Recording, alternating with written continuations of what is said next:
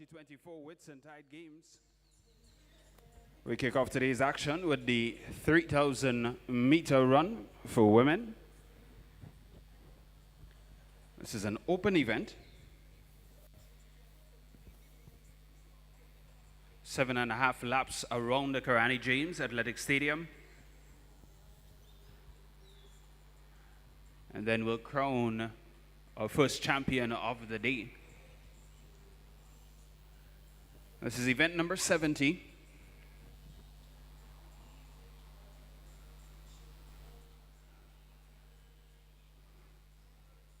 We'll see the likes of Cassie and John out of High Performance from St. Vincent and the Grenadines.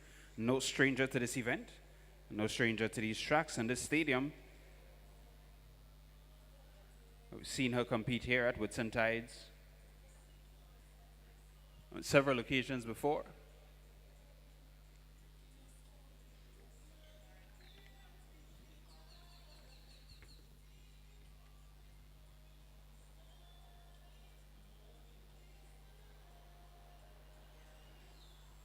We also remind you this is an Olympic year. The World Juniors will also take place later this year.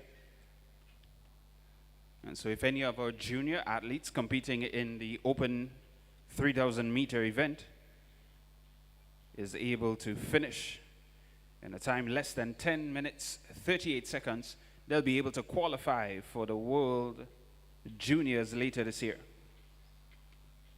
So it's 10:38 on the clock.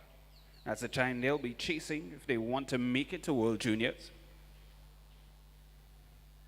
But outside of that, they're competing against the field for Whitsuntide glory.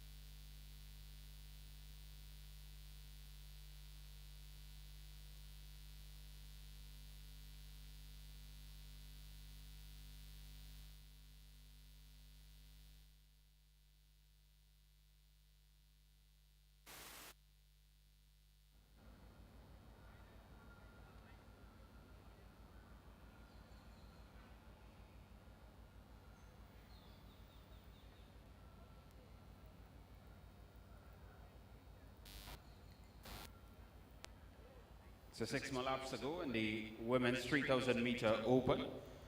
Currently setting the pace. Your field leader, Cassie and John of High Performance.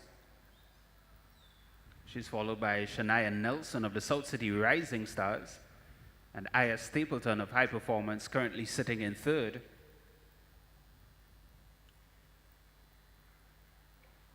Just about 4 minutes on the clock as John makes her way inside the 200 meter mark on this lap.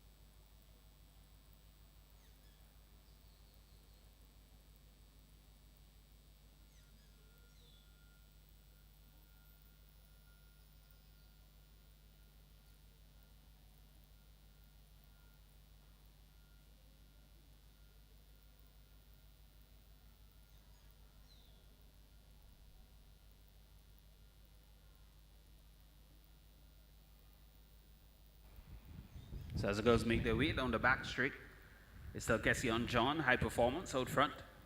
Her teammate, Aya Stapleton, also of High Performance, currently sitting in second. Kashana Williams of the Carriacou Athletic Committee jostling there with Stapleton as they approach the 200-meter mark. So it's high performance, high performance. Carriacou in third. Shania Nelson of South City Rising Stars falling back into the 5th position as the girls make their way inside 200 meters on this lap. Just about 6.5 minutes on the clock.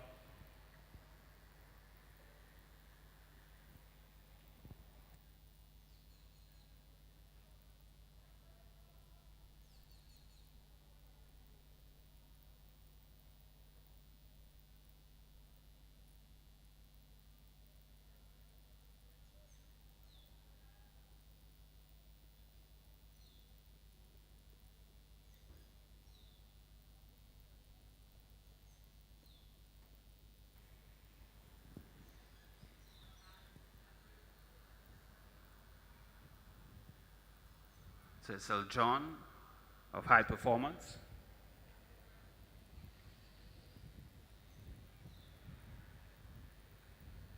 She's the current inter-secondary school athletics champion in this event out of St. Vincent and the Grenadines.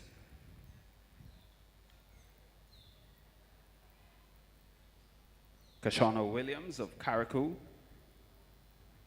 currently sitting in the 2nd position as they make their way inside 300 meters to go on this lap. Still John Williams. Nelson slips into 3rd position as the fatigue is beginning to set in.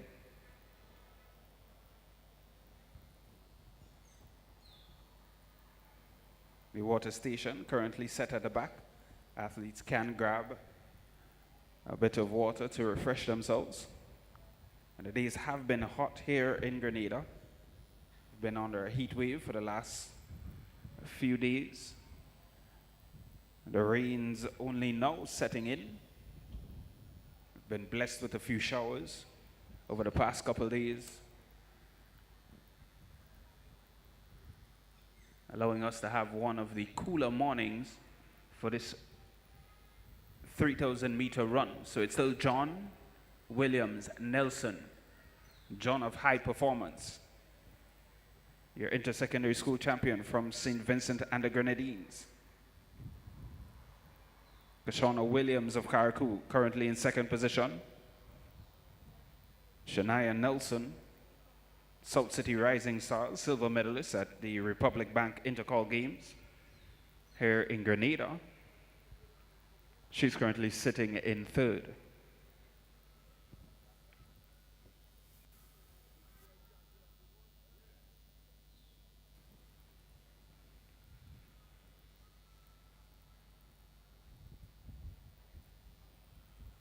It's just about 9.5 on the clock. About 1,100 meters left in this event.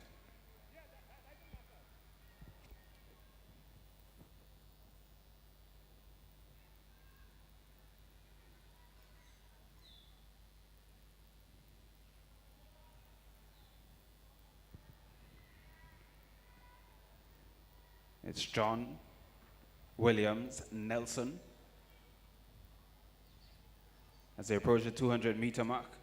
And it seems we're going to have a changing of the guard here. Inside 200 meters to go in this lap. John completed this event in 12 minutes, 8.03 seconds to grab the gold at the ISAC Championships in St. Vincent and the Grenadines. We're going to see if she's going to be able to hold on to her lead. She set the pace. She's currently still leading the pack, heading into the home straight on this lap. It's still John Williams Nelson.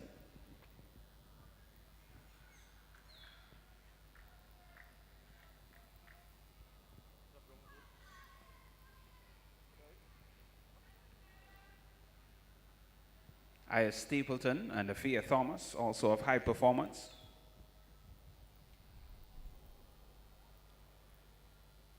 Currently sitting in 4th and 5th respectively.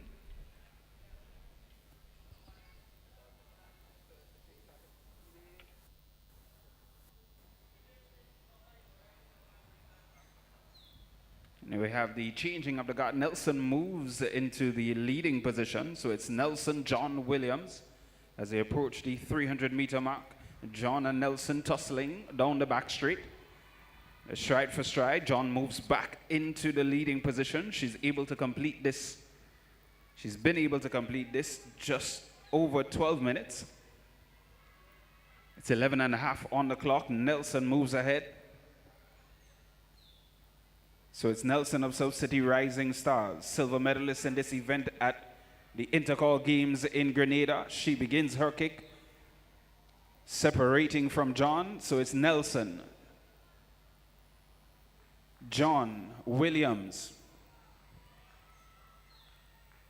And Nelson turns into the home straight. That's Shania Nelson of the South City Rising Stars.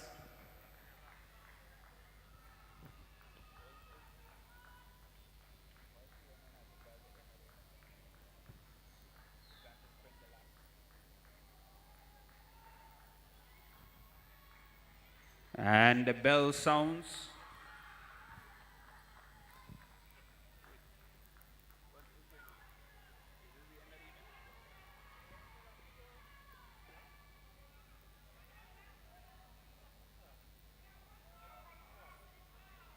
So there seems to be some confusion. Still one final lap to go in this event.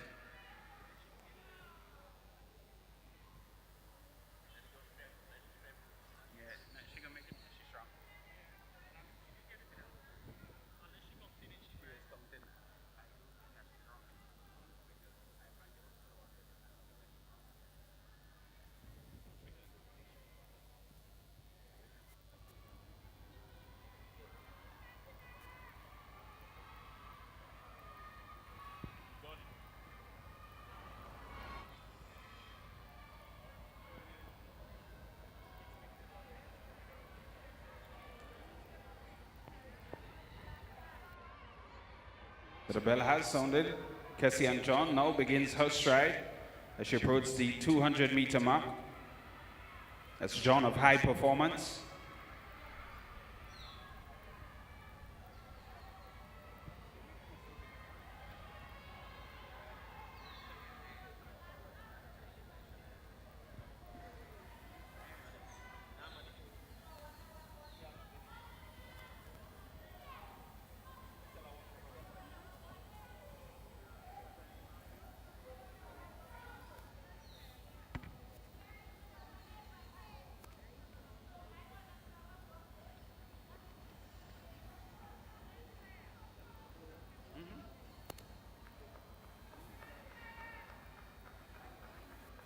So a round of applause for athletes as they make their way home and the women's 3,000-meter run open.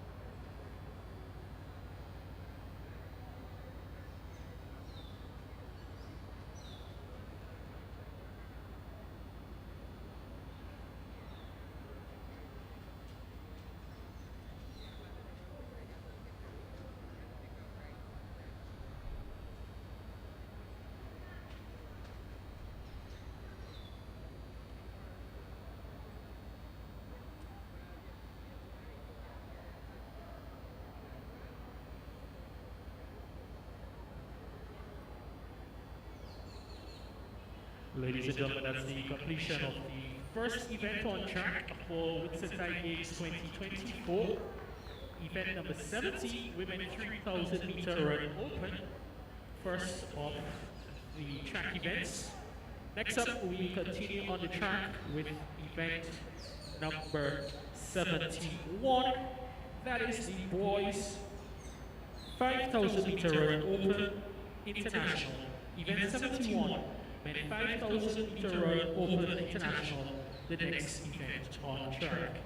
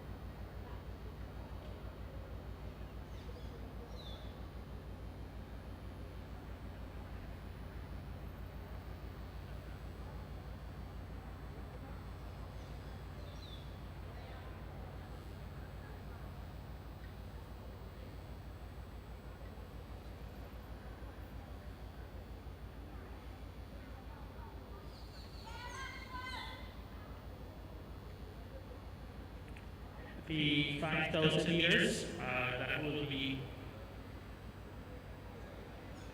12 and a half laps of the track here at the Grand Games Athletic Stadium.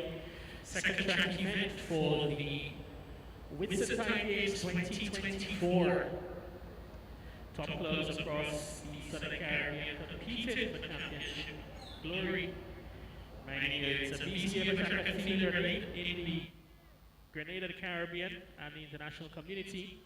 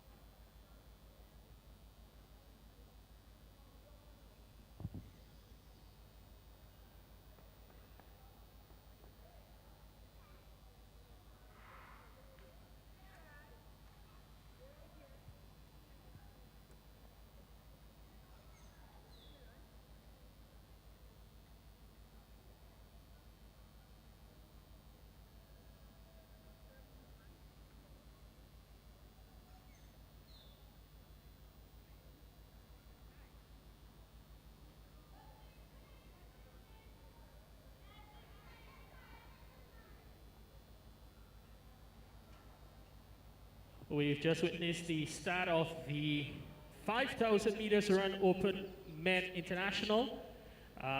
Second on track here at the Kiani James Athletic Stadium for Whitsuntide 2024. This event, we witnessed 7 athletes in competition. We have Tyron Jacobs, South City Rising Stars with the early lead. Edison Howard of the Grenada Boys Secondary, the leading 2 at this moment. 7 athletes in event number 71. This is an announcement for the driver of P3057. Driver of P3057, the authorities are requesting of you to report to your vehicle and move it from the area in which is currently parked. Again, driver P3057, please report to your vehicle. You're asked to find alternative parking. Once again, P3057, please attend to your vehicle and move it from where it's parked. As we see, it is still South City Rising Stars. Tyron Jacobs leads at the 600 meters mark in the event, followed by Edison Howard of the GBSS.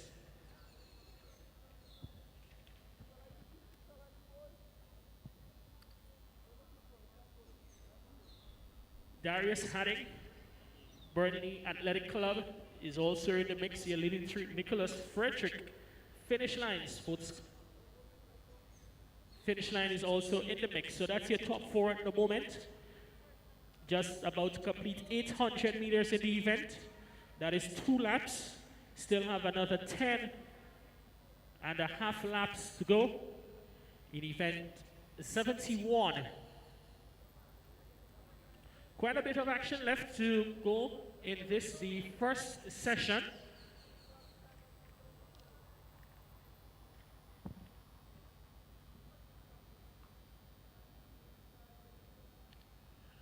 We can see we have action about to get started in the long jump that is happening closer to us on the main stand. Also, we see the athletes going through their paces in the javelin. So very soon we're going to see action start in a couple of the field disciplines. But the action is currently on the track in the 5,000 meter run. It is still Jacob of South City Rising Stars, Darius Harding of Burnley Academy, and Nicholas Frederick of Finish Line. They are the top 3 at this point in the race.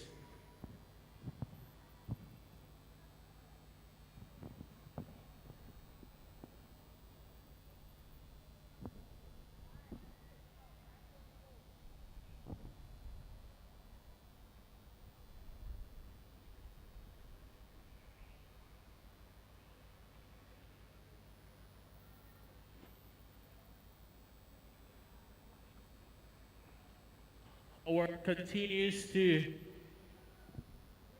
Jacob, my apologies, continues to lead in this event. Quite comfortably ahead. Still a lot of running to go in this one.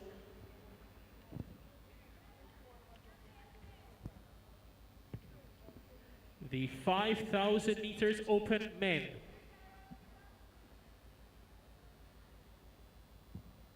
South City Rising Stars, Burnley Athletic Club.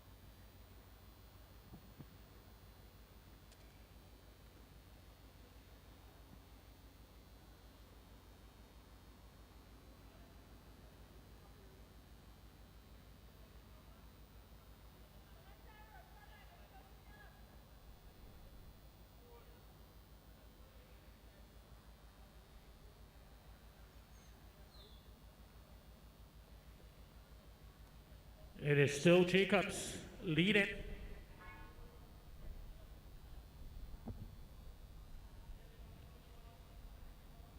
Zachary Burke Mustangs, he's into the second position at the moment. In third, Darius Harding of Burnley Athletic Club. Nicholas Frederick, Henrik Francois,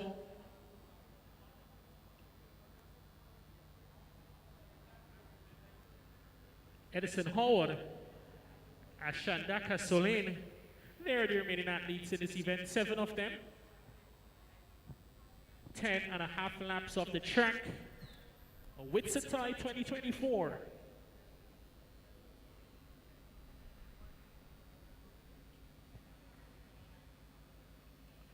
We want to say special thanks to all the visiting athletes and clubs who've journeyed, whether they've come from the south, the east, or the north,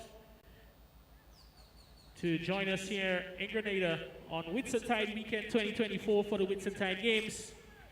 As another lap is completed, that makes it 7 more laps in the event. 7 more laps in the event. It is still Jacobs, South City Rising Stars. Mustangs, Burnley Athletic Club, your top three. Finish line is also in the mix.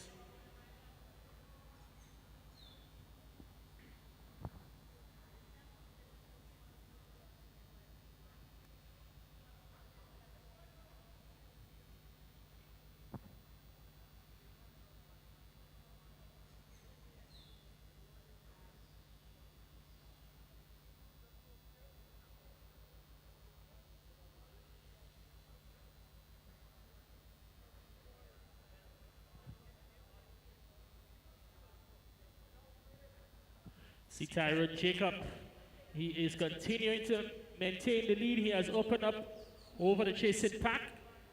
Two immediately behind him, but he's sitting comfortably as he enters the home straight for this lap. He still has another 6 laps to go to complete the 5,000 meter run open for men international. Tyrone Jacob, South City Rising Stars, lead with 6 laps to go.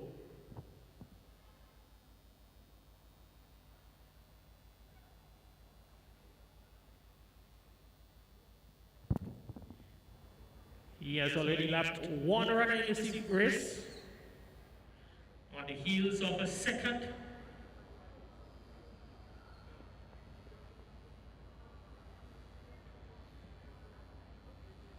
As the athletes, they opt for some,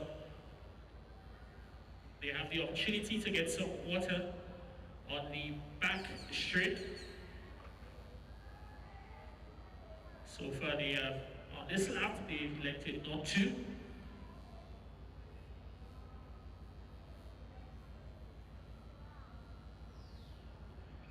Tyrone Jacobs continues to lead, extending that lead above the chasing pack, which is led, going stride by stride, second for second. Darius Haddock, Burnley Athletic, and Zachary Hepburn of Mustang. Their goal is about 40 meters ahead of them. Tyrone Jacobs, South City Rising Stars, completes another lap. That makes it 5 more laps to go in the event. 5 more laps to go. That is for the leading athletes in the event.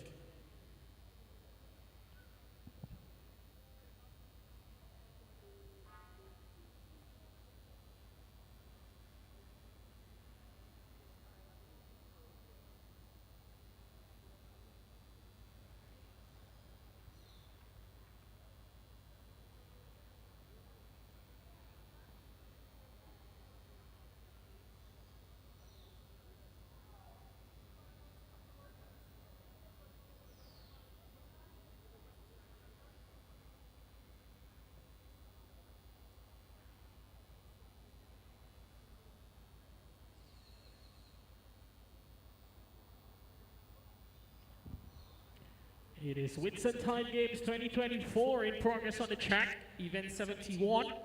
The men 5,000 meters run open international. 7 athletes started this event in the quest for the 5,000 meter champion. Leading the event with 4 laps to go for the leading athletes. Tyrone Jacob, South City Rising Stars.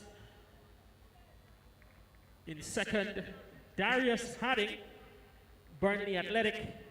And in third, Zachary Hepburn of Mustangs. Your top 3 athletes with 4 laps to go.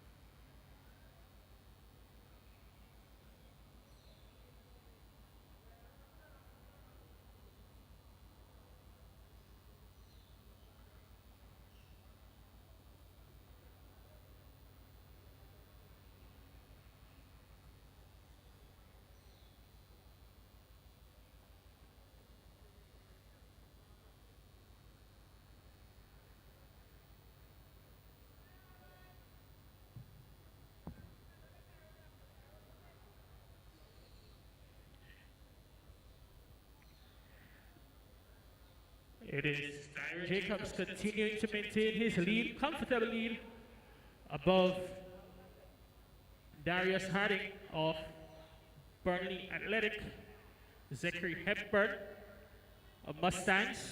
The athletes just completed another lap.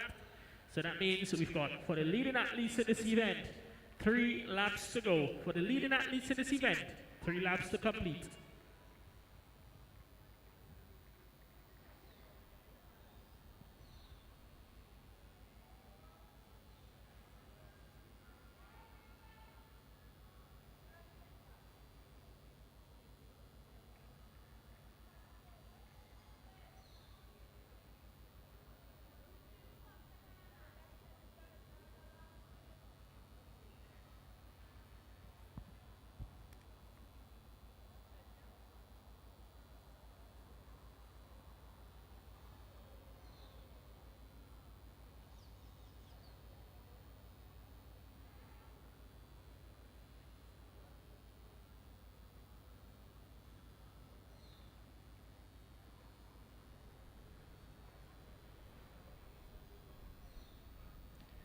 Tyron Jacob continues to lead in this one.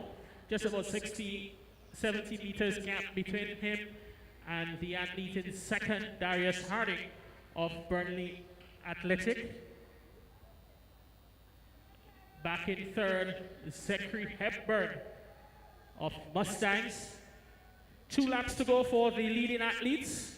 2 more laps to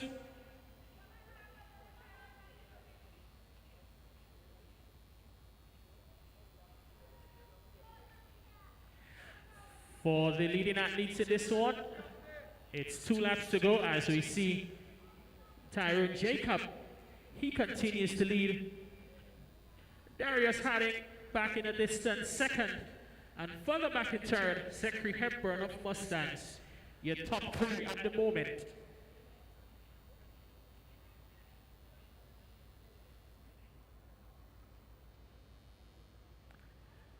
For the leader in this one, Tyron Jacob, he just has 600 meters left to complete the event. Certainly looking to continue to widen the gap between himself and second position. Second event on track here at Whitsuntide Games 2024. As Jacob enters the home straight for the penultimate time, he will shortly hear the bell indicating that he has 1 more lap left in the event. Tyron Jacob, South City Rising Stars leads on the lap, the bell lap. Continues to lengthen those strides, widen the gap between himself, Darius Harding in second, and Zachary Hepburn in third.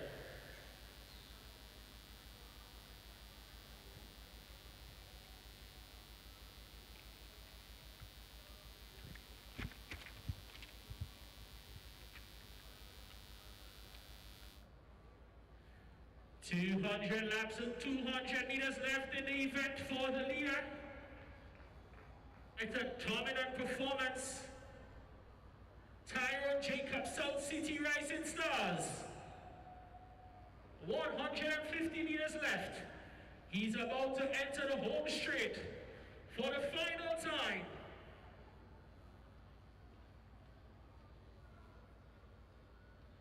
The National Stadium, let's welcome home Tyron Jacob, South City Rising Stars. In the 5,000 meters open, he's your champion. What a dominant performance. South City Rising Stars, Tyron Jacob in second. Darius Harding of Burnley Athletic. And we await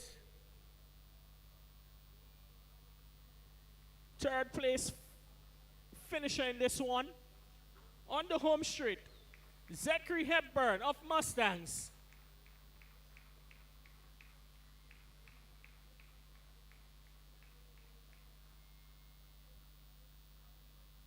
As he about to cross the finish line to finish third in the event. Our top three unofficially: Zachary Hepburn of Mustangs, Darius Harding, Burnley Athletic, and Tyrone Jacob, your winner, South City Rising Stars, 16 minutes, 45.85 seconds.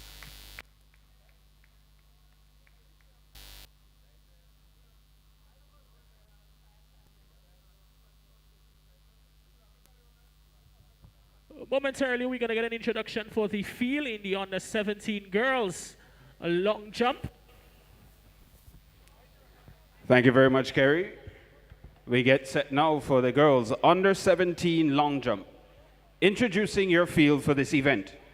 Representing the finish line, Sports Club, Angel Lewis. Representing the St. David Trackblazers, Talia Desant.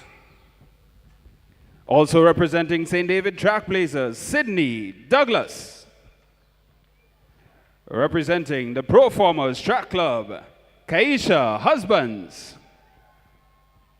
Representing Altitude Track Club, she's your national champs under 17 champion, Christina Charles. Representing High Performance, she's your ISAC champion from St. Vincent and the Grenadines, Ali McDowell. Representing Zenith Athletics, she is your Trinidad and Tobago under 17 champion, Zaya Tobias. Representing St. Andrews Anglican Secondary, Kate Fletcher. Representing Roses Academy out of St. Vincent and the Grenadines, Alika Smith. And rounding out your field, representing Carriacou, Kayla Allen. This is your field for the girls long jump under 17. Quite an exciting lineup. We've heard the under 17 champion of Trinidad and Tobago, the under 17 champion St. Vincent and the Grenadines, the under 17 champion of Grenada. It is going to be an exciting event, and we ask you to pay keen attention to the girls under 17 long jump. We'll now introduce to you the field for the Women's Long Jump Open International. Introducing your field for this event. Representing the Finish Line Sports Club, Ziana Bain.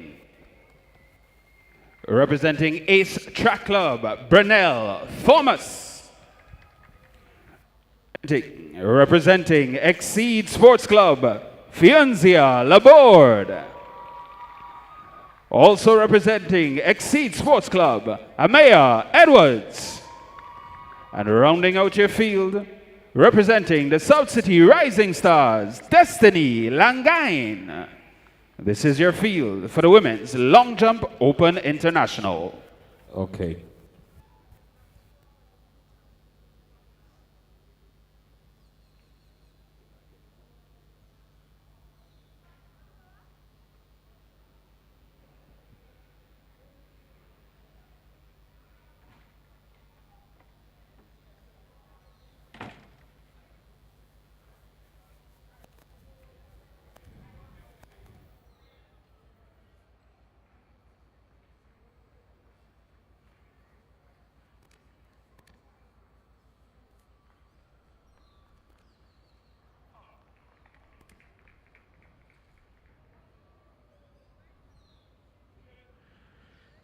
So that brings the end competition event number 71, the 5,000 meter run open for men.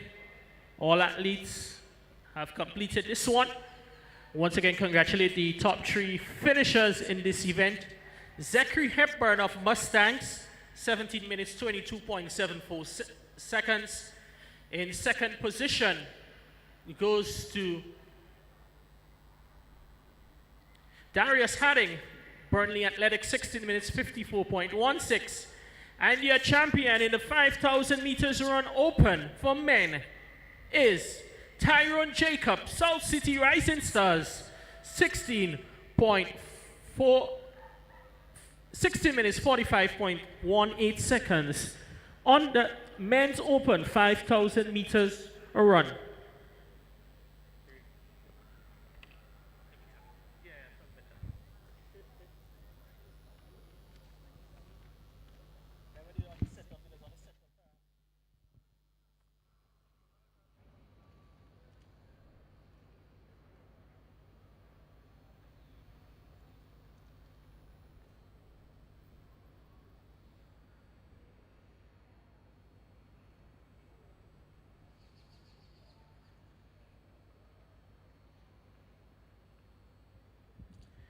It's an exciting day of track and field before us, the 2024 Whitsuntide Games. As we've heard, the action is getting started in the long jump for the under 17 and open women. Also on the far side of the field, we're going to see action momentarily in the javelin.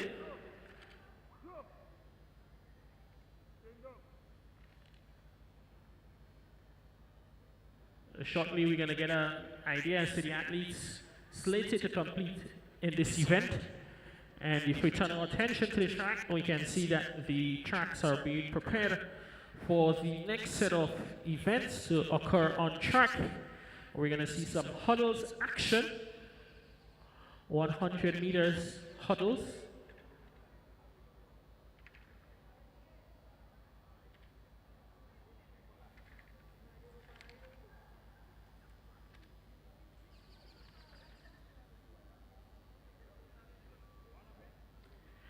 Reminding you that we encourage you to stay hydrated. We're in for some very hot conditions here at the carriacou Athletic Stadium. So do keep yourself hydrated. It is going to be a day of high, intense, competitive, compelling action. And we ask you to remain hydrated. Have your water, have your fluids, visit the various bars and stalls, and make sure that you stay hydrated for the 2020 Whitsuntide Games.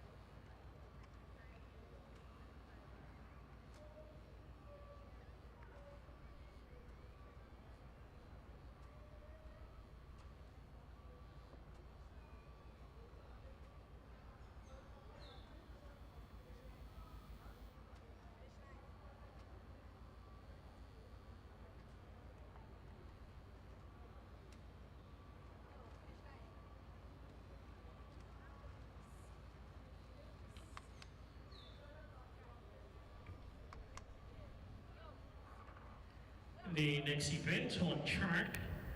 That is going to be event 72, the women's 100 meters hurdles open international. We're going to see 3 sections.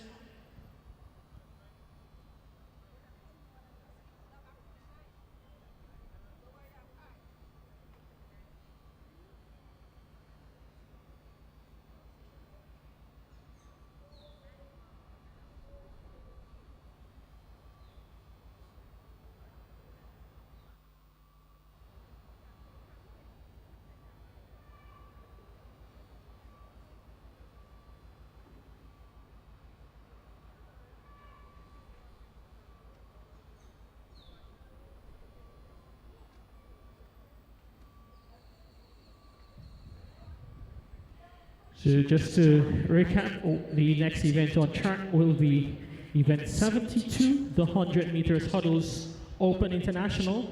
The preliminaries for this event, we're gonna see 3 of those. Momentarily, we'll give you an idea as to who is going to be competing in the first, as when the athletes take their positions on the start at the event. So 3 preliminaries for this one. Event 72, the 100 meters hurdles open international.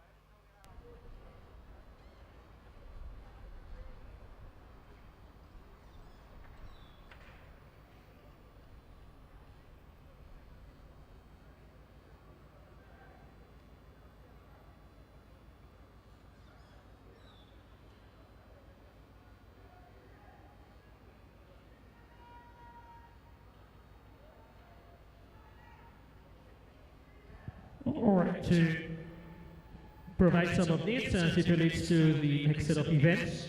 The events 72 and 73, that is the women 100 meters hurdles open international and men 110 meter hurdles open international.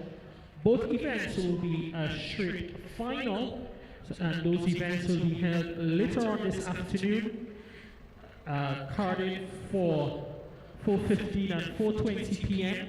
The finals of the 100 meters hurdles open men and 100 open women, 100 meters hurdles open women, and men 100 meters, 110 meters hurdles open will be held later on this evening. Both of them will be a straight final.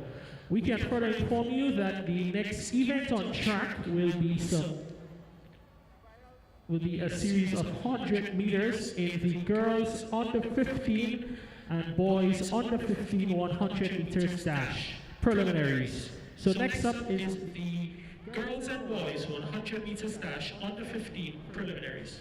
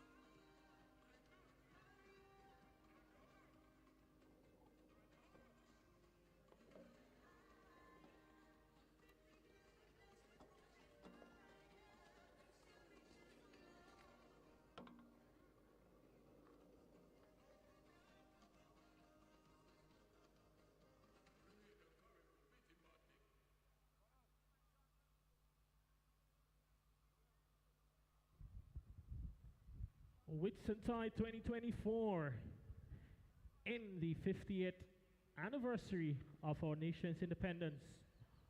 We want to once again welcome the Caribbean to Grenada for this beautiful weekend of action here today in the 2024 Whitsuntide Games. We welcome all our participants from Trinidad and Tobago, Barbados, St. Vincent and the Grenadines,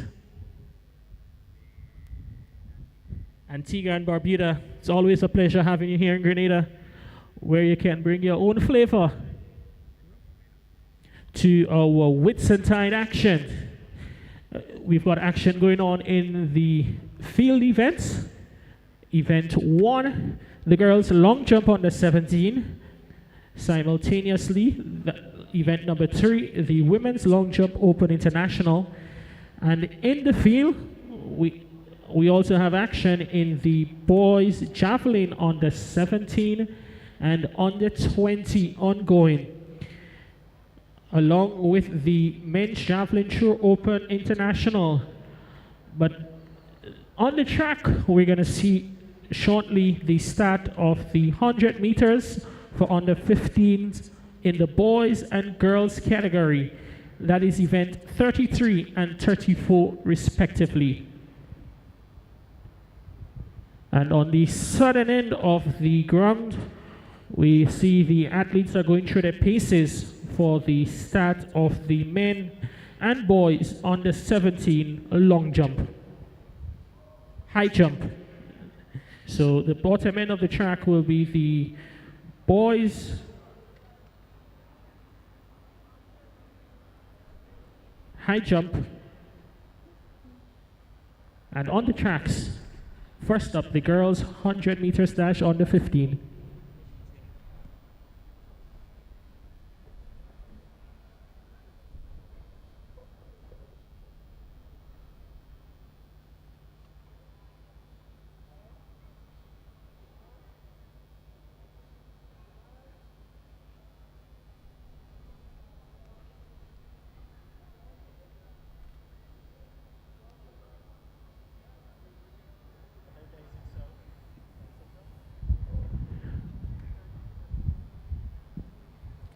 Event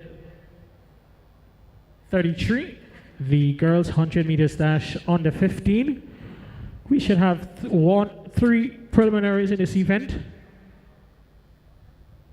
In heat 1, lane 2, Ariana Miller of High Performance. Lane 3, Eliza Rose Benjamin, St. David's Track Blazers. Lane 4, Brianna Charles, St. Andrew Anglican Secondary. Lane 5, Sarah Sandy, Finish Line. Lane 6, Shalise Williams, High Performance. Your athletes for the first of 3 heats in the girls 100 meters dash on the 15.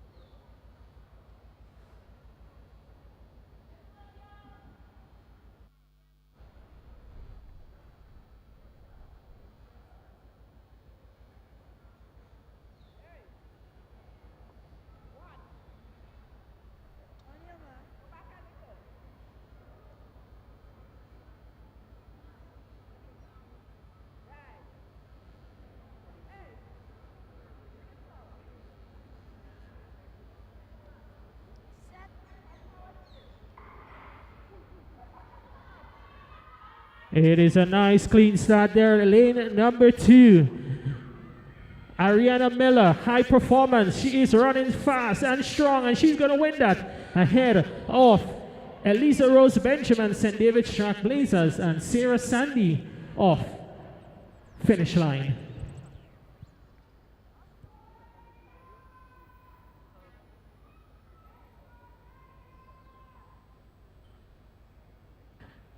Top 3, Sarah Sandy, Finish Line Sports Club, 13.19 seconds. In second position, Eliza Rose Benjamin, St. David's Track Blazers, 13.14 seconds. And your winner of this heat, Ariana Miller, High Performance, 12.92 seconds.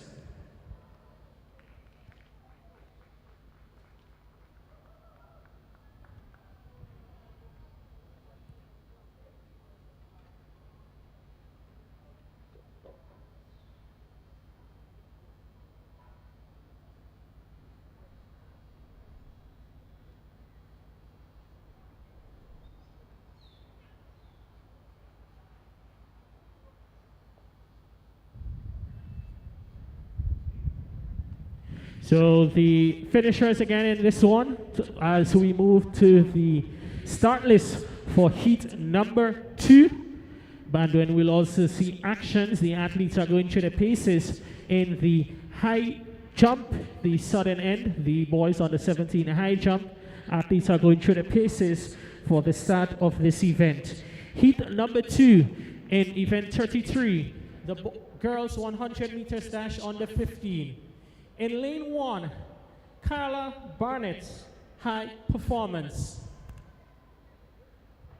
Lane 3, Brianna Oliver, Altitude. Lane 4, Zaya Tobias, Zenith Athletic Club. Lane 5, Malia Cupid, Zenith Athletic Club. And in lane 6, Loria Stapleton, Runners Athletic. Your start list for heat 2 in the girls 100 meters dash under 15.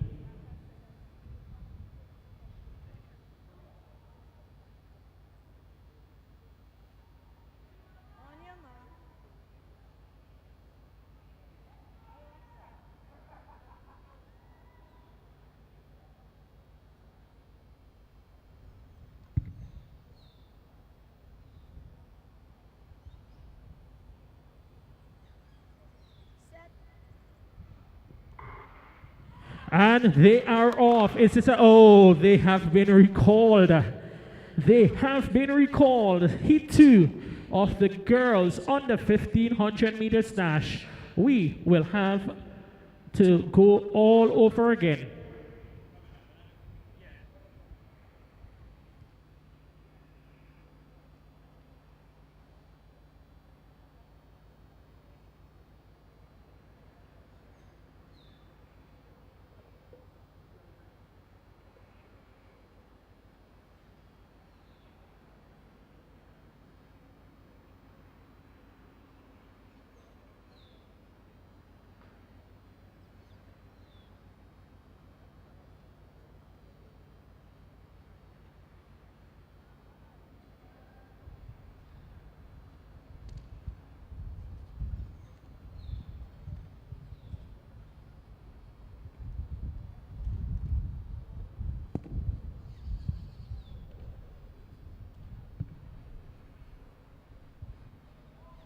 We await the decisions of the starters, as the athletes have been recalled to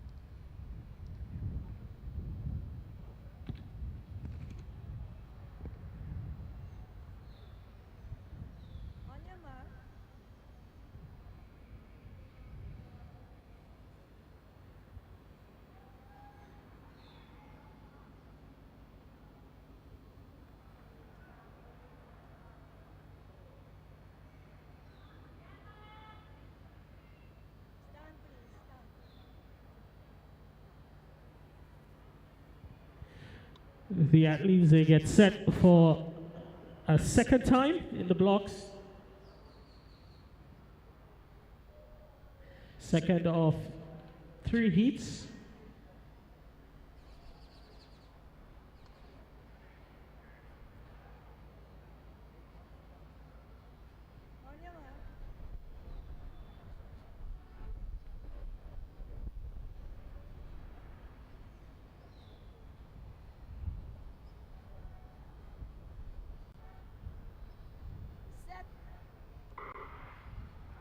And they're off cleanly for the second time. In lane 5, Malia Cupid.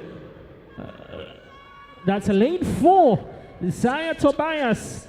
Zenith Athletic Club 1-2 in this one.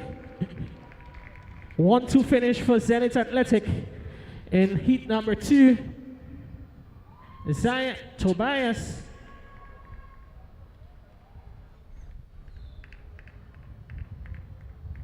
Our top 3. Brianna Oliver, Altitude Track Club, 13.04 seconds. Second, Malia Cupid, Zenith Athletic Club, 12.43 seconds. And our winner of Heat 2, Zaya Tobias, Zenith Athletic Club, 12.28 seconds. Our top 3 finishers.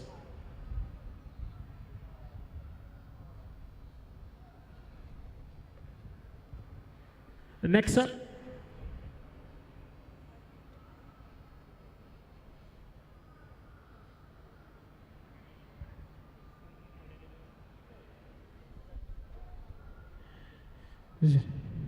two of 3 heats completed in the girls 100 meters dash on the 15. We're gonna see shortly the 3rd heat. On the completion of the preliminaries for the under 15 girls, we're going to witness the boys under 1500 meters dash. Quite a bit of action. Here's that list for heat 3 of 3 in the girls 100 meters dash under 15.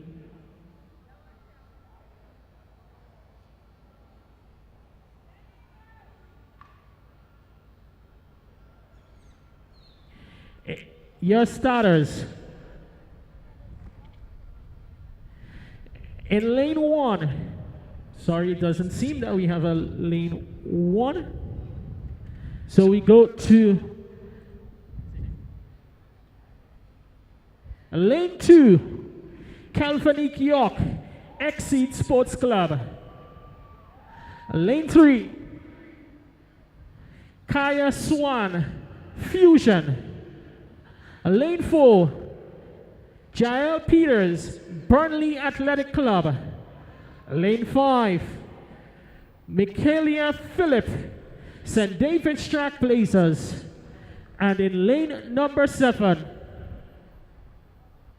Performers Track Club, Jemiah Williams. 5 athletes in heat number 3 of 3.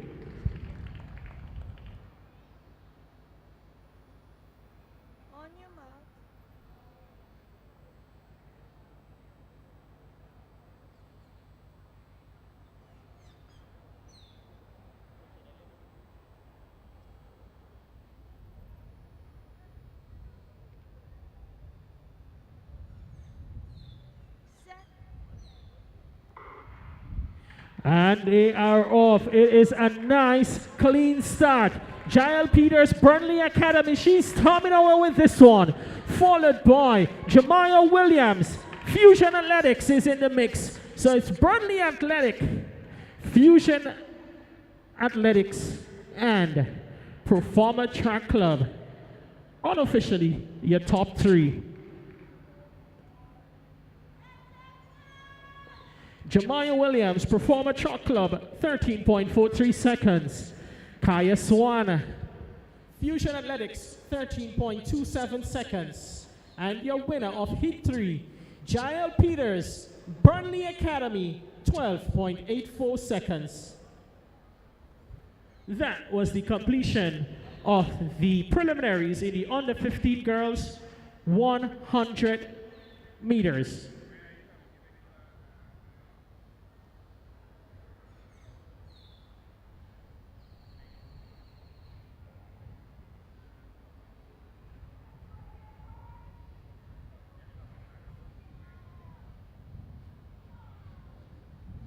We now turn our attention to the track for the boys. The 100 meters dash under 15 for boys. Heat 1.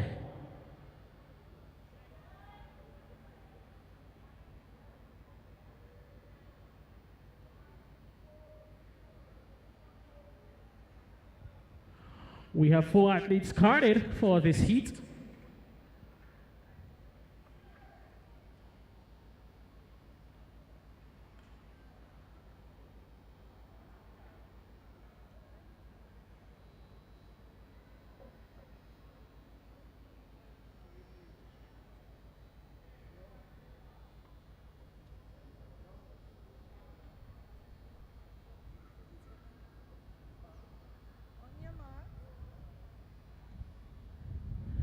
Your start list for Heat 1 in the boys 100 meters dash under 15. Lane 3, Antonel Daniel, Westerhall Secondary.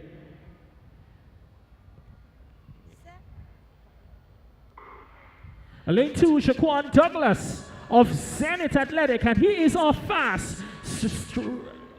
Quite finishing strongly there. Zenith Academy. Lane 3, second place goes to Tiquan Boston of Carriacou Athletic Club. And in third position, Antonel Daniel of Westerhall Secondary School. Also in the event, Shijoke Kalu, St. Francis Academy, St. Francis College, ran out of lane number 7. In third position, Antonel Daniel, Westerhall Secondary. Second position, Tiquan Boatswain, Carriacou. And your winner, Shaquan Douglas of Zenith Athletic Club, 11.31 seconds. That was the completion of the first of 3. The first in 4 heats.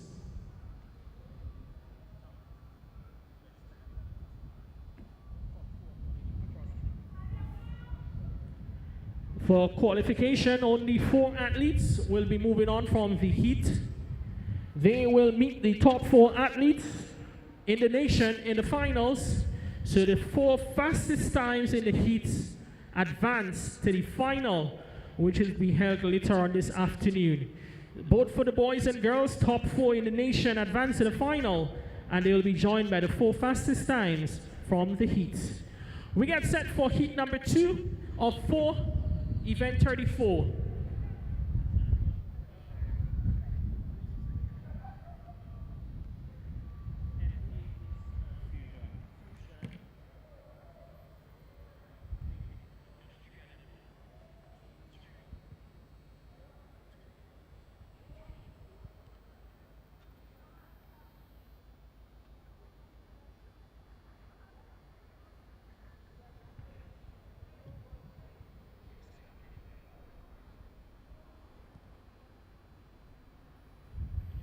Your start list for the second heat in this preliminary. Lane 2, Azaria Hooper, Roses Academy. Lane 3, Tre Sparks St. Bernard, Fusion Athletics. Lane 4, Deleron Dumont, St. Andrew Anglican Secondary. Lane 5, Christopher Aline, Performers. Lane 6, Dante Oliver, St. Andrew Anglican Secondary. And in lane 7, Vincent Smith, Roses Academy. Your start list for heat 2 of 4 in the boys 100 meters dash under 15. On your mark.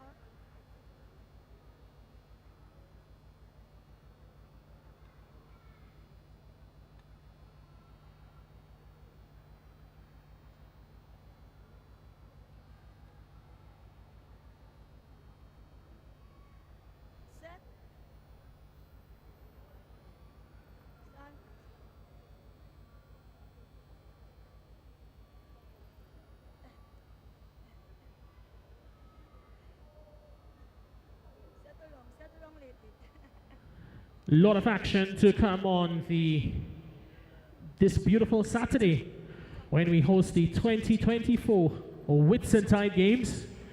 We're inviting you to keep hydrated. It is going to be some steamy conditions here at the National Stadium, so all athletes, patrons, spectators, do stay hydrated.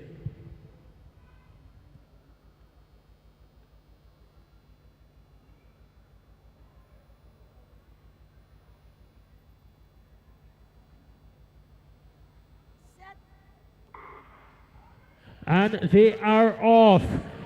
Quite good running there, Christopher Aline, Performer Track Club, St. Andrew Anglican Secondary, Delron Dumont, Dante Oliver. But it is Christopher Aline, Performer Track Club, unofficially a winner of heat number 2. Reminding you that the top 4 fastest, best times in the heats advance to the final, where they will be coming up against the top 4 athletes in the nation. In third position, Dante Alexander Oliver, SAS, 12.11 seconds. In second position, Delron Dumont, SAS, 12 seconds flat. And your winner, Christopher Aline, Performer Track Club, 11.68 seconds.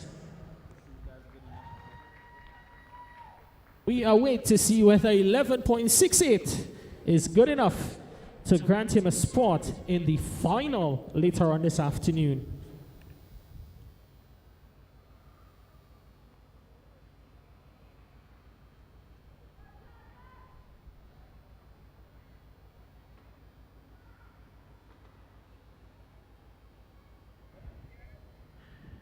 The next heat, the athletes, they're already on the track for this one. In lane 2, Jariel Atkins, Zenith Athletics. Lane 3, Zuriel Fleming, Top Flight Track Club. Lane 5, Isaiah John, Burnley Athletic. Lane 6, Philip Mitchell, SAS. Lane 7, Nicholas Fornillier, St. Francis College. Your start list for heat 3 of 4.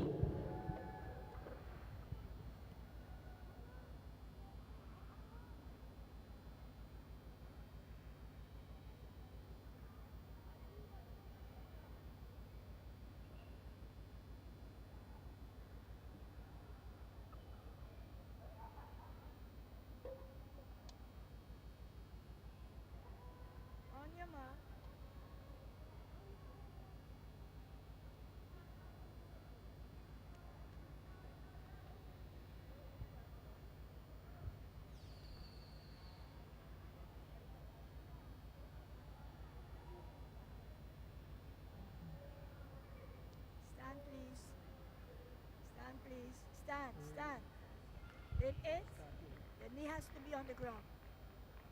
Lane 8, your knee has to be on the ground. Lane 7, sorry. Okay, stand. Stand and wait on me now. On your mark.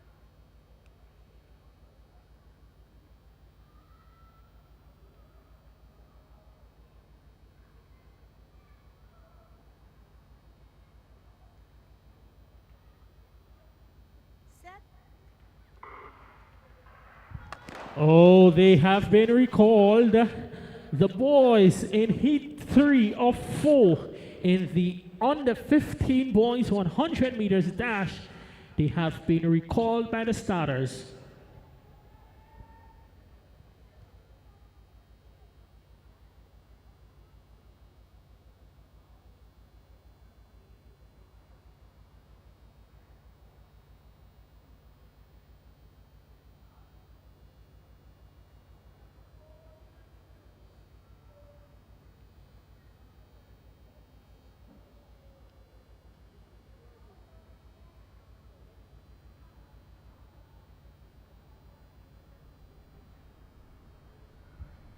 We await the deliberations by the starters. The 5 athletes, they await the decision of the starters for the restart of the third heat.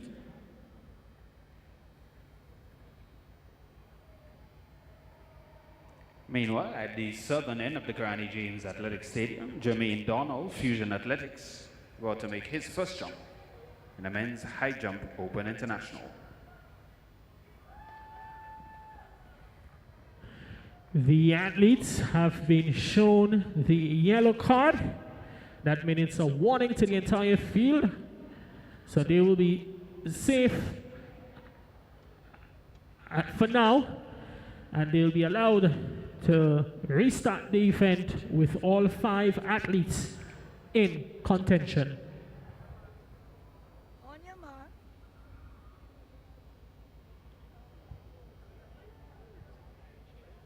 Okay, please stand.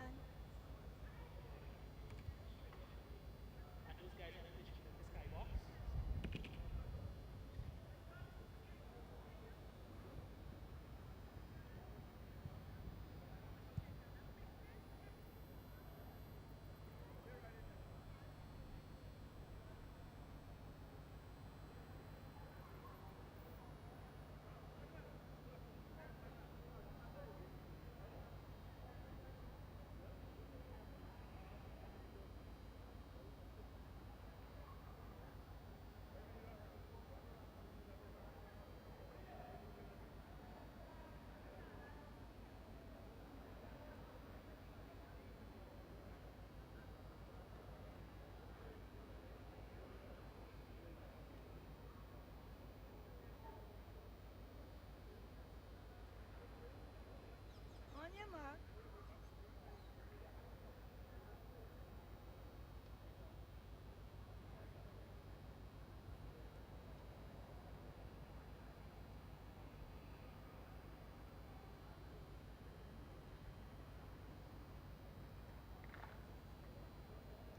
Set. And they are off. Burnley Athletics off fast. So too is Top Flight, but it's Burnley Athletics SAS Top Flight. Reminding you, the fastest 4 times across the heats advance to the final to meet the top 4 from Grenada. It's going to be quite an action-packed afternoon session with a series of final events. Zuriel Fleming, Top Flight Track Club, 11.97 seconds. Philip Mitchell SAS, 11.79 seconds. And Isaiah John, Burnley Athletic, 11.50 seconds.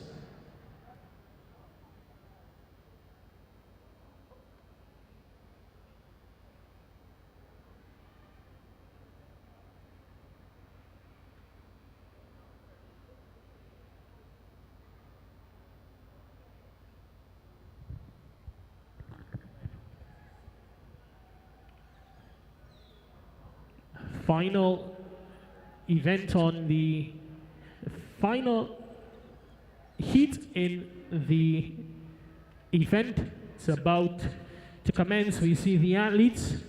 They've taken the track for the start of the event. Only 3 athletes are registered for this event or will start this event.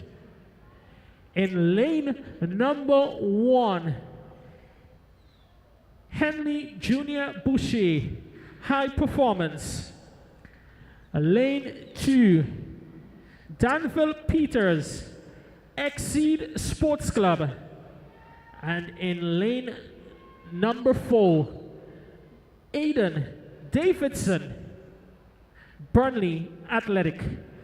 3 athletes in this one, running for time to get into the finals, which is going to happen a bit later today. On your mark. On your mark.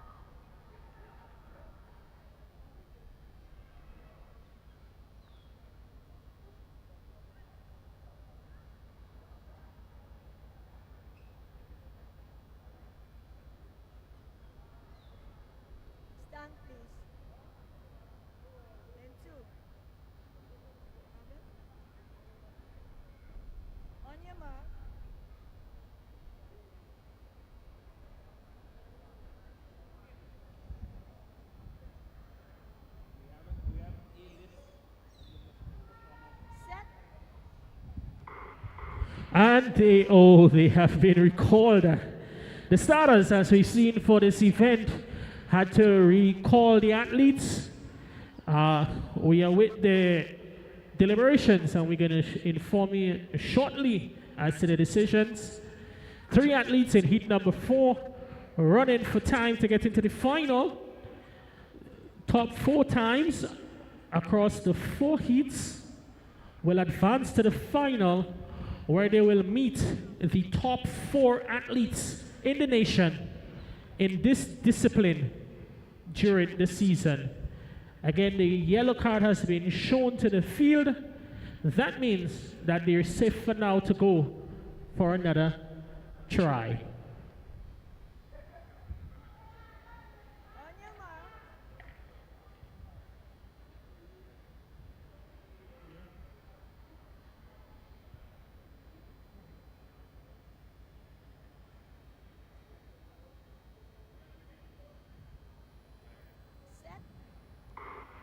And they're off a second time. The 100 meters on the 15 boys. Burnley Athletic, Aiden Davidson. He's storming over with this one. On the outside, high performance. But it's Burnley Athletic, Aiden Davidson, winning in a very fast time.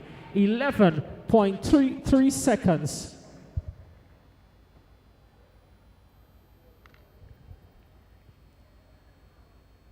That's the completion of the heat in the boys 100 meters dash under 15. Next up is going to be more 100 meters action. We will witness the girls under 17 and followed by the boys under 17. Also following that will be the boys 100 meters dash under 20. So it's a lot of 100 meters to come, sprint action. You blink and you miss it. Next up will be the girls under 17.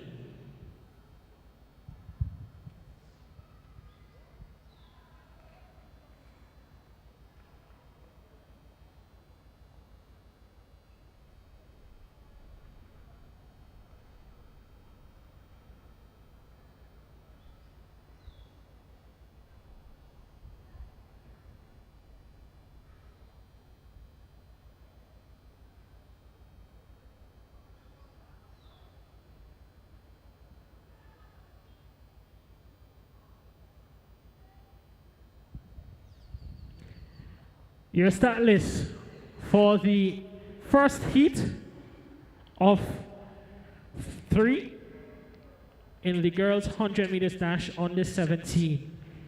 In lane 1, Destiny Bruce, performers. Lane 2, lane 6, Samara Alexis, MVP. And in lane 7, Haley Boucher, high performance. High performance. 3 athletes. Sorry, I make it 4 athletes. My apologies. The board is saying 3. But in lane 2, it is Kaisha Husbands of Performers Track Club. 4 athletes in heat number 1.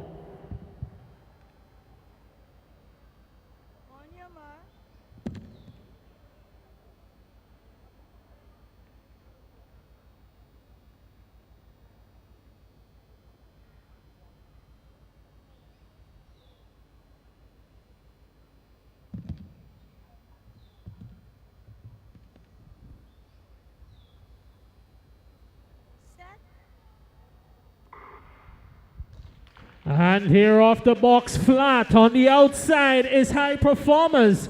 Haley Boucher on the inside of the track. Lane 2, Kaisha Husbands. Performers, it's performers, high performance, performers, and MVP. Reminding you, it's top 4 times across the heats advance to the final to meet the top 4 performers from Grenada. During the year, your top 3 in this one: Destiny Bruce, performers 13.91 second. Lane 2 in second position,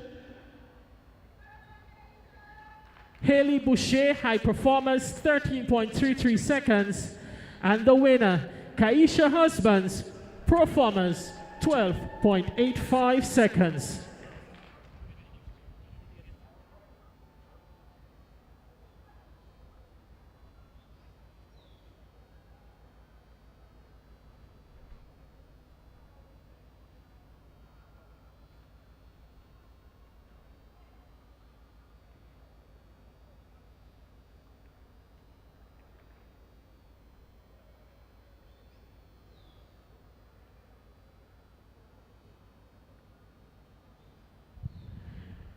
It is going to be a packed field for the second heat. In lane 1, Melissa Solomon, high performance. Lane 2, Keisha Burton, maximizing athletic. Lane 3, Christina Charles, altitude track club. Lane 4, Brandy Taylor, finish line. Lane 5, Makeda Sylvan Henry, 473 MVP. Lane 6, Kayla McIntyre, finish line. Lane 7, Kenisha Richards, high performance. And in lane 8, Garcia Leggedworth, high performance.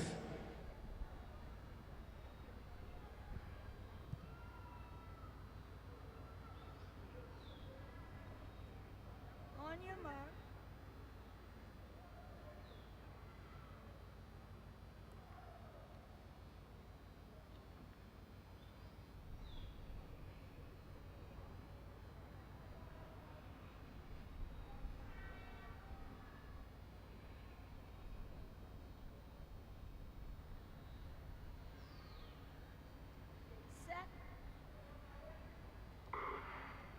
And they are off in the middle of the track. Lane 3, Christina Charles on the outside. Lane 7, Kenisha Richards, high performance. It is high performance. Altitude, 1, 2.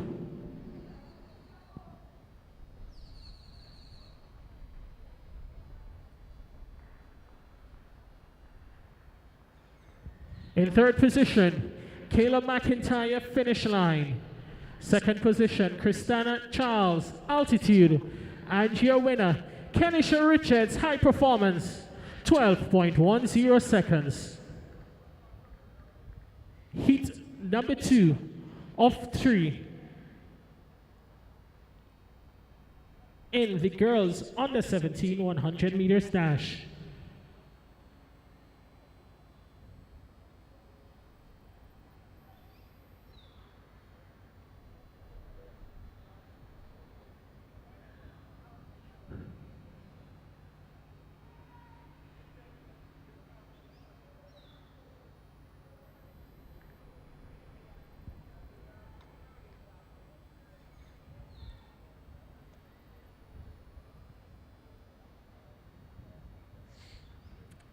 The next event will the athletes are on the track. We've got 3 athletes lined up for this one. Lane 2, Shakina Francis, high performance. Lane 3, Rosemary Thomas, Velocity Track Club.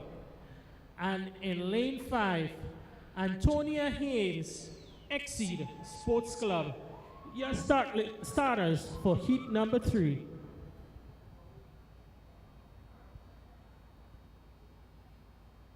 On your mark.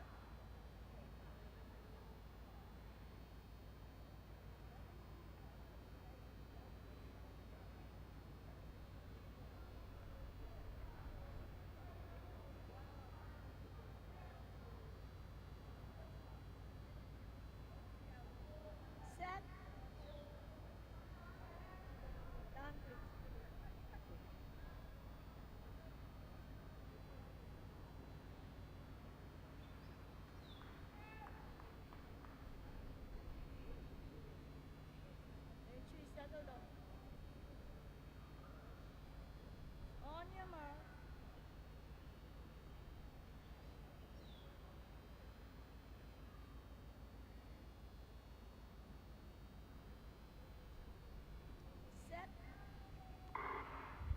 And they are off.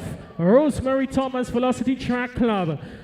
Shakina Francis, High Performance, who is running out with this one. High Performance, Velocity Track Club, Exceed Sports Club. It is Shakina Francis of High Performance, winner unofficially of this third heat. Third position, Antonia Haynes, Exceed Sports Club. In second position, Rosemary Thomas, Velocity Track Club. And the winner, Shakina Francis, High Performance, 12.16 seconds. This brings an end to the preliminaries in the 100 meters for the under 17 girls, event 35. We'll turn our attention now to event 36, the boys 100 meters dash under 17. In this one, we carded to have 6 preliminaries.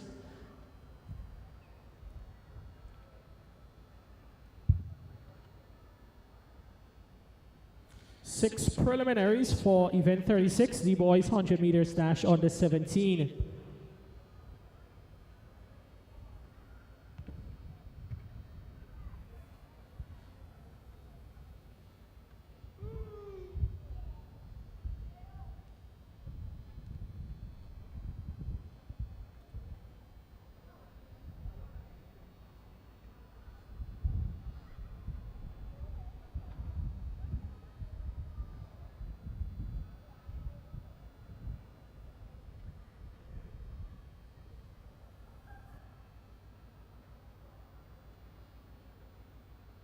The starters in this event. Lane 1, Leonardo Grant, High Performance. Lane 2, Daniel Little, Athletics Sports Club. Lane 3, Tevez Lewis, Altitude Track Academy. Lane 4, Caden Herbert, Memphis Pioneers. Lane 5, Kazim James, St. Vincent Grammar School. Lane 6, Keandre McCoy, Mustangs. And in lane 7, Zafroy Babo, High Performance. Your start list for the first of 6 heats in the boys 100 meters dash under 17.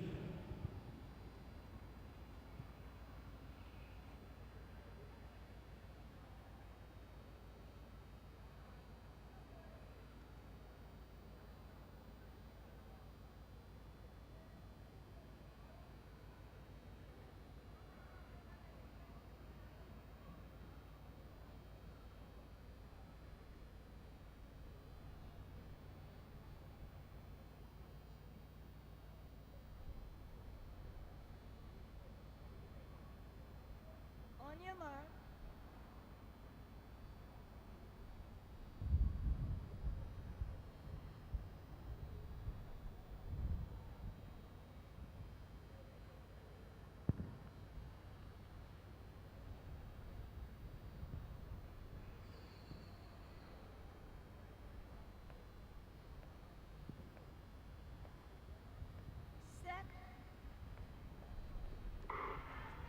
And they are off. Heat 1 in the 100 meters under 17 boys. Lane 1, Leonardo Grant. He is ahead and he's going to win this one quite comfortably. Leonardo Grant off. High Performers.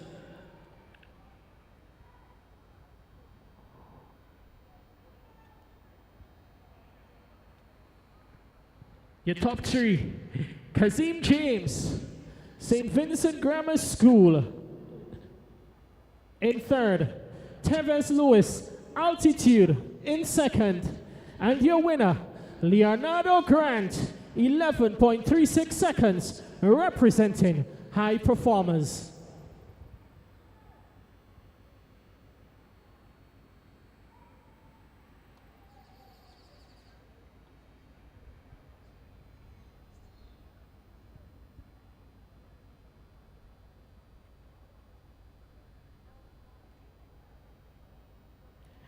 We get set for the next heat. Remaining is 6 heats in this event. So it's going to be continuous action on the track here for the morning session.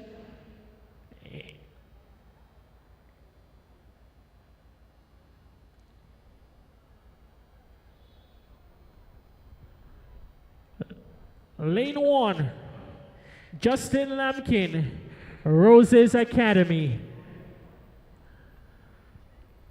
Lane 2, Keyshawn Charles, High Performance.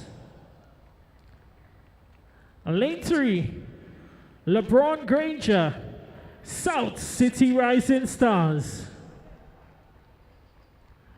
Lane 4, Amedius Ferguson, Zenith Athletic. Lane 5, Aiden Charles, Mustangs. And in lane 7, Jonte Olive, Exceed Sports Club. On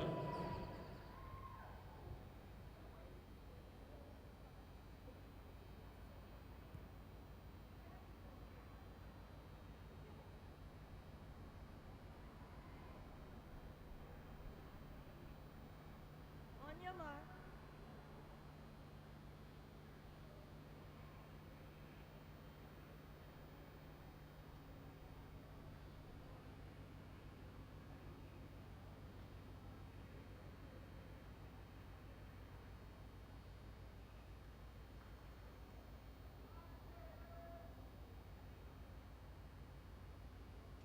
Set. And they are off. Turn your attention to the outside. It is Jonte Oliver Exceed. He is just going to get it on the line ahead of Ferguson. So we are with the official results. Jonte Oliver, Exceed Sports Club. In third position, LeBron Granger, South City Rising Stars. Lane 2, Amedius Ferguson, Zenith Athletic Club. And your winner for the second heat, Jonte Oliver, Exceed Sports Club, 11.48 seconds.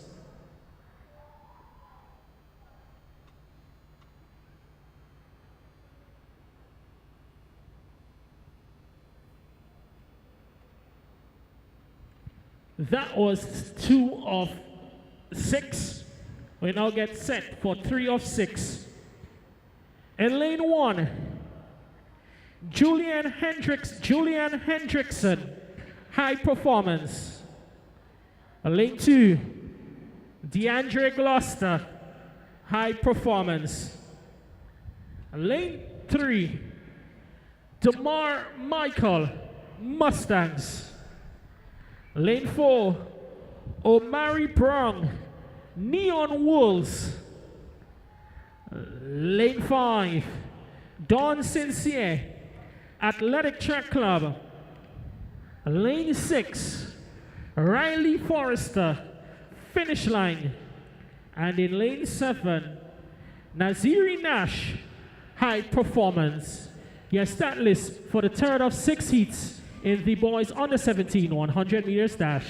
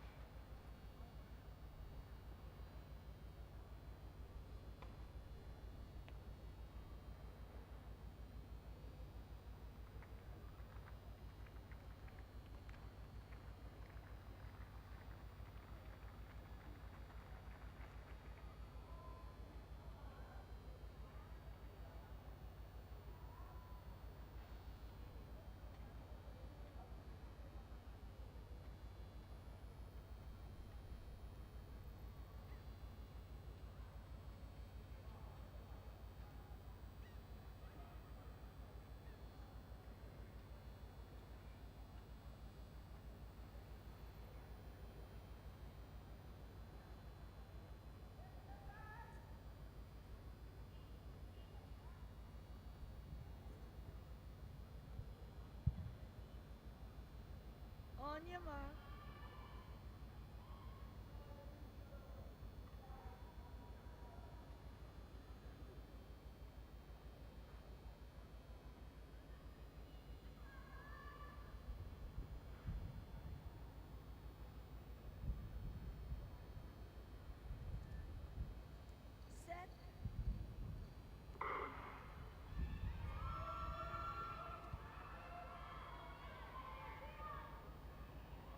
It is in lane 4. That is Michael and Brown in lane 5. But it seems to be the more Michael of Mustangs. Neon Wolves, Omari Brown, strong run from the athletes in lane 5.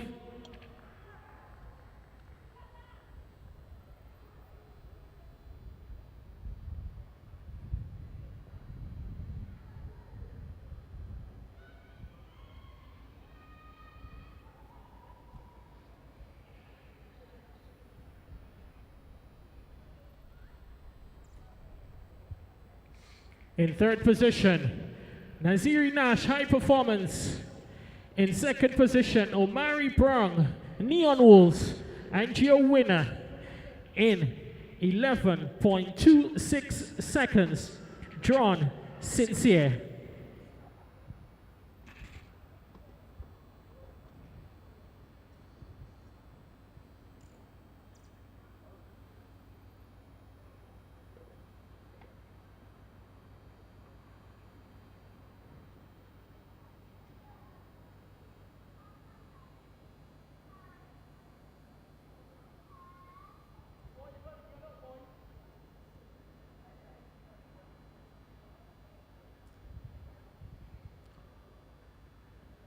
The next heat, which is going to be heat 4 of 6. Only 3 athletes to contest this event.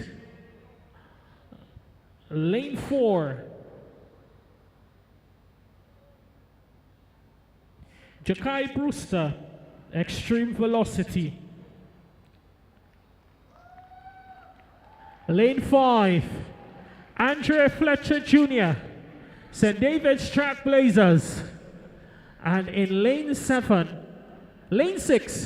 Cody Smalls, representing Performers.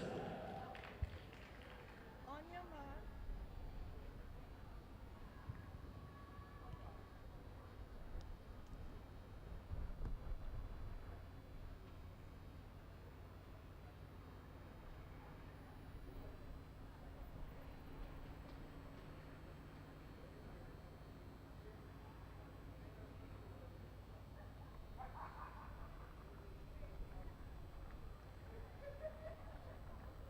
Set.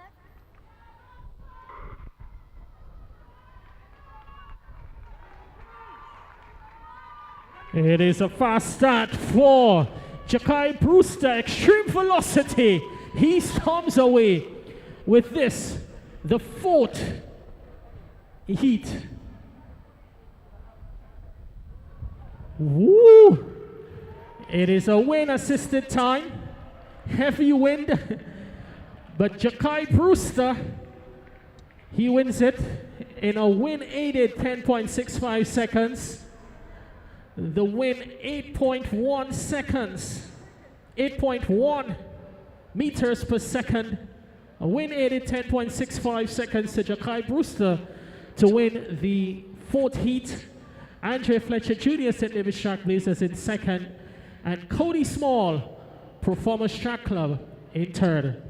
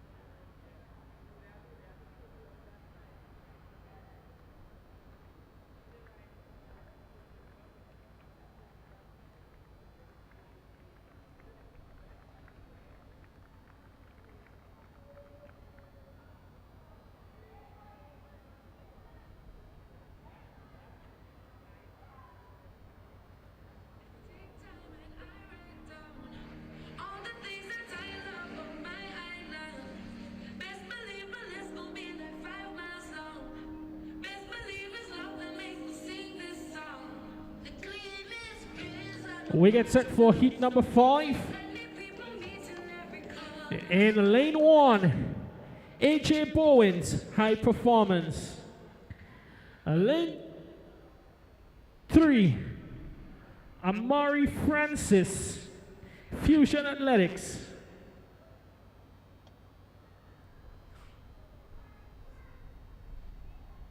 In lane 4, Abe Olushuayo, Velocity Track Club.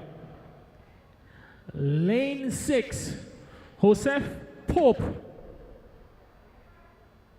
So it looks like it's just going to be 3 athletes in this one. Lane 1, lane 3, and lane 4. High Performance Fusion Athletics and Velocity Track Club. On your mark.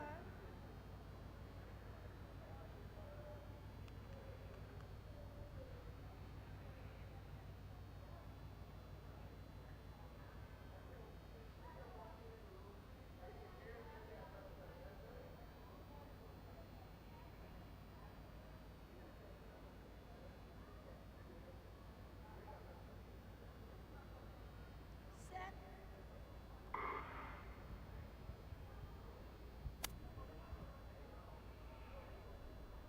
It is a nice clean start. Toba Abe Velocity Track Club. He is storming away with this one. Ahead of Amari Francis, Fusion Athletics, and AJ Bowen's High Performance.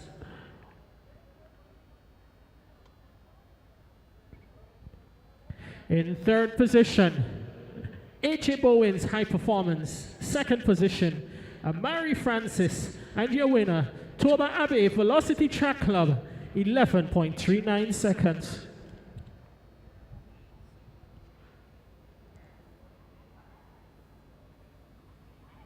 So as we get set for our next event on the track, down here in front of the main stand, entering into the final round of the women's long jump, under 17, currently leading the field in this event, is Zaya Tobias of Zenith Athletics Club.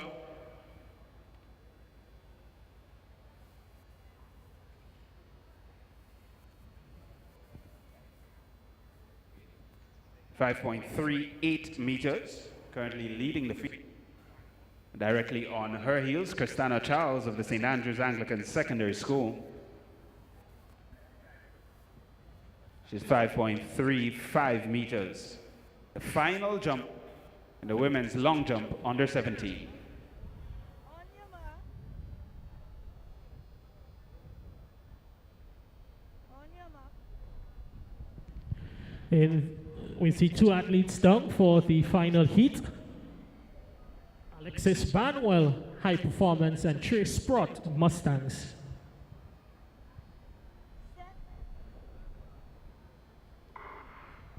And they are off. It's High Performance Mustangs. It's Mustangs. Trey Sprott of Mustangs running away, storming away with this one.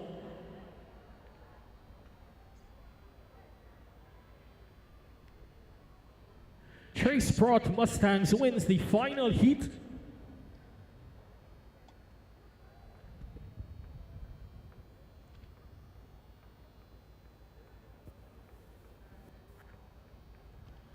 And in second position, Alexis Barnwell, High Performance, 12.63 seconds.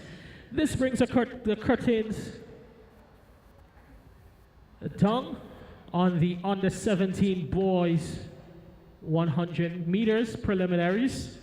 Reminding that the final for this event will be held later on this afternoon. The top 4 times from the preliminaries advances to the final, where they will meet the top 4 performers in the nation during the course of the year. So it's going to be an exciting final, which is going to happen in the latter session of today's action, as we get set now for the next event on track.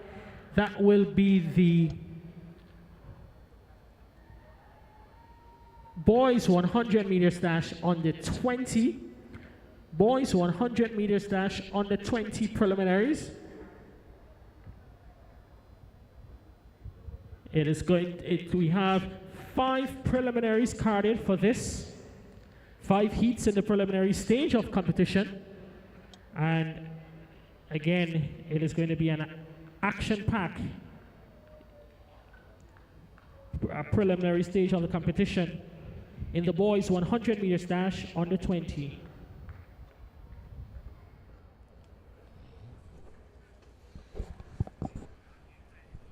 So as we get set for our next event, updating the women's... Well, it is just after 11 o'clock. We're closer to 12 o'clock local time in Grenada. 11:39 by our clock here. That makes it just about 21 minutes before noon. And welcome to the Whitsuntide Games 2024. Grenada again hosting these Whitsuntide Games, of course, with a whole lot of athletes in from around the region. And, of course, Grenada well represented by various track clubs. My name is Jason Skeet, and with me is Clyde Rondell John. Clyde, good morning. Good morning, Jason, and again, it's good to be back at the Kirani James Athletic Stadium, bringing all the action in this year's Whitsuntide Games.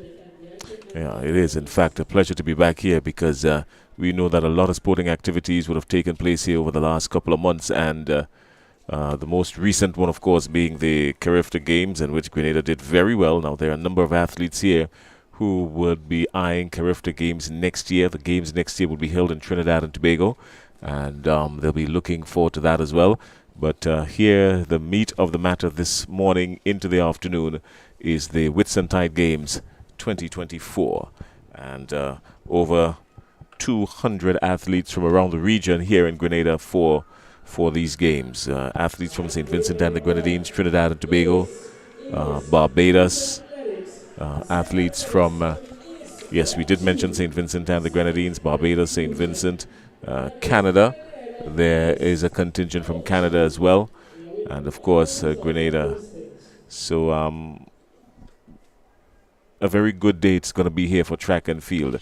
We missed a couple of events earlier on this morning. Of course, we were waiting to be fed a whole lot of information, but we're not going to go back and dwell on that. We have what we have now, so we are about to start. And we had a couple of events already ran off for the morning. We witnessed earlier, just before we came on the air, the boys 100 meter under 17 dash. We've just started with the heats of the boys 100 meter under 20. Now, there are 5 preliminaries in this one, 5 heats to be run off in this one. We just saw Heat 1 with Kyle Ned of Ace Track Club in Grenada and DeAndre Andel of Ace as well in just over 10 seconds. So pretty good showing there for them in this heat. Because they're 5 heats, the top finisher from every heat and then the 3 fastest second places will advance to the finals to fill the 8 lanes. So we just saw heat number 1, and we're getting ready for heat number 2 now of the boys 100 meter under 20. Performers Track Club is here from Barbados. That's Reginaldo Spencer. He's out of Barbados, of course. Stallion Athletics. Stallion Athletics is represented here in the person of Lalido, Jonathan Lalido.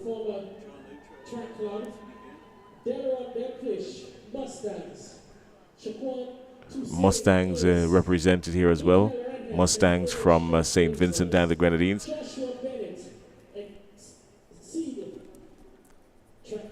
Ace Track Club, Shaquan Toussaint is running out of lane 4. And Mikhail Redhead, that's a familiar name, out of St. David's, running out of lane 5. And lane 6, Excel Track Club. Excel Track Club is still trying to get all the information as it was fed to us, but Excel Track Club, Rondell is going to find it. But we don't have a full start in this one. Extreme Velocity, we have Extreme Velocity here as well. But Extreme Velocity is... They gave it to us, and how they gave it to us. Okay. It made it very difficult. They're from Barbados. Right? And Excel Track Club, of course, is from St. Vincent and the Grenadines. Yes, we've got that. right? So heat number 2 of the boys under 20, 100 meters. We just had a false start. Hopefully it would be a faulty start, as we often would say, and not a false start. Shaquan Toussaint from Ace Track Club, running out of lane 4, had the fastest time coming in, the fastest qualifying time coming in of 10.80. He's the person on your screen now.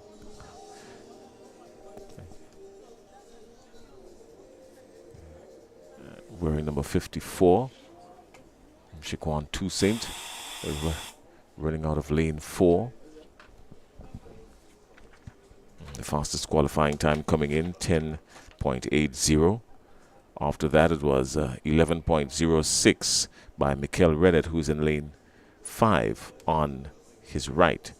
That's Redhead there in wearing 578. So those were the top 2 fast qualifiers coming into this one. Toussaint and Redhead, 4 and 5.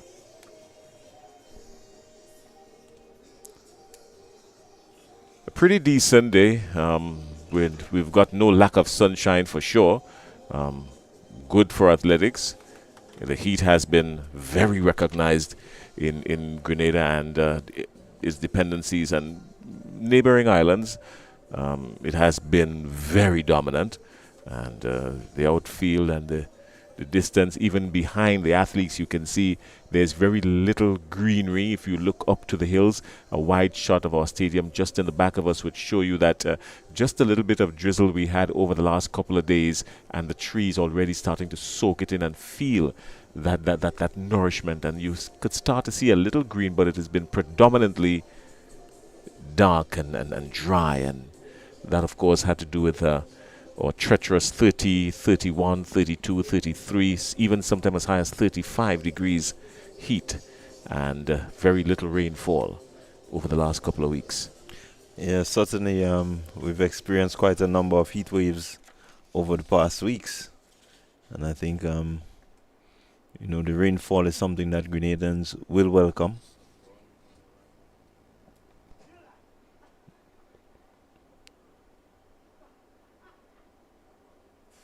It's a Saturday, no major crowd in as yet. We anticipate that as we get later into the afternoon, you're going to see things building up here at the National Stadium. We're getting ready for heat number 2 of 5 of the boys 100 meter under 20. And they seem to be off now. Clean break and it's looking good. It's lane 1. And here comes Mustang. Pretty decent run there by the youngster from Mustangs. There's Delron Delplesh from Mustangs out of St. Vincent. So yeah, just having a good middle phase of his running. Was able to really excel coming to the end of his race. The top end speed carrying him through. Performer in lane 1, I think they got a pretty decent start, and he did really well to run back and to catch him halfway through. 10.76, that's a good run by Delron Delplesh out of St. Vincent Mustangs. Looking back at the race, even with my photographic memory, I can tell you his form was magnificent. He stayed on point, he never looked flustered, never changed his stride, and he danced a little bit to his right, but that was just trying to stay just on the edge of the lane, then drifting back and forth into the middle. The middle of the lane is where you really want to be, all right, because moving from left to right, you're eating up valuable time on the clock that you shouldn't be. But he doesn't look jaded, not even the slightest. So it tells us that he has a lot more left in his tank. Yeah, you can see that he actually shut it down a bit before the finish line, which says to you that he's just trying to make sure that he gets through the rounds, and hopefully later on you would see, the blister and pace that he suggests that he has. All right, well, he's into the finals. remember, because there are 5 preliminaries, is going to be the winner from every heat and then the 3 fastest losers. Or what is it? No, so they would come up against the top 4 from Grenada. Oh, that is what it is. Yeah, so the top 4 fastest qualifiers would come up against the top 4 from Team Grenada. Jaden Phillips, Zenith Athletics. Lane 5, Dave Laborde, Mustangs. Lane 6, Morzat Junior Lafayette, High Performance. And in lane 7, Sydney Gibbs, Maximizing Athletics. All right, well, thanks a lot for that clarification, Clyde Rondell John. It's important that we get the clarification. Came a little bit late, thanks to John L. Mitchell. Brought it up for us, so we were able to start. Going to give you a rundown as to the 4 fastest men that Clyde Rondell John was speaking about in just a little bit from Grenada. Let's take in heat number 3 of 5. It seems again to have a faulty start. No, these boys are itching. They really want to showcase what they have worked hard over the past year trying to perfect. It's really an art, this athletics. Have to get everything running in a rhythm. It has to have, the right amount of power, the right amount. Everything just has to be synchronized. Well, Omar McKenzie of Tranquil, this is out of Trinidad and Tobago. Quinel Pierre of MVP, 473 MVP. Marquis Davis of Memphis Pioneer, he's right there among them. It's a good clean start now. Everybody's out, up, running.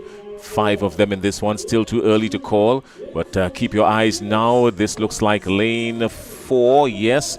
And running out of lane 4, Jaden Phillips of Zenith Athletics. And Jaden Phillips just separating himself with about 25 to 30 meters to go. That's when he started to really separate himself. And Zenith Athletics, in the person of Jaden Phillip, out of Trinidad and Tobago, coming through in that one and winning in 10.94.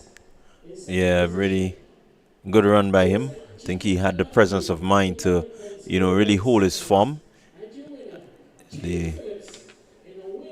Really just doing well, was ahead. Look at the arms pumping. He had a bit of challenge coming to the end, but he was just able to, really keep his composure and come through really nicely. Well, that's good for him, Phillips. So he's into the finals. The other 4 fastest Grenadians that we were speaking about, Emilio Blanco Bishop, his time 10.48. Samuel Green 10.51. Ethan Sam 10.59. And Ian George 10.74. So they are the 4 fastest under 20 boys over 100 meters in that order. Blanco Bishop, Samuel Green, Ethan Sam, and Ian George. 10.48 down to 10.74. Yeah, so that is, these boys are trying to qualify to meet with these top 4 athletes. It's really interesting, looking at the qualifications, and it will give you some sort of preview as to what is to come. And in lane 7, Omarion Douglas, Excel Track Club.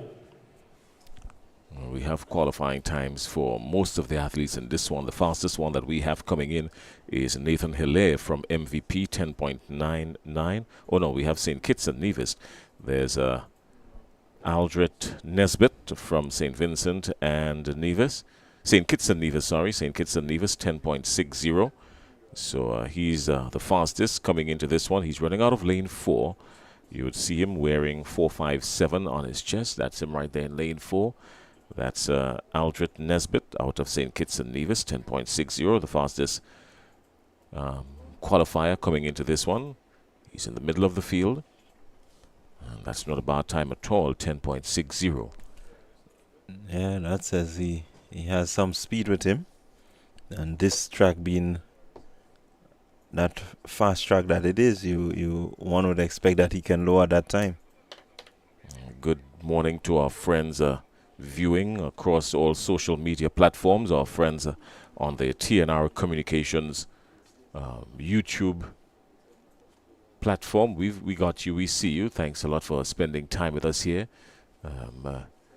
Garrett Bale and Sophia Hooper, Odella Thomas, Florence Smith, Ansel Joseph, just to say hi to a few. Thanks a lot for being here with us on the TNR Communications YouTube platform. And tell more of your friends about it, and of course let them join in, because we've got a full day of athletics here at the Kirani James National Athletic Stadium. Of course, a precursor as to what's to come, because we've got more athletic action to come from Grenada in the coming weeks as our team prepares for Paris 2024. Yeah, this year being an Olympic year, and even here, quite a few of the athletes are looking to qualify for World Juniors and these types of games. So quite a lot at stake for a lot of these athletes. All right, well, we're getting ready for heat number 5 of 5. Heat number 5 of 5 there. Tense moment there. And the athlete coming out of the block first. Heat number 4 of 5. Looks like Aldred Nesbitt. He's the danger man in this one if we were to go on the qualifying times. It's Nesbitt. Yeah, quite a bit of wind out there.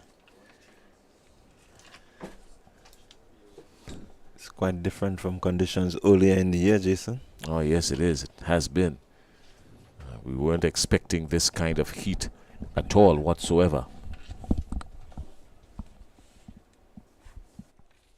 So we're getting ready for the start of heat number 4 of 5 in the boys 100 meters under 20.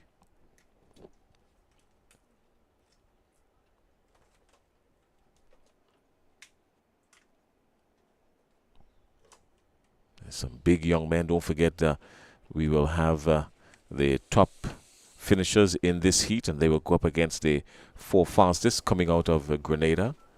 And Emilio Blanco Bishop leads that field with 10.48. And Samuel Green, 10.51. Ethan Sam, 10.59. And Ian George, 10.74. The word on the ground is that Aldred Nesbitt can do a lot better than 10.60. So we're going to see how that goes. But look out for Nathan Hilaire, 10.99 of a 473 MVP. And Trayvon Stewart of Burnley AC. Trayvon Stewart of Burnley AC. Burnley AC is out of the British Virgin Islands, so look out for him.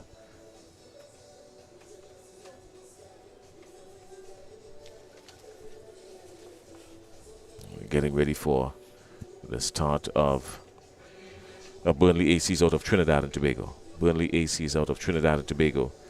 The British Virgin Islands, well, the BVI, they've got a few athletes here with us as well. But Burnley AC is out of Trinidad and Tobago. So look out for the athlete from Burnley AC in the person of Trayvon Stewart. He came into this one with 10.68. That's a pretty decent run as well. 10.68. Look out for him. Once again, good morning to all our viewers across the various social media platforms. We're getting ready to switch from morning to afternoon. It's just a couple of seconds before 12 o'clock. So we are going to switch over from morning to afternoon by the time we get to this one officially. And they're going to run us into the finish line as we make the switch. The boys are 100 meters under 20, heat number 4 of 5. Good clean start, everybody's out. Maybe not as clean as we thought. Maybe not as clean as we thought. Some tense moments in this one, Clyde. This is in fact a fast one because we've got 1, 2, 3 of the qualifiers coming into this one running under 11, and then another 3 running just at the start of 11. 11.39, 11.05, and 11.32. So this one is a case where everybody's scared of everybody. Yeah, most definitely. I think there is a bit of tension there. These boys they know that they're fast and they really want to have that advantage. Definitely, it will be interesting to see what the track judge comes out with here now. Is it that you have a faulty start, or is it that somebody has false started? Will be interesting to see. Okay, so it seemed to be the yellow card coming out, so the entire field is charged. So we want to apologize again to our viewers because a lot of the information we would have received not too long ago, so it's a case of us just putting things together even while our commentary has started. So we're still trying to sort out and make sure that we have the names of the clubs and their origins. But I know our friends in Trinidad and Tobago are very particular. They want us to make sure that they know who is from where and who is not from where. But, and leading the field, heading into the final round of throws, 56.58 meters, St. David Trailblazers, Rayvon Telesford. We're going to get some information. The house announcer, of course, just speaking about some of the field events that is ongoing. And we're going to bring you up to speed on that in just a little bit.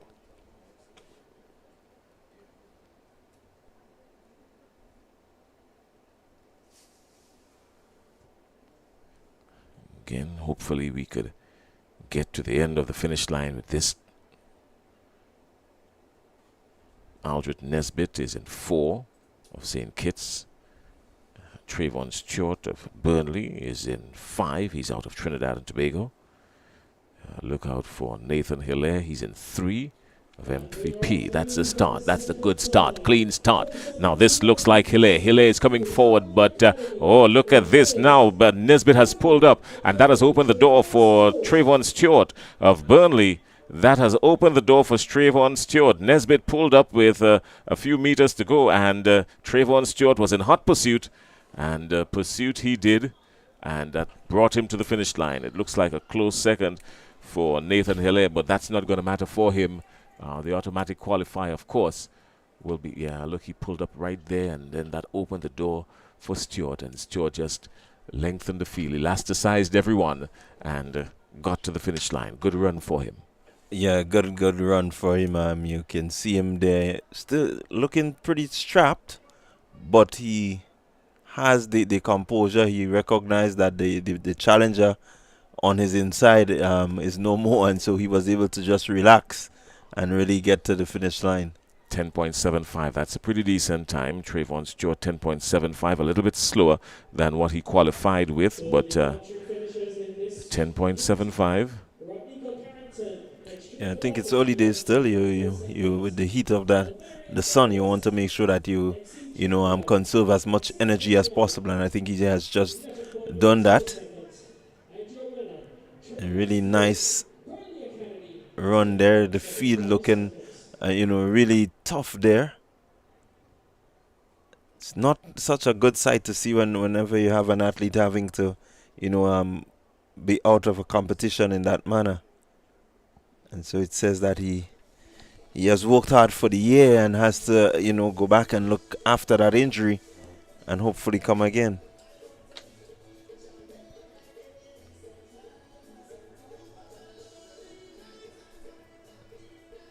One would hope that it's just a bit of cramp, maybe coming from the heat of the weather, and it's not really anything more serious.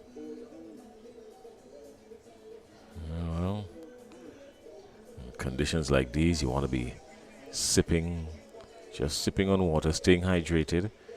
You want to make sure that you stay in the cool just before your race.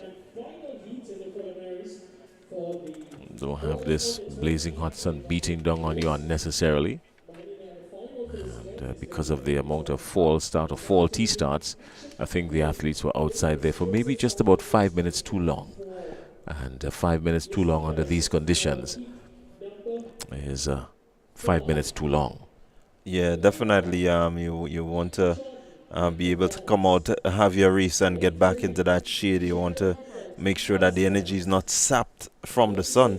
And I quite agree with you that the faulty starts seem to be putting a bit of pressure on some of the athletes.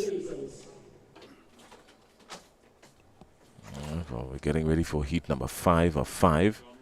According to our start list here, 10.62 is the fastest qualifying time coming in. That's Chasen Liebert out of St. Kitts and Nevis, 10.62. Shea Wickham of Stallion. He came in with the second fastest qualifying time of Stallion Athletics out of Trinidad and Tobago, and his qualifying time was 10.66. So if it's going to come, according to the paper, it's going to come between 4 and 5. But we've seen stranger things happen in our lifetime.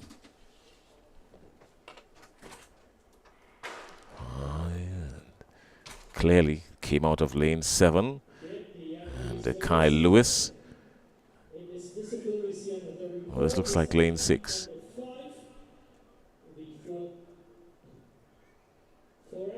He's out of 7, yes. He was running out of 7. That's Kyle Lewis of St. David's.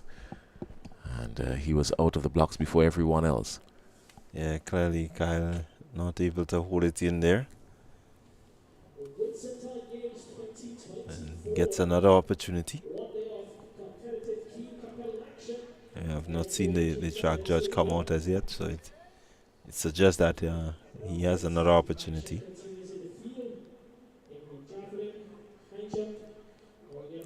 It's good for them. The one false start rule sometimes could be pretty tough. It's international standard rules, but definitely a little opportunity for the athletes to get a chance to really showcase what they've been working hard, year round for. It's something that I think most athletes would look forward to. As you go up the ranks, it gets tougher. One false start and you're gone. But I think meets like these, you want to give them as much opportunity to, showcase what they've been working on. Good afternoon to Yulin Weeks out of Barbados. She joined us on our social media platform. So good morning to you. We've just concluded a very busy tourist season here in Grenada, and we know that Barbados still in fact enjoys a little bit of the tourist dollar even outside of the traditional tourist season, so that's pretty good for them.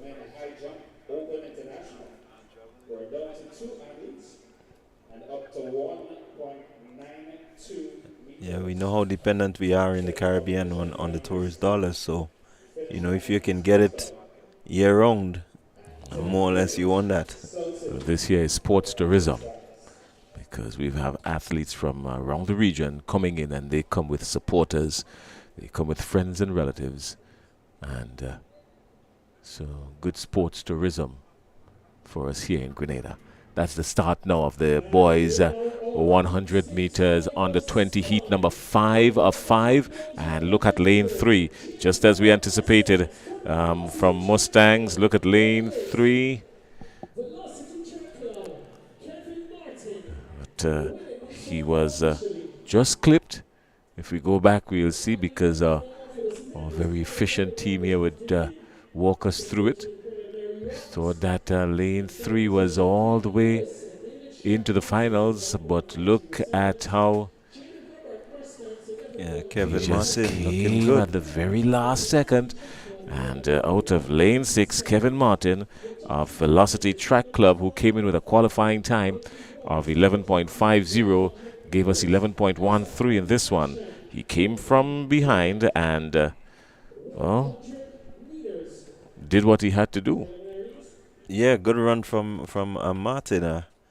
Really looked to remain as composed as ever. I think he understood his race. He executed his race in a manner that says, okay, I'm building, I'm going to build that top end speed, and just maintain that form as I get closer to the end there. And you saw that pretty technical race from him. Yeah, he maintained his form. He never looked bothered at all. He kept his form and he just powered his way all the way through. He ran his race technically sound. That's Kevin Martin out of Velocity Track Club. He was nowhere in the picture to qualify, but he maintained his form and has some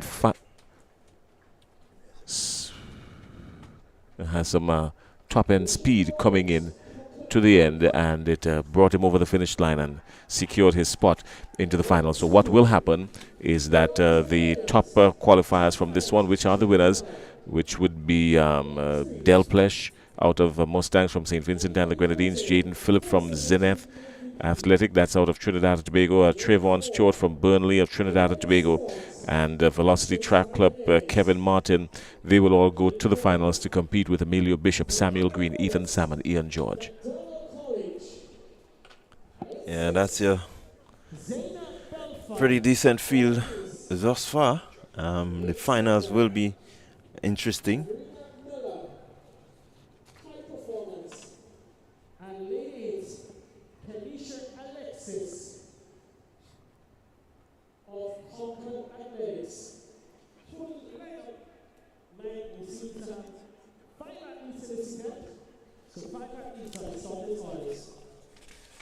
This is the heats for the women's 100.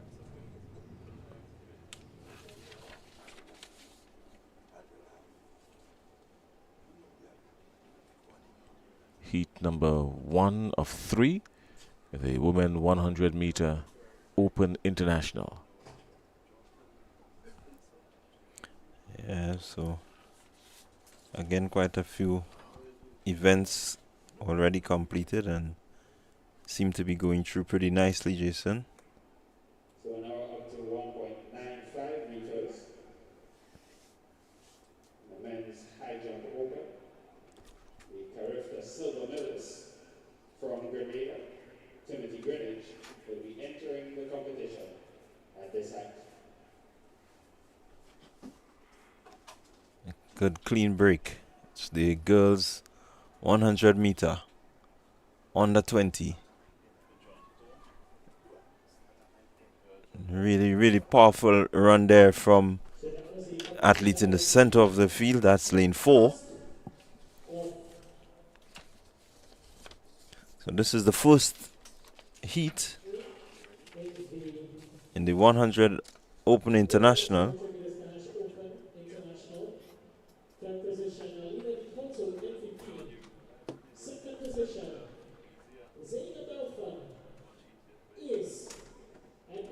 So that was a Yode Simmons of Memphis and winning that event there. And good powerful strides. Look at her just trying to make sure that she maintains the center of the lead.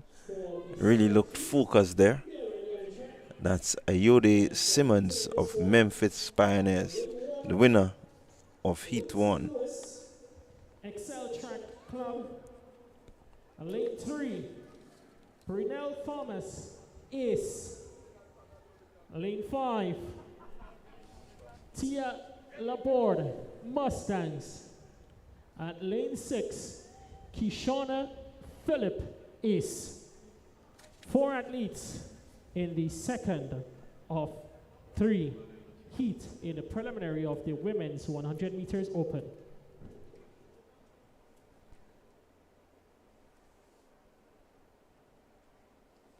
So again, just reminding you, it's 2 of 3. That's heat 2 of 3. And you're looking for your top 4 competitors out of these 3 heats.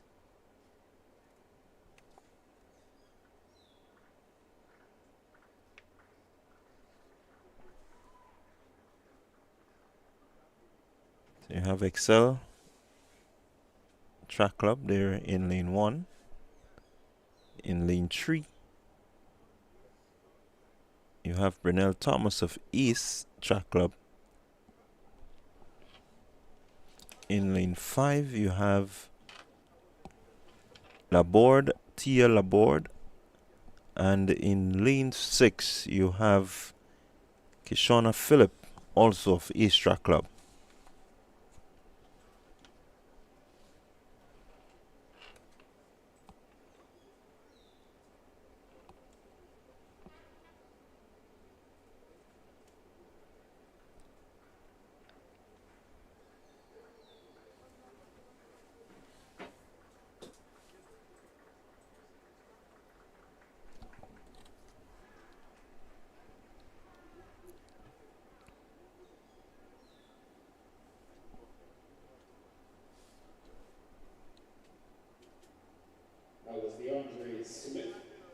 Finish line full stop, clearing 1.95 meters.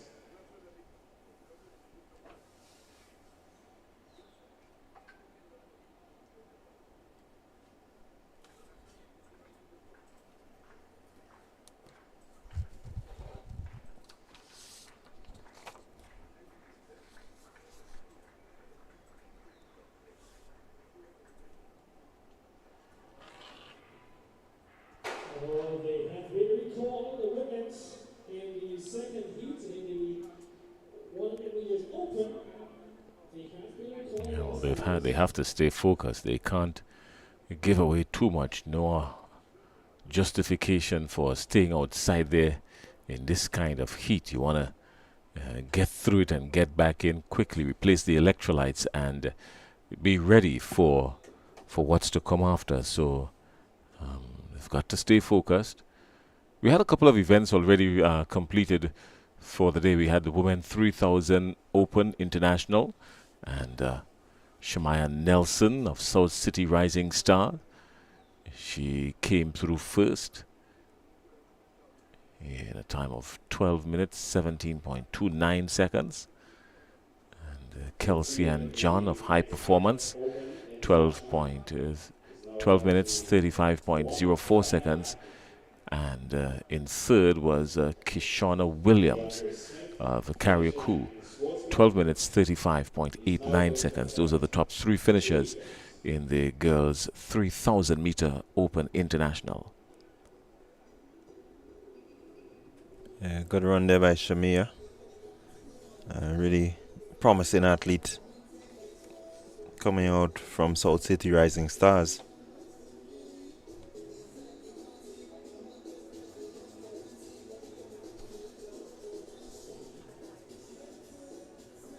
We also had the male, the 5,000, the men 5,000 international, and Tyrone Jacob of South City Rising Stars again, 16 minutes 45.85 seconds, and Darius Harden of Burnley out of Trinidad, 16 minutes, 54.16 seconds. And Hepburn of Mustangs, 17 minutes, 22.74 seconds, 1-2-3 in the men 5,000 meters open international. We had that completed for the morning already. 2024, the Andre Smith Finish Line Sports Club players this side. He's going to be joining. And again.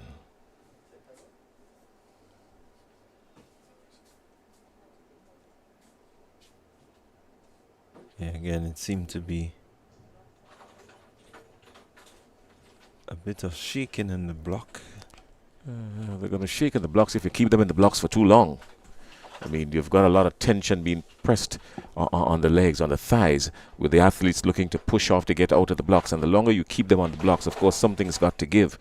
And yes, there's going to be some shaking, some shimmering, and then at some point they're going to explode, meaning that they're going to get out of the blocks. So I think maybe the starter just held them there for a little too long. That could very well be the case. So especially in this kind of hot sun, there's only so much tension that the body can absorb and not let loose. And so they want to make sure that you don't keep them for too long, especially in this kind of scorching heat.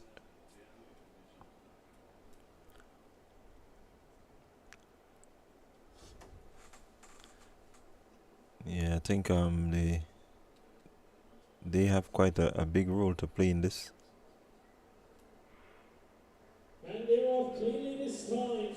Nice clean run there. Looking at the center of the field in 5 and 6, but here comes pretty close one. I think it comes out of lane 5. From what we saw here, the naked eye, it looks like lane 5, and Thea Laborde out of Mustangs. It looks like Laborde out of lane 5. Yeah, pretty even Steven right here. But she just had enough to surge ahead just at the line. Yeah, so pretty good run from Laborde. 12.16. Philip doing really well off East Track Club, 12.20. And Thomas also off East Track Club, 12.24. So pretty tight coming to the line there from these girls. So Thea Laborde of Mustangs, 12.16. Good afternoon again to our friends in St. Vincent and the Grenadines. Always good to have you. And enjoying the view and the sunshine of beautiful Grenada. I know you have your sunshine woes and your water woes over there dealing with as well. All these islands and the Windward Islands having to deal with a depleted water supply, but no short of speed coming out of St. Vincent from the Mustangs. So congratulations to Laborde and getting through to the finals.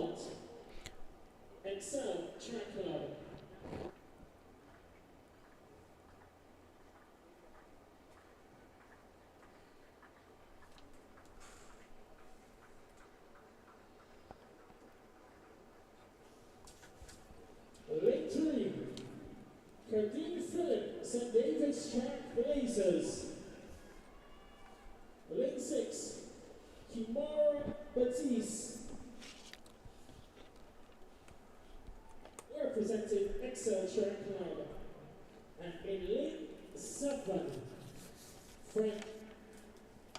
lane 7, Daniel Taylor, Performance Track Club. Your start is for heat 3 of 3 in the women 100 meters open. So heat 3 of 3. Coming up, 12.45 from Stallion Athletics. That's Angel Cumberbatch. Stallion Athletics.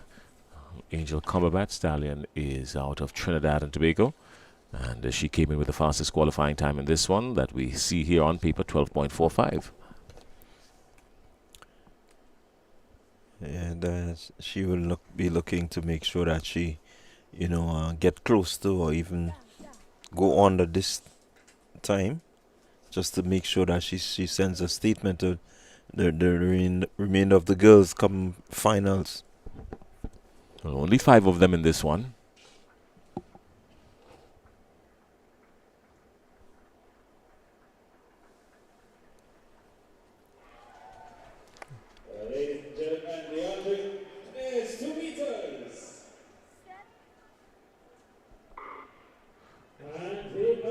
1, 2, 3, 6, and 7. It's going to come from lane 3.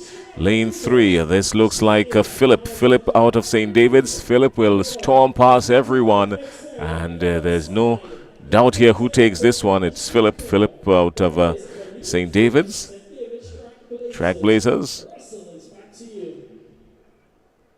So, Cardine Philip of St. David's Trailblazers running out of lane 3. And what's the time? 12.95.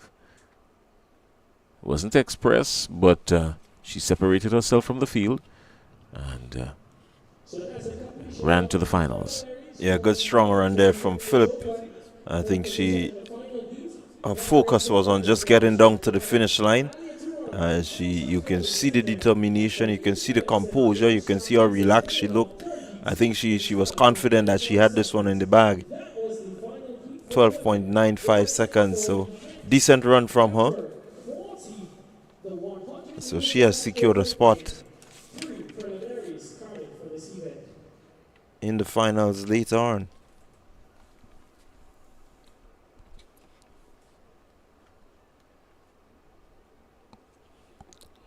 Heat number 3 of 3 in the women 100 meters open.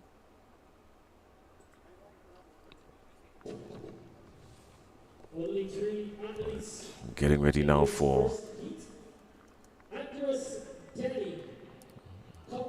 the men 100 meter open international. We have 3 heats in this one. The field of the first heat looks minuscule. Only 3 athletes at the top of the 100 meter mark. Extreme velocity. And in lane 5, and battery 9, extreme velocity. Yes, that is for the first of 2 preliminaries in the 100 meters dash open. 2 athletes from Extreme Velocity in Kristen Cummings and Amari Knight running out of 4 and 5. And in lane 3, Andros Denny. Denny, of course, all of them running under 11. Amari 10.55. He is in lane 5. 10.61 is Denny in 3. And 10.77 is Cummins in lane 4.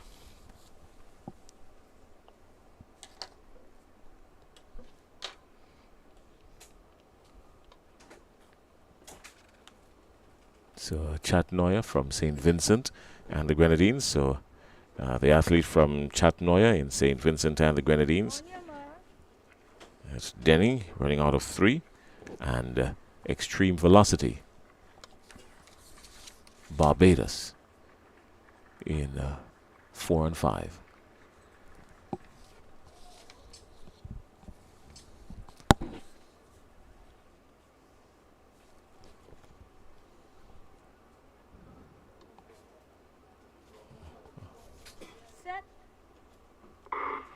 Everyone in this one very well capable of going under 11 seconds. It's still even, still tight to call. This is a really close one, but now we're seeing a surgence here from the middle of the field, and he comes through out of lane 4. Out of lane 4, that's Kristen Cummins from Extreme Velocity. He came in with 10.77, and he just gave us 10.64. Yeah, good strong run from him. You look at him just really wanting to get to that finish line. You can see him just putting all his energy, all his effort, trying to ensure that he gets a quick time. And I think he has done just enough to find a place in the finals. Time of 10.64, which represents a pretty decent time. 10.64 is not bad at all. It's a competitive run, it's a competitive time for the finals actually. 10.64. Yeah, Mari Knight second position, 10.83, and Andros Denny 10.84. So pretty decent run by these 3 gentlemen.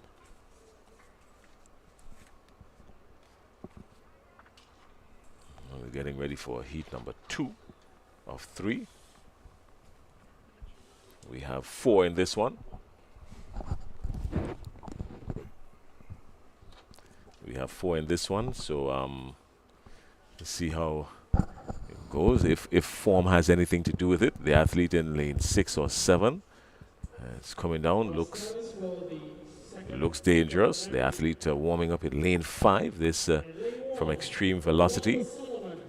That's Sean Rayfell. He's there as well.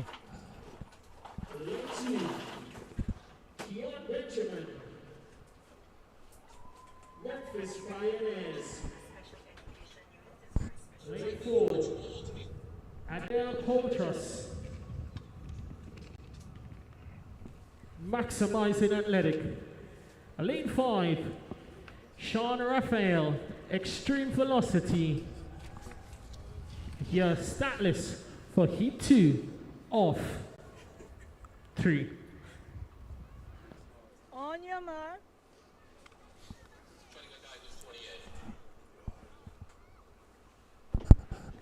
So 5 in this one. If it's going to come according to paper, it's going to come from lane 4, maybe 3, 4, or 5. They've all gone under 11. But, we've seen stranger things happening. So let's see how it's going to play out. Set.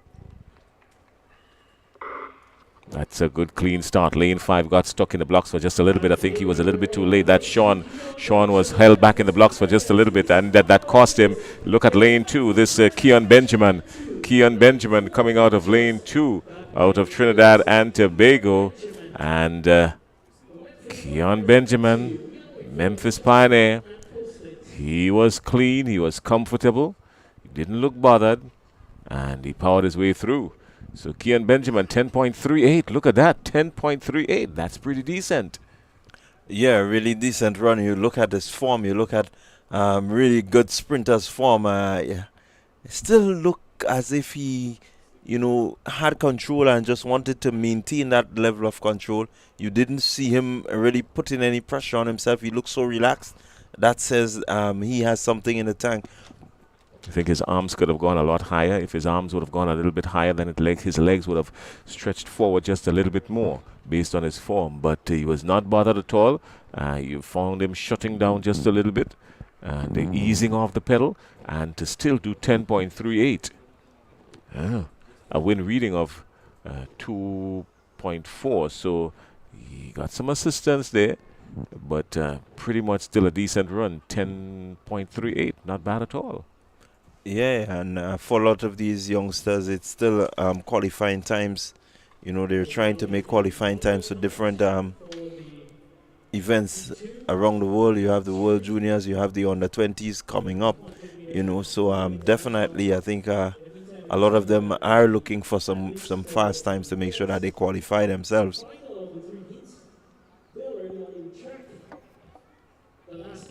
Benjamin is very well capable of going even lower than 10.38 because he came in with 10.27. So it tells us, yes, that he does in fact have some more in the tank. We have the start list for all these events, but for whatever reason, even though the start list would have came in to us full, what we have seen over the morning is that it has been broken down quite a bit. We have, in some instances, 4 and 5 participants in a lot of these preliminaries. We've not had a full field for any of the preliminaries just yet. What's the cause of that? Well, we can't speak to it because we have no idea, but that's the story. Take, for instance, heat number 3 of 3 in this one. We had a full slate of 11. And we only have 3 participants at the starters' orders on this one. Maximizing Athletics, 10.60 seconds. And your winner in a win in 10.38 seconds, Keon Benjamin of Memphis Pioneers.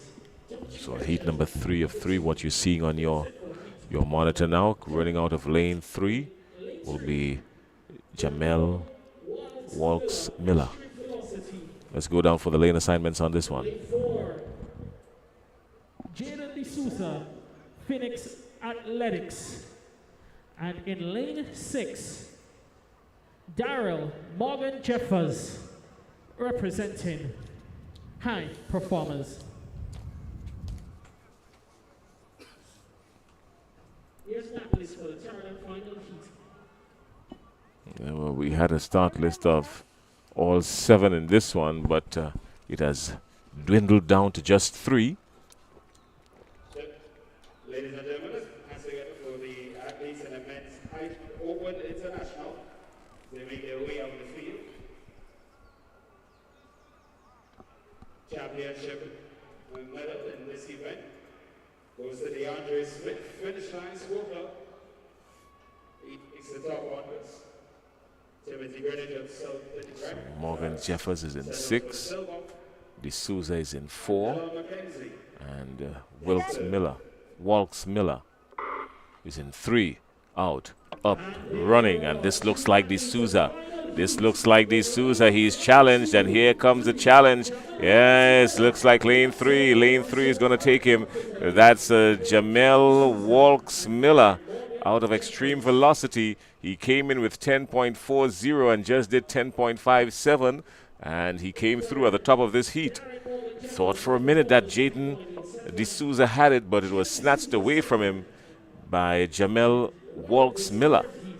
Yeah, good technical run there from Miller. Again, you look at the form of these guys. Miller looked to have lost a bit of momentum. You can see from his race a little collapsing of the body, right?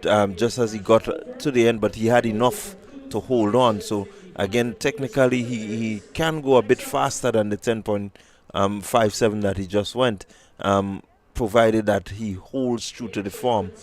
Right, as we look at it again, you see it there. You see somewhat of a sort of misstep. You get it there again, and so it says that if he can, really fix these little areas, I think he could pull a couple of seconds off his time. He's capable of doing a lot faster than he did there, so we're going to see how that one goes. But he's into the finals.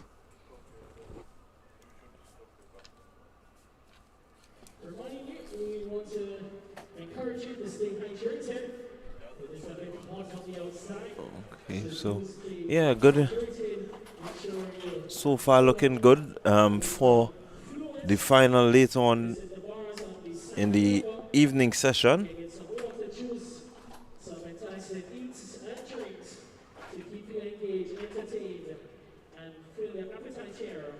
Whitsuntide Games 2024.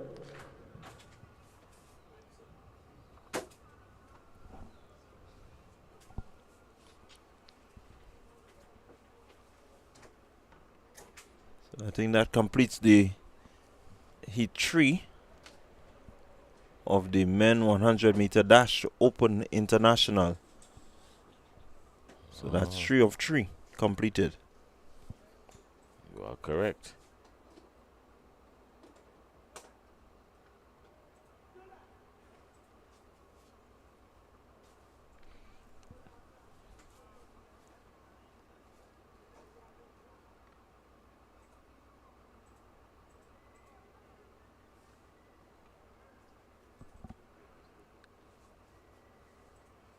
So we've got some long jump activity taking place, but trying to get the details on that for you. And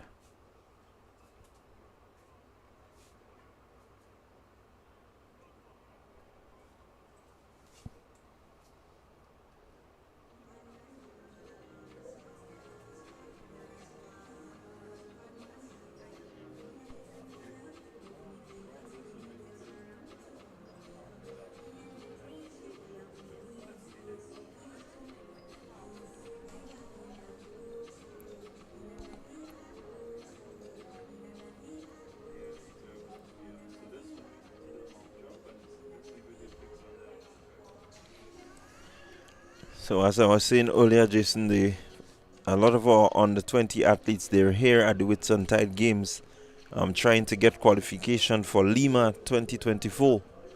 And so we're expecting later this evening, as we get into the finals, we're going to see some, pretty blistering times as each one of them will, seek to stake a claim or a spot. Somehow they will want to qualify to get to Lima. And then, of course, we've got Paris coming up. A couple of these young stars will have their eyes set on the possibility of them in another 4 years. Also, we've got the Grenada Invitational coming up as well. So a lot of the local talent here, you're going to see them being featured one way or another inside the Grenada Invitational as well. Yeah, and so a lot to look forward to. I think this year our athletes, they've worked hard, and you can definitely see some good results from the performance of the Carifta team. It tells you that the hard work, for most of them has paid off, and they will want to continue to excel and continue to, set their sights on higher levels. Well, we have a couple of events that would have been completed. We're going to try and see how best we can run them through for you. What we also had completed this morning is, we have the 100-meter dash girls under 15 completed.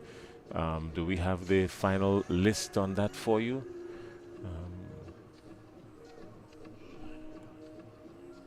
Do we have the... Yes, we have the qualifiers on that for you. And the qualifiers on that are Zaya Tobias of Zenith Athletic Club, Malaya Cupid, also of Zenith, JL Peters of Burnley, Arena Miller of High Performance, Brianna Oliver of Altitude, Eliza Rose Benjamin of St. David's Track Blazers, Sarah Sandy of Finish Line Sports Club, and Kea Swan of Fusion Athletics. Those are the qualifiers going into the finals. So that's the top 8 there for you for the girls 100-meter dash under 15 that completed this morning. Yeah, that's the under 15. You had some wind assisted times there, but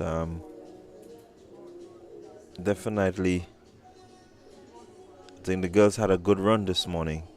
Let's look at the boys as well. The boys 100-meter dash under 15. That preliminary round has been completed, and the fastest going into the finals, 11.31 from Zenith Track Club. That's Jaquan Douglas and Aiden Davidson of Burnley, 11.38, and another Burnley athlete, Isaiah John, 11.50. Christoph Aline of Performers, Philip Mitchell of St. Andrew's Anglican Secondary, Henley Jr. Boucher of High Performers, Taekwon Boswin from Carriacou, and Zuriel Fleming of Top Flight Track Club. Those were the top qualifiers. You mentioned win assisted. We saw win assisted in 2 of the athletes here in their performance in the heat. Both of them, of course, running out of heat number 3, who competed in heat number 3. That's 3.6 plus 3.6. So that was Philip Mitchell and Isaiah John. They both competed in heat number 3, and some win assisted times very high, but they're into the finals.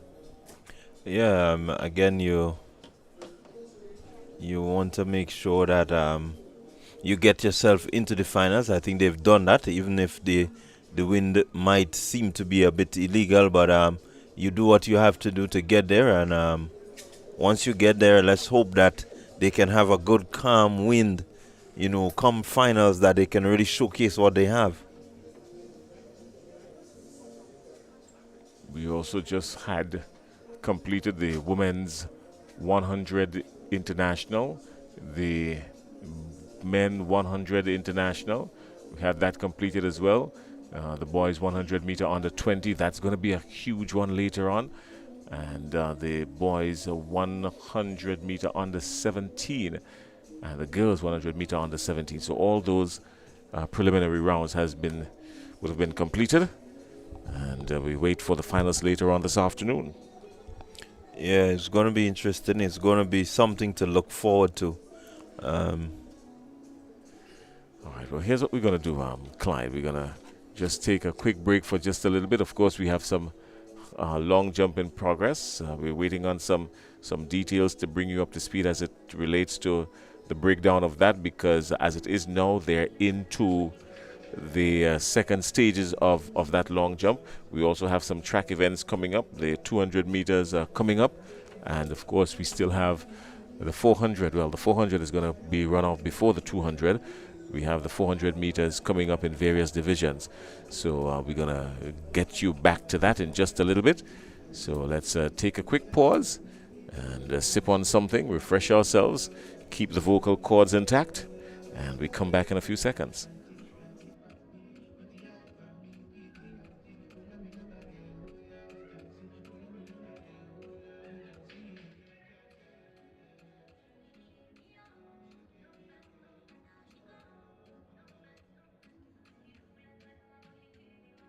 Get ready to witness the ultimate showdown of athleticism and adrenaline. The Whitsuntide Games are back, and they're bigger and better than ever before. Join us on Saturday, May 18th at the electrifying Karani James Athletic Stadium. The action kicks off bright and early with the morning session starting at 9 a.m. sharp. Watch the best local and regional athletes go head-to-head in a battle for glory and supremacy. But wait, the excitement doesn't stop there. As the sun sets, the evening session ignites at 4 p.m. promising even more heart-pounding action and jaw-dropping performances. Secure your spot now. Finish line A, lower and upper, $30. Finish line B, lower and upper, $25. General admission, main stand, $20. Get them now at gotofed.com. Mark your calendars and be there to cheer on your favorites as they strive for victory at the Whitsuntide Games 2024.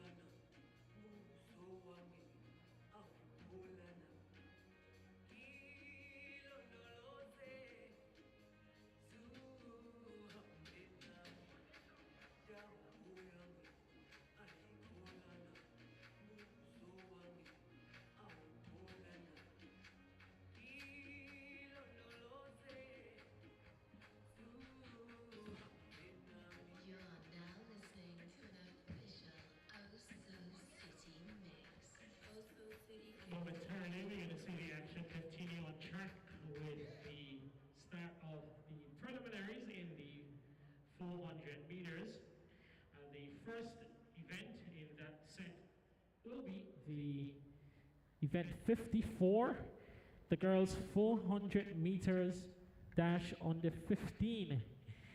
In this event, we're going to see two preliminaries. And we can tell you that the start list for the first preliminaries: Sarah Sandy, finish line in lane 3. Running out of lane 5, Tahira Clark, extreme velocity. In lane 7, Jamia Felix, Sprinters Athletic Club. And in lane 8, Aya Stapleton, High Performance. 4 athletes in the first of 2 heats at the preliminary stage. Well, again, we've had a dwindling of these athletes as it relates to their participation in the preliminaries, because we did, in fact, have a full start list in front of us, but for whatever reason,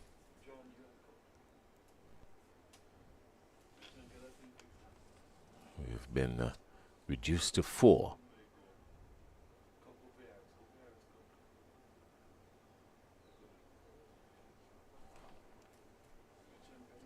Lane 3 is Sarah Sandy out of the finish line. Running out of lane 5 is Tahira Clark of Extreme Velocity. In lane 7, Jemiah Felix of Sprinters Athletic, and Aya Stapleton of High Performance is running out of lane 8. So Stapleton, Felix, Clark, and Sandy.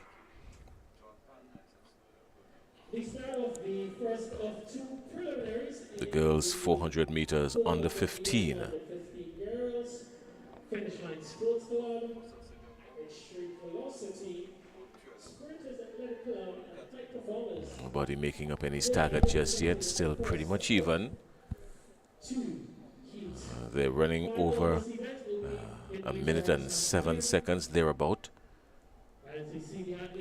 Yeah, they really looking to just assert themselves, get that positioning where they can finish and finish strong. Seeing that move there from Extreme Velocity, she's making a really decent move, looking to push through to the finish. Tahira Clark is just about 55 seconds gone in this one, and everybody starts to slow down now. They're pulling, and she is pulling away, running out of lane 5 to win this heat. That's Tahira Clark of Extreme Velocity, and she came through in 64.33. Yeah, good run from her. I think she did just what she needed to do. Pieced it really nicely. Didn't start too quickly, but just as she got around the 200 mark, I think she increased and really showed that she had the strength to pull all the way to the finish line. 64.33. Jemiah Felix, 67.09. So those were the top 2 finishers in that one. Only 2 preliminaries here, so we're anticipating they would take the top 4 from each, or would they have sent up additional information as to how they're going to go about it, because we know with the 100 meters there was adjustments, but not in this one. So the top 4 from each preliminary will meet in the finals. Let's see. Well, we still don't have a full start list in this heat number 2 of 2, so let's go down to Kerry, the house announcer. He's going to take us through the lane assignments and the truncated start list. Lane 4, Ariana James, Fusion Athletics. And in lane number 7, Ariel Stephens, representing High Performance.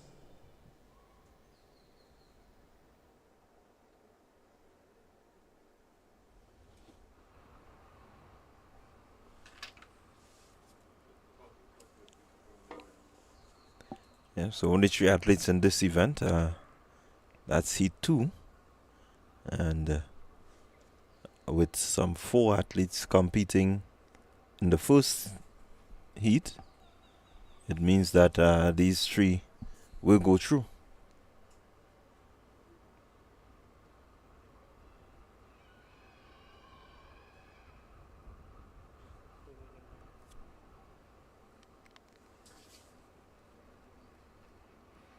I think it takes away from a lot of the excitement and the anticipation when the field is truncated as it is now.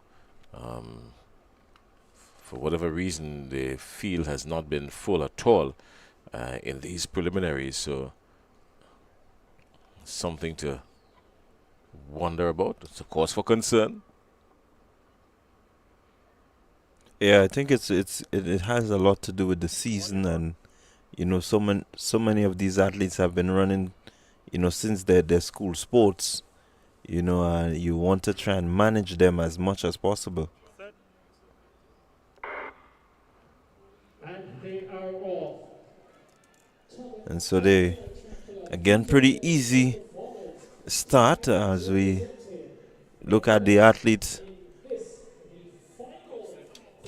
Another athlete out there from High Performance, that's Ariel Steven, looking really strong, going down that back straight, and no one really challenging her, and so she looks easy paced.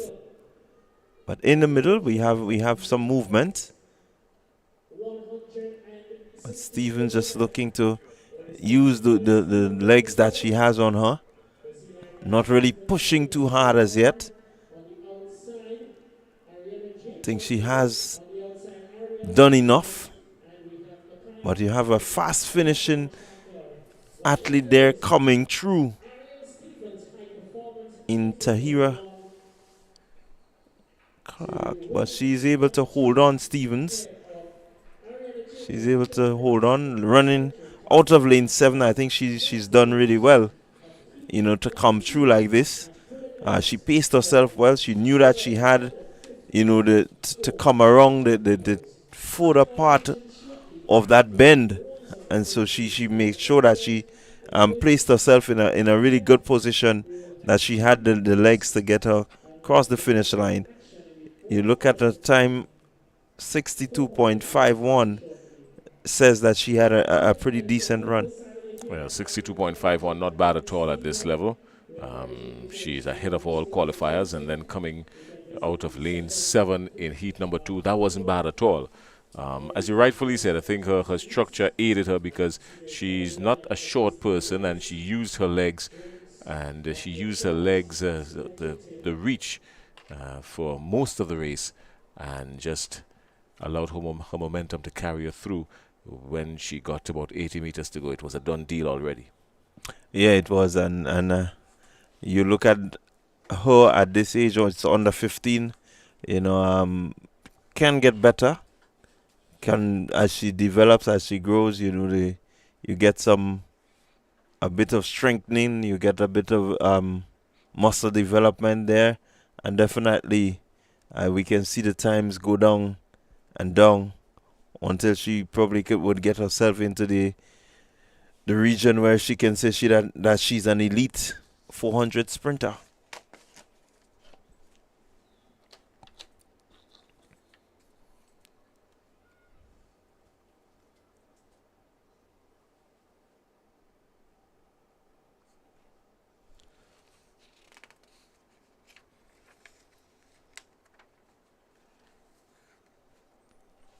And the Whitsuntide Games has been around for quite a while,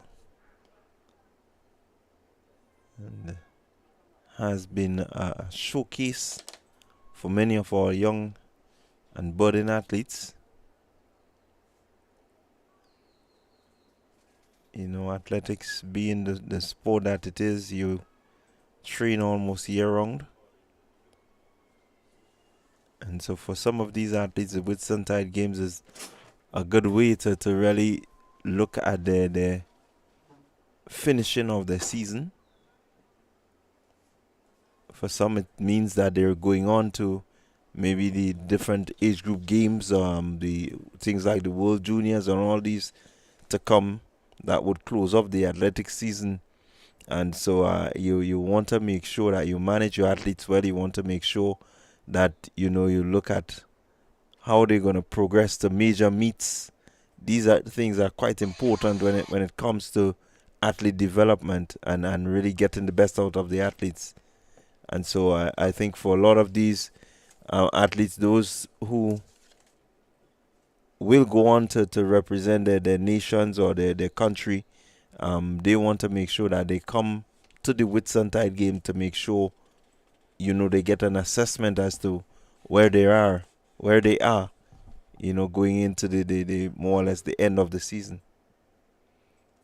Well, the 400-meter markers are still on the track. We have the boys 400-meter under 15 to come. We've got 3 preliminaries in that one. Also, the girls 400-meter under 17, the boys 400-meter under 17, and then we've got the under 20s, and then the internationals. So a lot of 400-meter action to come. So these tracks are going to be blazing for a while. And then, of course, once that's done, then we go up to the top for the 200. So a lot of 4s and 2s to come just before we go into the break, of course. And then in the afternoon session, we will have a whole lot of finals.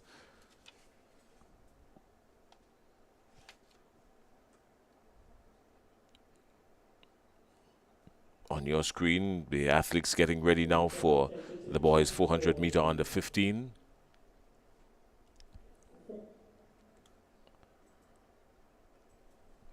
We see 7 competitors here, Jason. So all the boys are here. That's a good thing.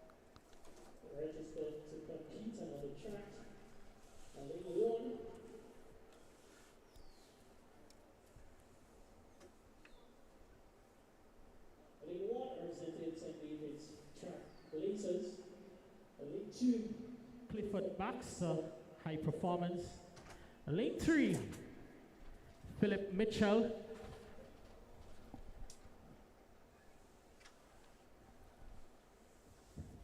Keon George, representing altitude in lane 3.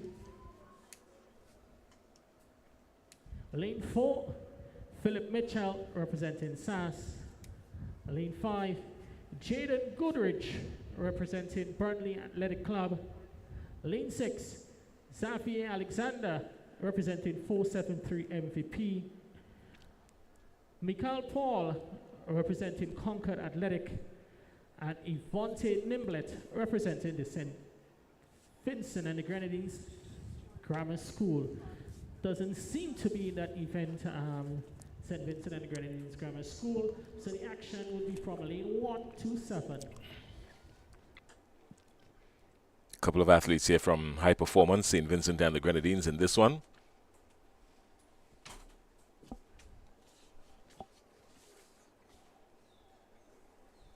Heat number 1. The boys under 15, 400 meters. We've got 3 heats in this one. This is one of 3. Keep your eyes on lane 5 in Jaden Goodrich from Burnley, out of Trinidad and Tobago. Look out for him. And Philip Mitchell, St. Andrews Anglican Secondary. Mitchell ran 57.14 to qualify, and Goodrich 54.65. So they're out, up, and away. Immediately the stagger has been made up. And the St. Andrews Anglican Secondary always looking dangerous in these events. That's Mitchell, Philip Mitchell. Still too early to call. We still can't say anything just yet, but there are 2 packs already. Keep your eyes on the athlete running out of lane 2. This looks like Guilford Baxter of High Performance. He's there as well. Coming around now with just about 150 meters to go. They're going to get to the top of the curve now. And it's not going to have any quarrel here. No quarrel whatsoever. This looks like Goodridge. Goodridge of Burnley AC. He is all by his lonesome. He starts to shut down now. He has to conserve some energy, understand the heat, understand what's in front of him, knows that he has already qualified and he has done so in good time. He came in at 54.65. That's Jaden Goodridge, I have to say that, Jaden Goodridge of Burnley AC. And he did the damage and he got through the finish line before everyone else. Doesn't look too bothered at all. What's his time? He came in at 54.65. I think he's 50s. He's late 50s because he did shut down a little bit. So he's 50s, but I think he's just late 50s. But nothing for him to worry too much about. Yeah, good run there by the under 15 youngster. He did run a pretty composed, pretty structured race. You look at him and you're seeing that, okay, he has his markers set just when he needs to do what? Philip Mitchell came in second in that one, 57.68. But what's to note is that with 55.84 he ran, that's Jaden Goodridge, 55.84, and shutting down with a whole lot of space between him and the rest of the field. So that tells me this young man has the potential to do a whole lot better, significantly better, than the 54 that he came in with and the 55 that he just ran. Yeah, so you will expect come finals, he can improve on this. I think competition tends to bring out the best in you as an athlete, and so he will be looking forward to maybe even lowering this time. He certainly shows that he has the potential to do it. 55.84 with a lot of distance between him and the rest of the field, and still the ability to shut down, lock in cruise control, and just roll with about, 40, 50 meters to go. That says that he has something there for latter days. We're getting ready for heat number 2 of 3 now in this one. The boys 400 meter under 15. Again, we have 7 athletes competing. Let's take you into the starters list now. We've got the athletes. Let's take you down to the starters list, to the starter for the list. Andrew Anglican secondary. Lane 6, Jamal Alexander, Roses Academy. Lane 5, Derek Brown, Roses Academy. Lane 4, Alion James, South City Rising Stars. Lane 3, Isaiah John, Burnley Athletic Club. Lane 2, Kingroy Hepburn, High Performance. And lane 1, Kimani Mashon, Tranquil. Your start list for heat 2 of 3. Let's take a look at the starters list on this one. The qualifying times coming in 57.30 from the South City Rising Stars, Alion James. Everyone else in this one going over 60 by some distance. So on paper, running out of lane 5 is James.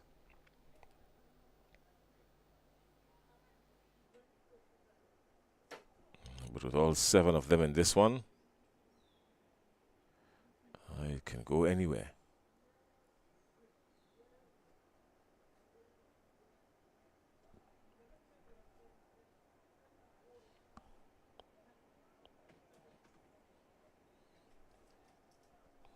Delron Dumont is out there from SAS as well. He's a known figure at 400 meters, especially in Grenada.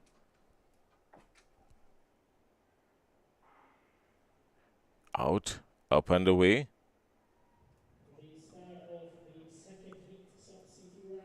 Delron Dumont has gone out very quickly. You know he's running blind. He's running out of lane 8 and so, well, lane 7 actually, and he has no markers, no gauge in front of him, so he wants to go quickly. He's not going to take any chances. To keep your eyes on, it looks like Tyrese McLean out of Performers, lane 3. This looks like a McLean. Tyrese McLean out of Performers, lane 3. Yeah, he's clearly gone and left the rest of the field. He shut down his stride and he's going to chip across the line now. So Tyrese McLean of Performers in lane 3 wins heat number 2.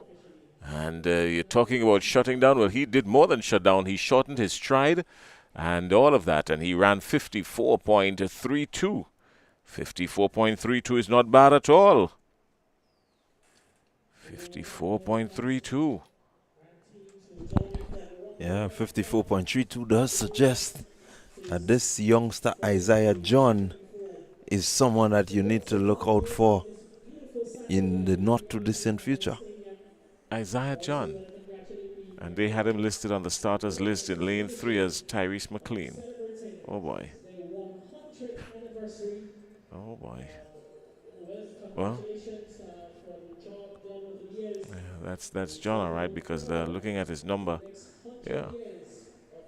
He's wearing number 90. That's Isaiah John. So what they gave us was a confused start list. Thanks a lot, Clyde Rondell John. And congratulations to Isaiah John. Any relation at all, Clyde? No. All right, well, no relation, but you did defend your namesake very well. Isaiah John, 54.32. Yeah, pretty composed runner. You look at him and he just knows what he's about, and definitely no challenge. 54.32 as compared to Allion James, 56.13. It tells you that, he is above the normal under 15 boy in terms of his speed. You look at heat 1, which was about 55. So it still says that, from the heat, he's the one to look forward to. 55 with a shutdown, 54 with a shutdown. And these two young men certainly have shown that they've got a whole lot in the tank. 54.32 by Isaiah John. That's really good. Burnley coming out of Trinidad and Tobago. Yeah, good. And what as we mentioned a while ago with the under 15 girls, you look at his stature, he's quite short. And so for him to be able to go around that track at that height in 54 says that he has something in him. He's got a lot of speed in him. That's what he's got. Yeah, he not the typical quarter miler who is a bit taller, but he looks strong.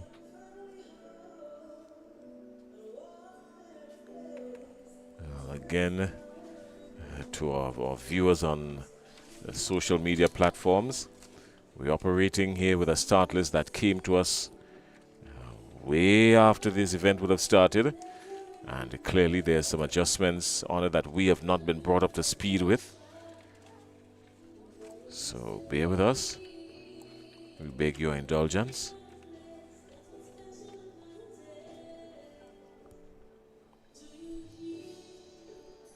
We've got heat number 3 of 3 to come in the boys under 15 400 meters. We're going to wait on the starter to bring us up to speed because clearly the house announcer has a list that is different to ours now. They've been updated apparently.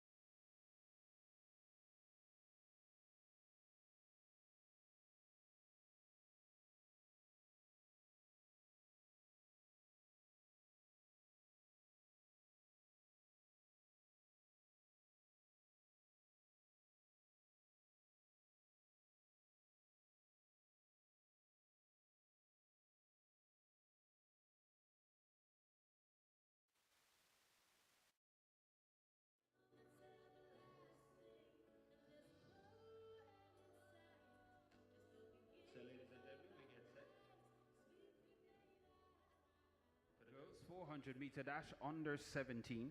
We're set for 2 heats in this event. Running out of lane number 2. Representing maximizing athletic potential, Colleen Clegon. Running out of lane number 3, representing Altitude Track Academy, Kayla Olive. Running out of lane number 4, representing St. Kitts and Nevis, Deschanel Thomas. Out of lane number 5, representing Mustangs, Zakisha Kelly.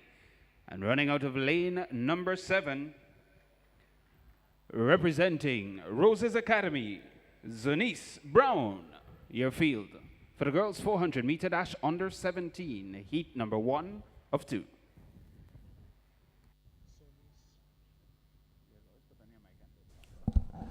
So we are about to see the start of the under 17 girls 400 meter.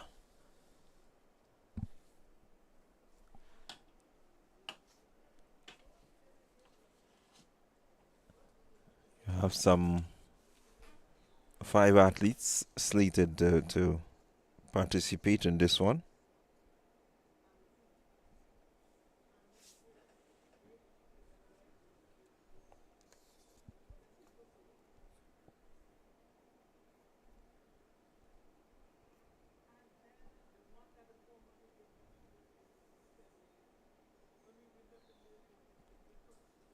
So on paper we have lane heat 1 of 3.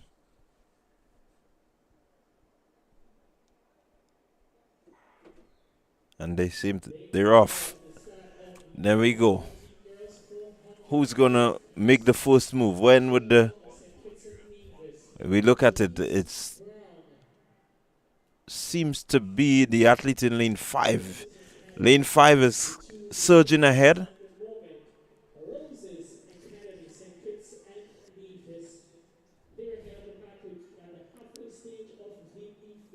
Also in the mix, Mustangs, Altitude Track, and Maximizing Athletic Potential, MEP.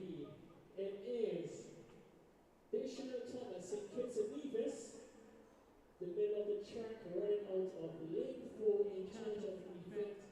Zakisha Kelly of Mustangs is pushing her to the finish line.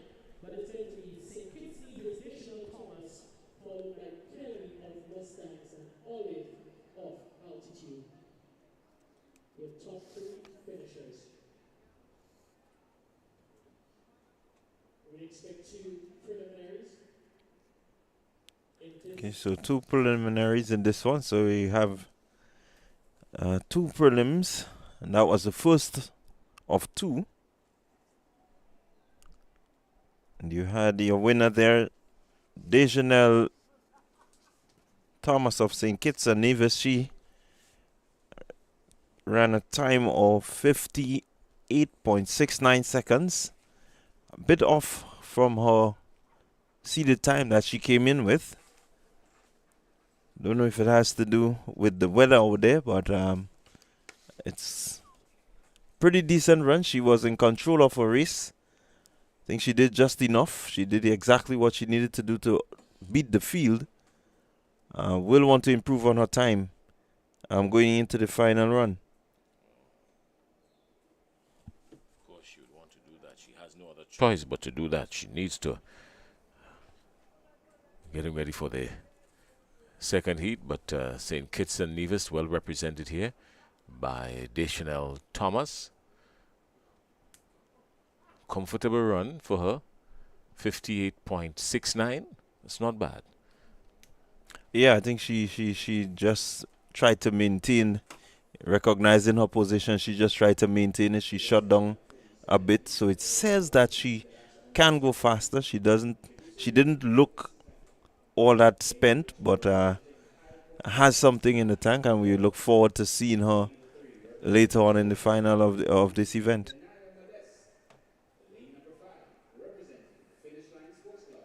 Kayla McIntyre. And lane number 6, representing St. David Trailblazers, Alian Gedari. Your field for heat number 2 in the girls 400 meter dash under 17.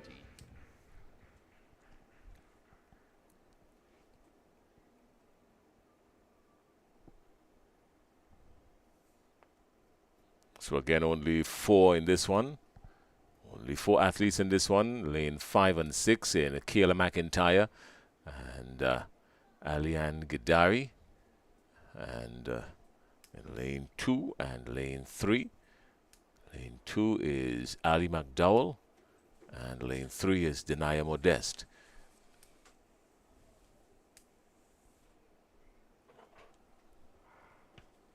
And they have a clean start.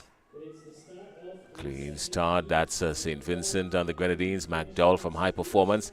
They're already putting some pressure on Modeste from MVP. She has left her.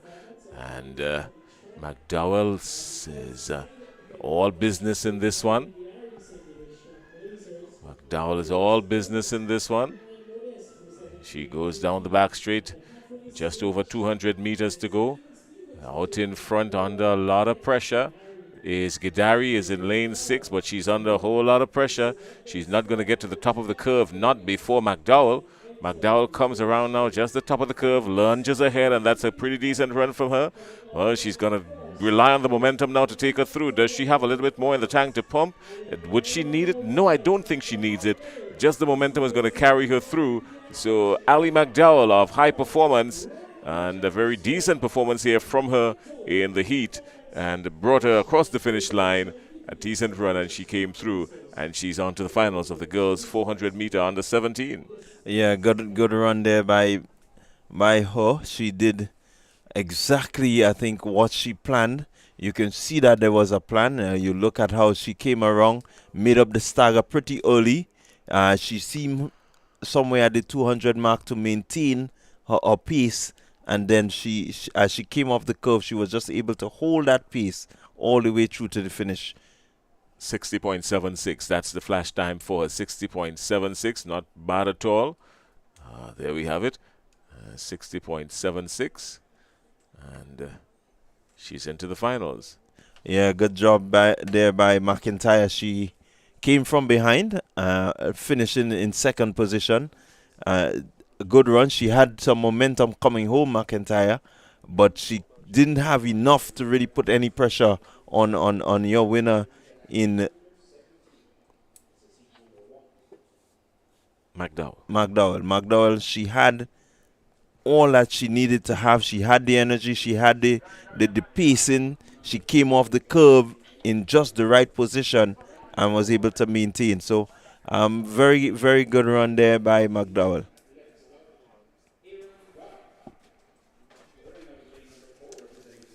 So we're moving speedily along. We're going to be witnessing the boys 400 meter under 17 dash. Some 3 heats to come. Hopefully. Hopefully. Jaron Williams.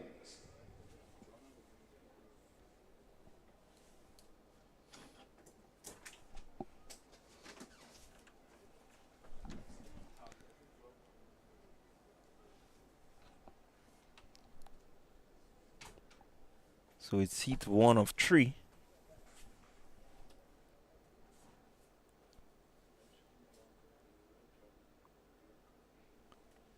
I'm seeing some 5 competitors in this one.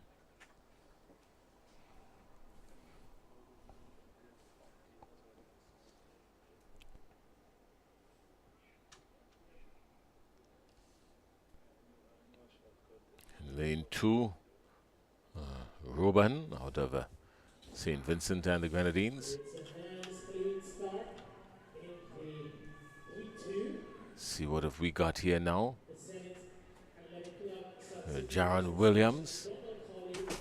Jaron Williams is out there in lane 6. He's doing a whole lot of work going down the back straight. Keep your eyes on Kamal Joseph. Keep your eyes on South City Rising Stars. Don't lose sight of Zenith as well. Kamal Joseph of South City Rising Stars comes off the curve ahead of everybody. He's going to need some power to get him across the finish line. Yes, he's going to get it. He starts to separate himself a little bit more now, and he's going to go through to win. So a pretty decent run. Pretty decent run from him. 53. I make it just about 53 early. 53 thereabout. Yeah, that was an impressive run by Joseph. Very, very impressive. I think he ran a really measured race. Knew exactly when he wanted to do what. So execution was on point there. 53.68, that's his time. Yeah, 53.68. I kind of feel it for the athlete who ran out of lane 6. That's Jaron Williams, because he went out really quickly and was running blind for most of the race and needed to do a whole lot. And it cost him. He went out a little too fast, too soon, I think. And that did, in fact, cost him. But Kamal Joseph, South City Rising Stars, 53.68. Aaron Baird, 54.96. And Zakil Charles of McDonald College, 55. Those are the top 3. Yeah, that's heat 1 completed. And definitely Kamal Joseph doing exceptionally well. He came in with a time of 52.95, and it means that he still has something in the tank. It still means that he can go faster, and one will expect him to go faster as he gets a bit more competition later on in the finals.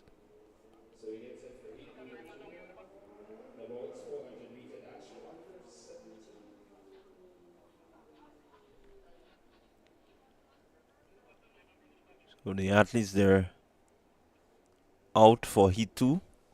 And you have some 5 athletes there again.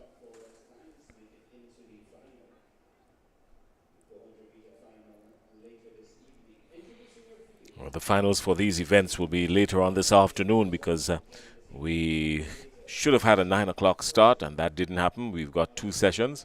An afternoon session that is scheduled to start at around 4 o'clock. I'm not quite sure if that's going to happen. We're going to wait and see, because it's just after 1:30 local time, and we've still got some events to go through. We will have some long jump results that's coming in. We're going to have that for you in just a little bit as well. So we're going to check out the long jump results and some high jump updates, some javelin updates, a lot of updates from the field we will have for you in just a little bit. And then, of course, things are going to heat up just a little bit later on after 4 o'clock when we get into session 2.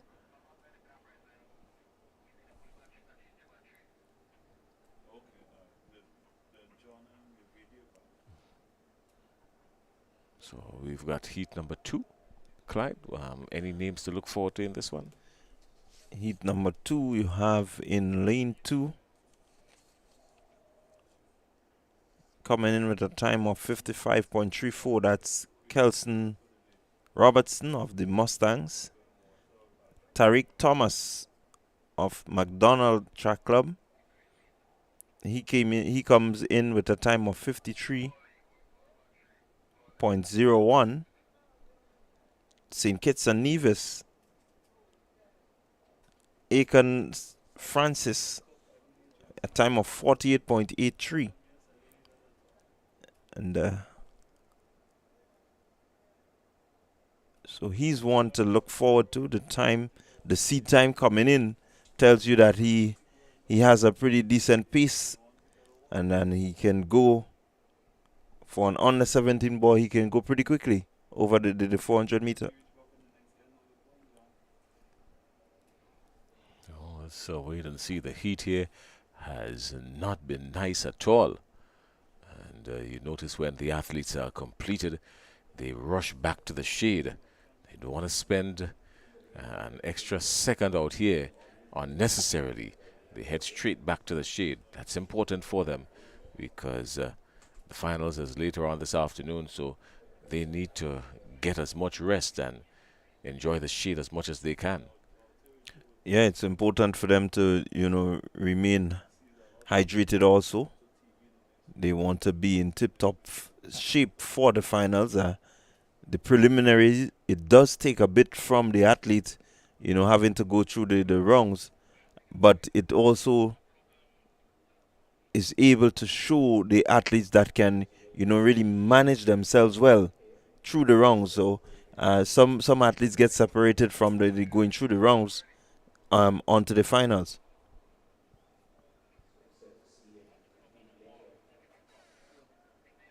If you notice now, they're not outside there in the sun, just as we were alluding to.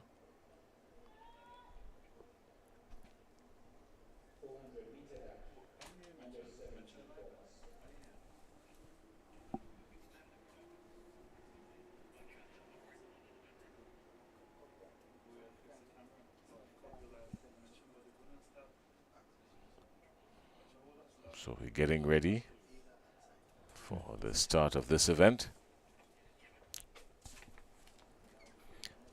So heat 2 of 3. Suggested 3, I would put it. Of a suggested 3.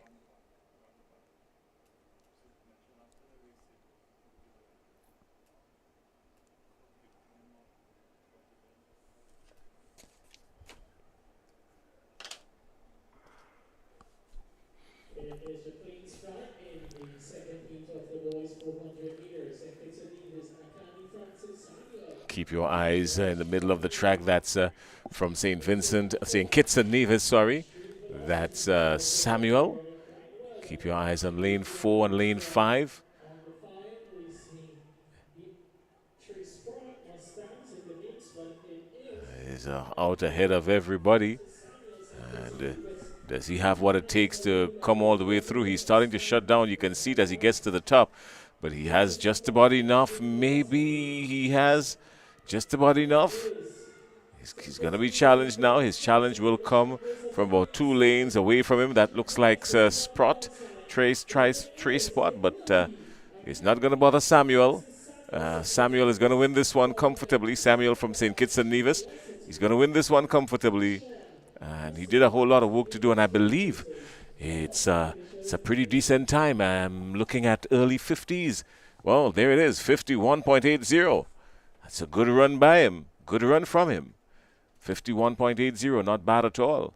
Yeah, good run. You look at him, he came around the 200 mark.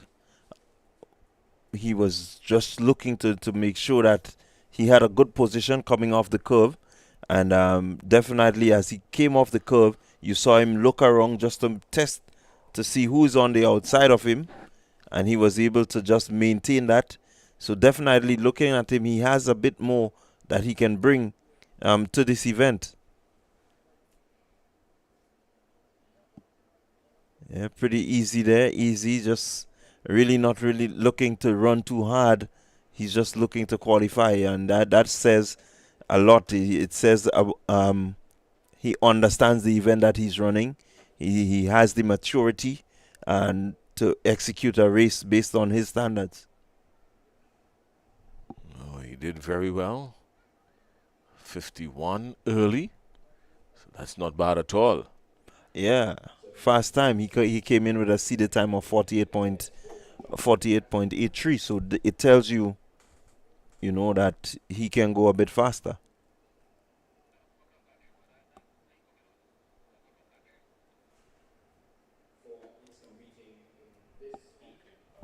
Well, we've got another heat coming up.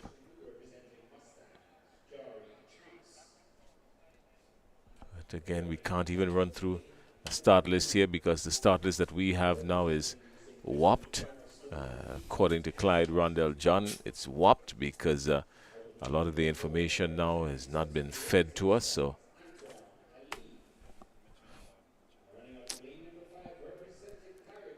Randy Jones, your field for heat number 1 for the boys, 400 meter dash.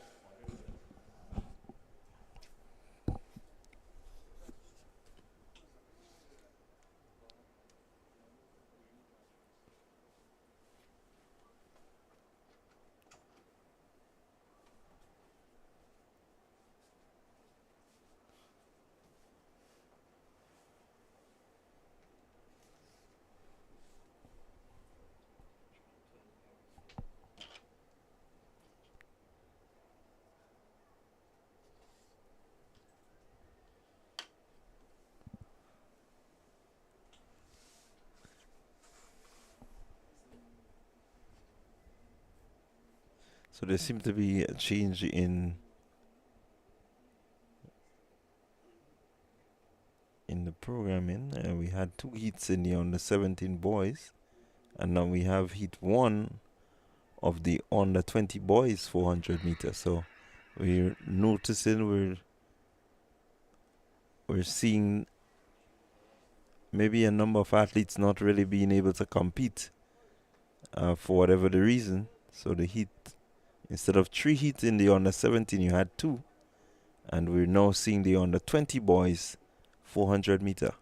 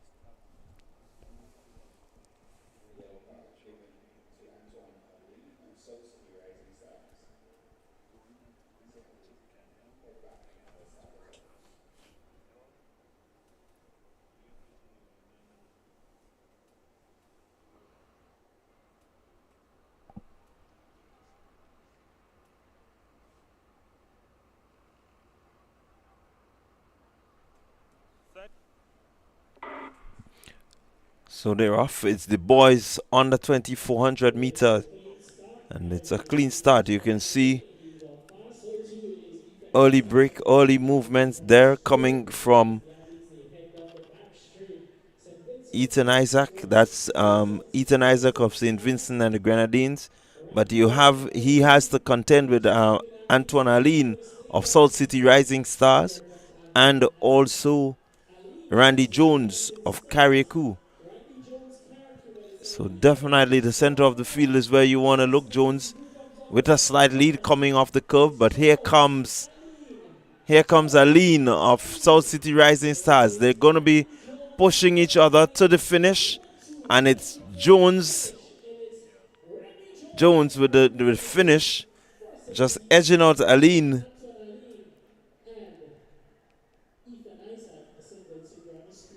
Good run there, good run there by Jones. Looking at the seed time, and this is what you want when you have athletes that can compete. Aline had the fastest seed time, but here is Jones coming in and showing that he's determined. He wants to be in the finals. He wants an automatic place. 49.53. That's Randy Jones. 49.53 to come into this one. Aline 49.89. So they weren't too far off each other. They pushed each other right down to the wire.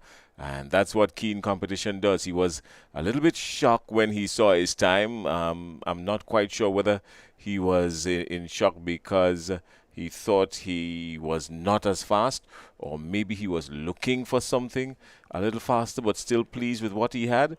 His emotions were all over the place, but I'm quite sure that at the end of it all, picking up a win in the preliminaries to get into the finals is a good thing for him.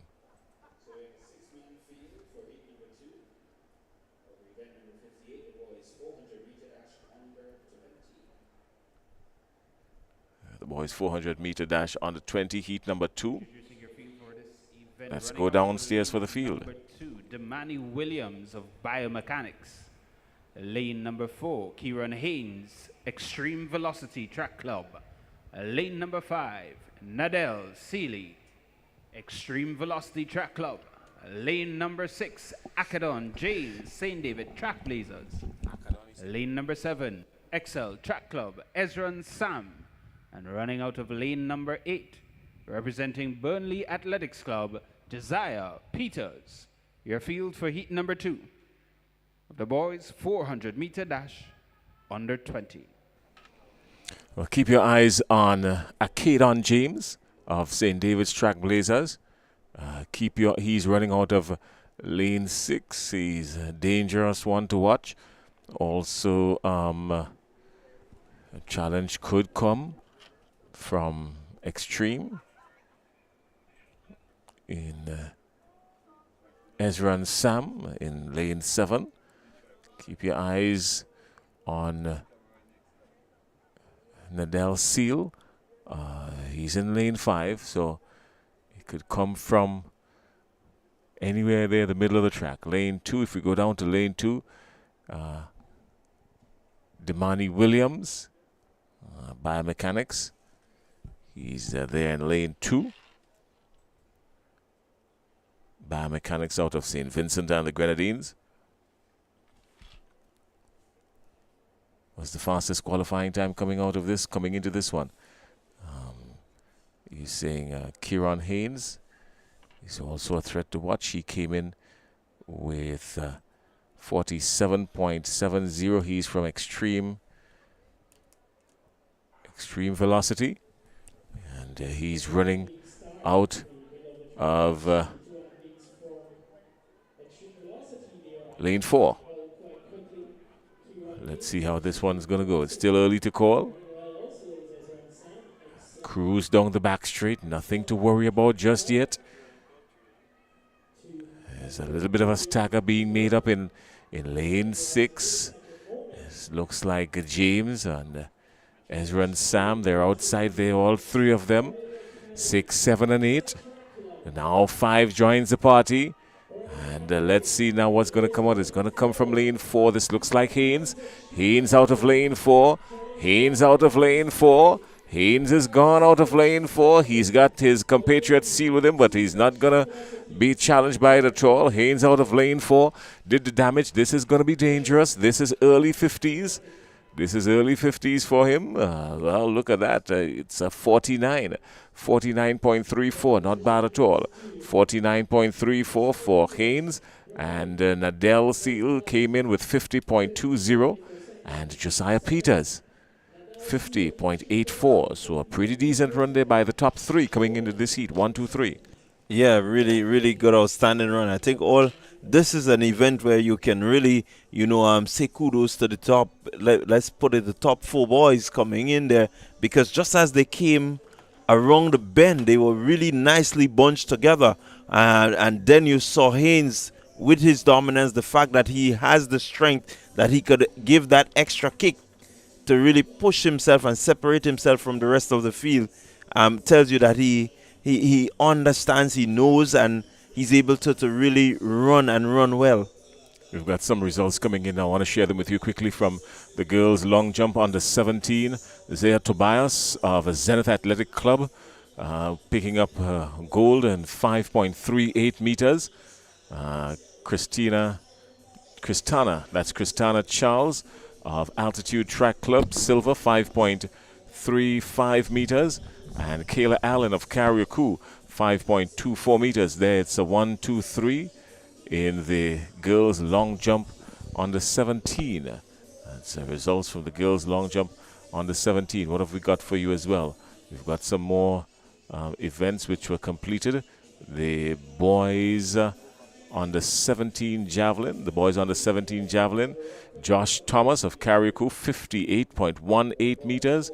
Darren Mitchell of McDonald College, 52.58, and Raheem Raybon, also of McDonald College, 48.49 meters. So congratulations again to Josh Thomas of carriacou, 58.18. We're going to get some more results for you, but let's go down to the house announcer for the field in this 400-meter heat. Running out of lane number 8, representing Exceed Sports Club, Romano Hector. Your field for heat number 3 for the under 20 boys 400-meter dash. So again, pretty decent field. 48.01 is your fastest seed time, and that's from the athlete AJ Del Pesh, and he is from the Mustangs. He'll be running in lane 4, so keep your eye on lane 4. Jaden Clement of Maximizing also coming in with 48.17, someone you can look forward to.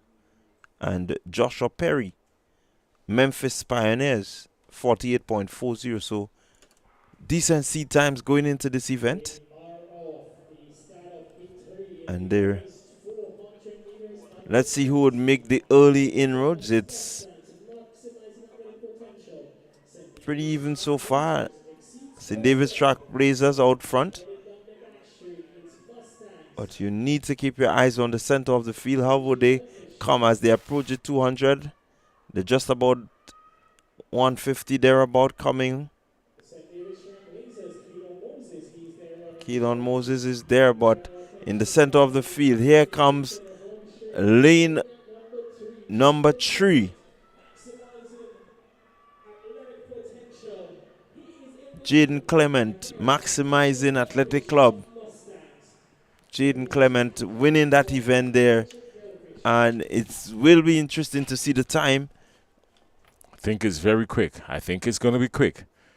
From what I see, I think it's going to be quick. I think he's well under 50. He has to be well under 50 for this one.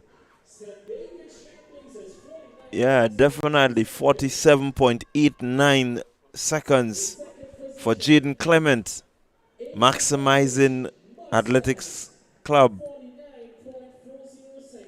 And Mustangs 49.40. Keelan Moses, St. David Track Blazers 49.72. Your top 3. A really good run there by Clement. Yeah, I mean he was out on before everyone else, but more importantly, look at him coming down the home straight. He shows no sign at all of being bothered by the heat or no sign of weary, no sign of. He was just powerful and relaxed coming down the street. Didn't show that he had anything bothering him, and that tells me that if this guy is pushed with a little bit of competition, remember the name. You're going to remember this name. Yeah, definitely. As I said, the field was a field that had some pretty decent times, and you saw it right there with a time of 47. I mean, it says that this field, this crop of boys, they have some pedigree about them.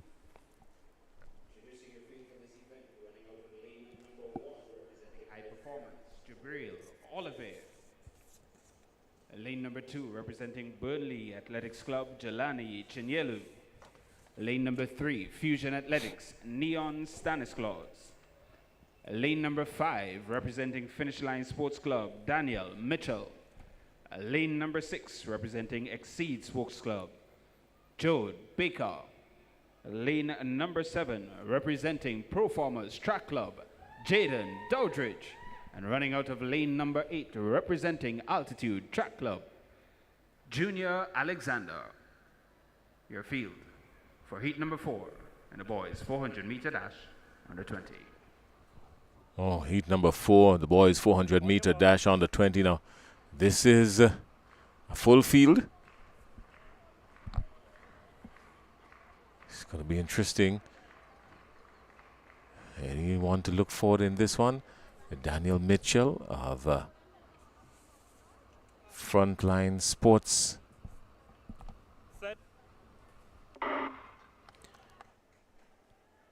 Yeah, good clean break. I think 47.95 Keon John. Someone to look forward to. Keon John should have been in lane 4. He's not in this one. He hasn't started. He's not in this one. His spot was empty. But keep your eyes on. This looks like coming out of lane 5. This is Mitchell, Daniel Finish Mitchell. Line. Finish Line Sports Club. Let's see, coming out of lane 1. Straight out of lane 1. Oliver from lane 1. He's going to get a challenge. There's a fight taking place for a second, but Oliver is very comfortable, and he continues to separate himself from the field. So Oliver picks up this one very easy. Oliver is from High Performance, and High Performance is from St. Vincent. High Performance from St. Vincent. So a pretty decent run here for Oliver. Yeah, pretty decent run by him. He paced it well. You look at the start of the race, you would not have seen him, but he was just there, going through his paces as he ought to, keeping off a fast finishing Jaden Dorridge of performers. It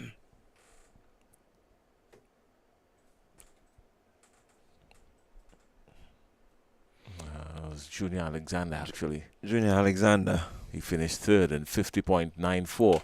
So just about everybody there in 50, early 50s. 1, 2, 3, 50, 50, 50 flat, 50.84 and 50.98. Oliver representing well. Yeah, represented very well, Olivier. All right, well, we've got some more results that we want to share with you quickly before the start of this one. The boys javelin throw under 20. Rayvon Tellisford of St. David's Track Blazers, 58.25 meters. Kazim Collins of St. David's Track Blazers coming in second, 53.14. And Brian Isaac of Ace picking up bronze in 50.78. So congratulations there to Rayvon Tellisford picking up gold, St. David's Track Blazers, 58.25. Yeah, Tellisford again having a good season so far. I think he definitely is in the runnings. He will be looking to maybe try to get himself qualified for the World Juniors, World Under 20. Well, the boys, the men javelin throw international. Maxwell Pompey of Exceed Sports Club out of St. Vincent and the Grenadines, 51.81, picking up gold. Chadiq Stevens of High Performance also out of St. Vincent and the Grenadines, 50.63. And Caleb Lane of Fusion Athletics, 44.88. So 1, 2, 3, and congratulations to Pompey of Exceed Sports Club out of St. Vincent and the Grenadines, 51.81, the gold medalist in the men's javelin throw open.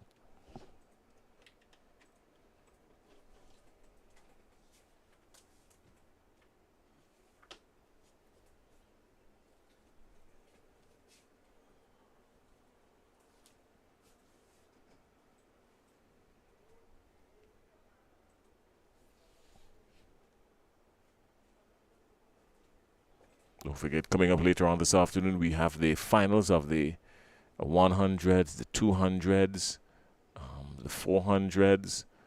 All of that will come mostly under lights.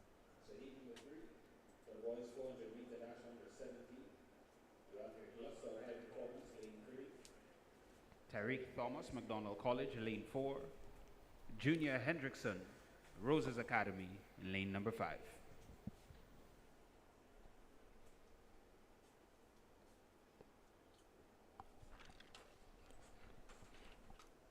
So we have 3 competitors in this one. It's heat 3 of the boys on the 17, which ran earlier. We had 2 earlier heats, and now we're having heat 3.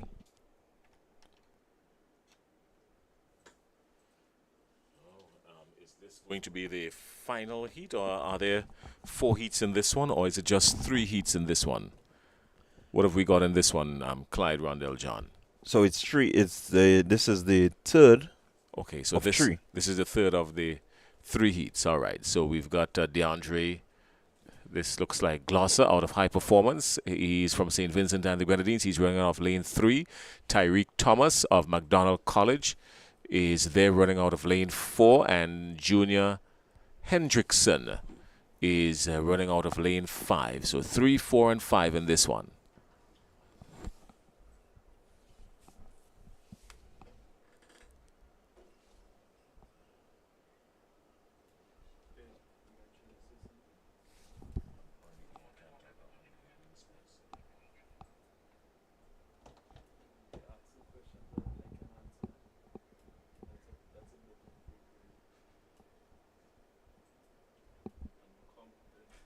So a lot of these regional athletes representing well. Things are going to heat up a little bit later on. We're still in the preliminary stages, so by the time we get to just a little bit after 4 o'clock when the second session would start, things are going to heat up because we've got an all-final second session.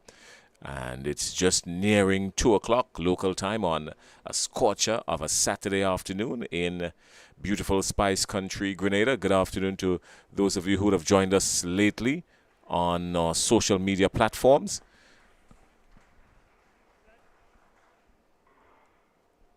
That's up, out, and the start of heat number 3 of 3 in the 400 meters, and immediately let's see what's going to happen. This looks like coming out of lane 4, Tyreek Thomas of McDonald College. Down the back straight, easy run still. A little bit of a blow from Tyreek Thomas. A little bit of a blow. He's putting out a whole lot more, maybe a little bit too much. Let's see what's going to happen because DeAndre Gloucester is there from High Performance. DeAndre Gloucester is there from High Performance. This is going to be close between the both of them. DeAndre Thomas is there from High Performance, but Tyreek Thomas will lunge ahead now from McDonald College, and he's going to start to get the separation that he needs to take him over the finish line. And he runs out of lane 4, and this has to be late 50s. It has to be just about middle 50s. There it is. That's the time, 54.68. Not bad at all. Yeah, really good run there. I think he had the physical strength to hold off the athletes from High Performance, and he caused him to run, I think, out of his race. You know, it really pushed him to the limits, and you saw the results there. A really, really impressive run by Thomas. Well, Thomas has to be a little bit careful because in a 400 you want to maintain what your strategy is, and I think he came out just a little too fast, especially when he was going down the back straight with just over 200 meters to go. We saw him pumping. We saw his jaws pumping already, and that is a cause for concern because it means that with just over 200 meters to go, there's no need to be fighting that much. So he wants to be careful with that because another athlete, a stronger athlete on his inside, would have called curtains for him. So he wants to be careful with that. Going down the back straight has to be an easy cruise as you get ready to come into the final 150. So that's something I'm quite sure his coaches will have a conversation with him about. And they're going to rectify that, especially as he goes into the finals a little bit later on this evening. It's not going to be as hot. It's going to be a lot cooler, but yet still he's going to take nothing for granted. Yeah, I quite agree with you. Even if it's cooler, you want to make sure that you execute that race as it should be executed. You and your coach will definitely sit and plan, and you will want to hold true to the plan. All right, well, as we said, we're here in beautiful Spice Country, Grenada. My name is Jason Skeet. Along with me is Clyde Rondell John, and this is Whitsuntide Games 2024. The ladies are on the track now for the Women 400 meter Open International.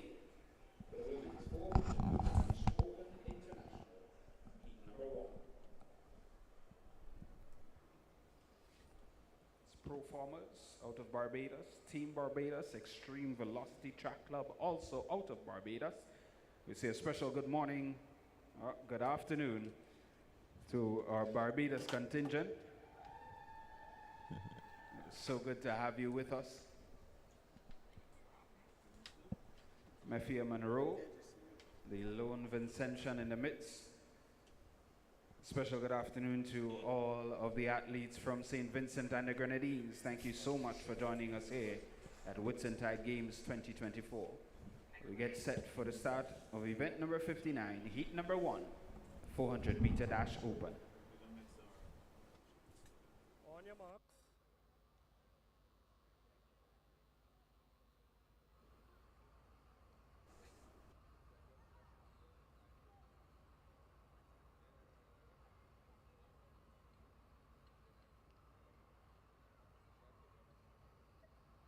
Set.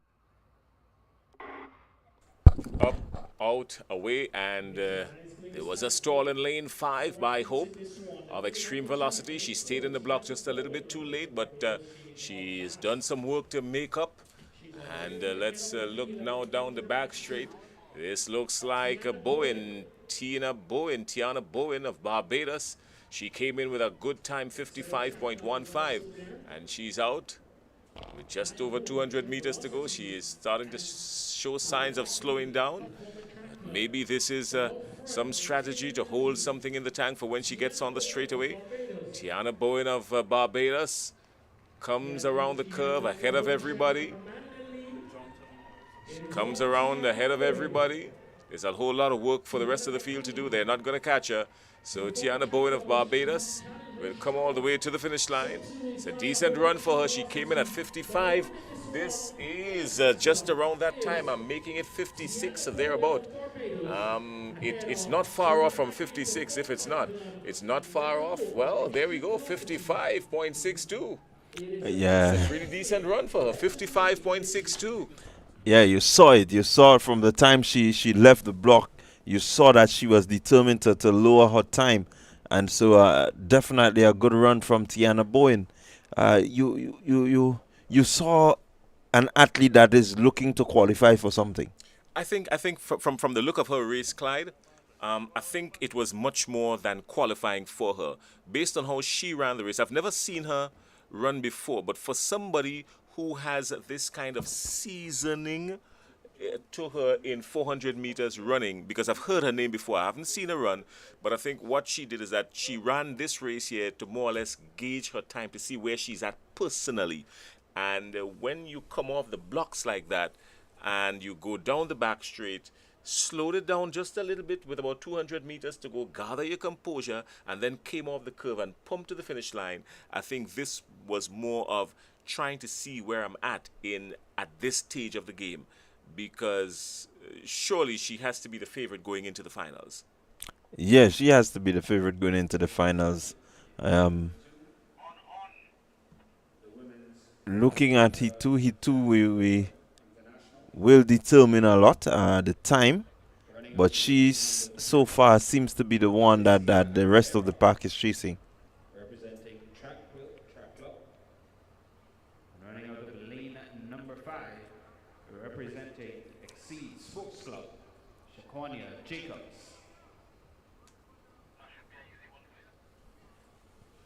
On your mark. On your mark. 1. Lane 5. Lane, you hearing me? On your mark.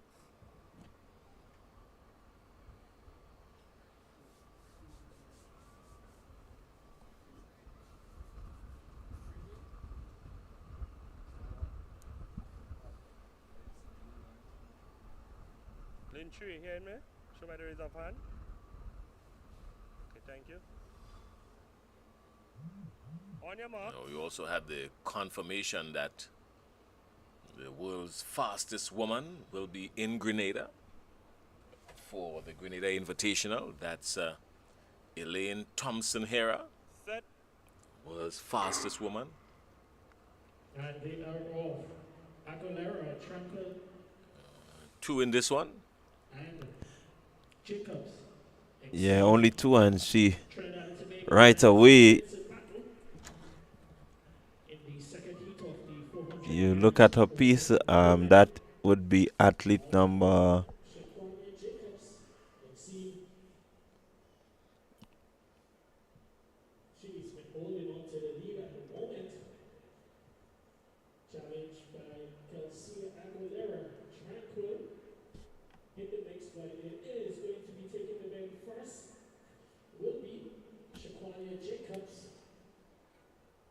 Yeah, so it's So Jacobs. Yeah, this is Jacobs. Surely Jacobs is going to win this one.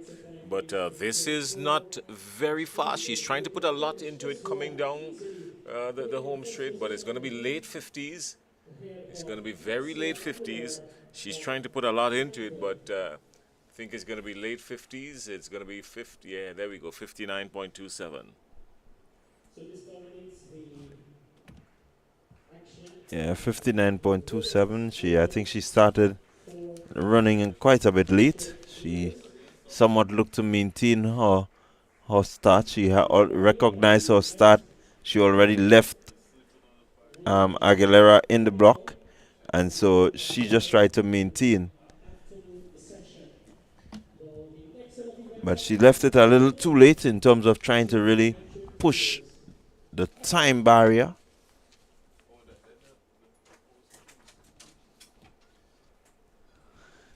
Nonetheless, a decent run from her. She is through to the finals. It's qualifying stage. So, again, nothing too much to beat up about. You know, I think she will want to regroup and come again for the final. 400 meter in this weather is not too much, you know, of a easy race to run. It's not too easy.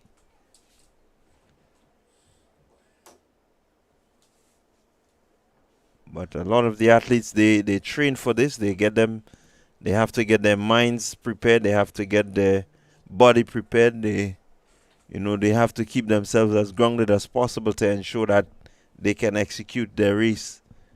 Have to be relaxed. You have so much things that, goes into the 400 meter running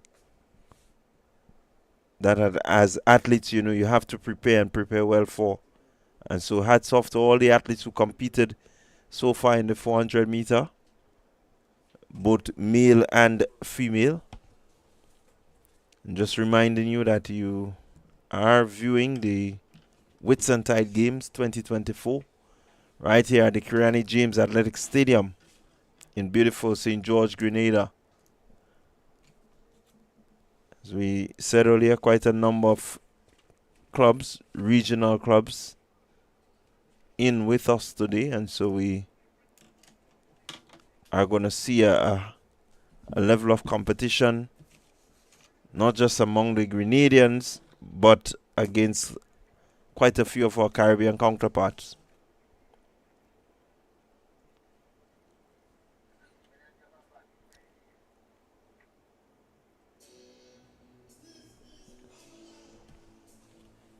So we have a number of events to go in the. We're going to see the 200 meter events. We have a number of 200 meter events to go.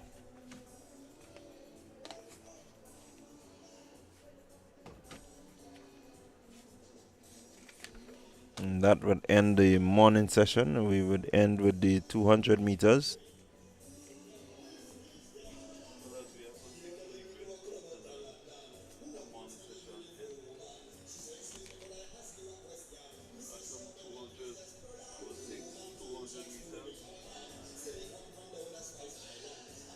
So I can tell you we're going to be having the under 15 200 meter dash, boys and girls, still to come.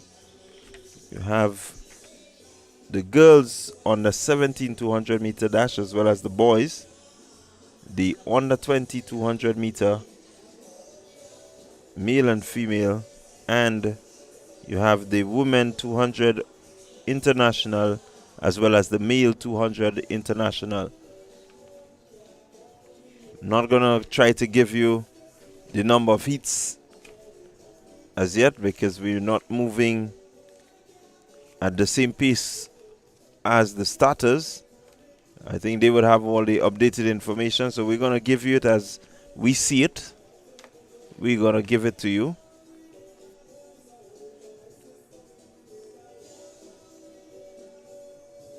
All a build up to the evening session, which will start just around 4 after 4, where we have a number of finals in these events, and that's when you're going to see some of the faster athletes on the track. That's where you're going to see some of the athletes who will bring a level of competition to each other that they have to make sure that they execute their race according to their standard, and if they're going to win, or if they're going to prevail against their competitor. So stay with us. We're gonna take a short break. Then we're gonna be back on track with you for the 200s. Before we close off the morning session. So we're gonna take a short break.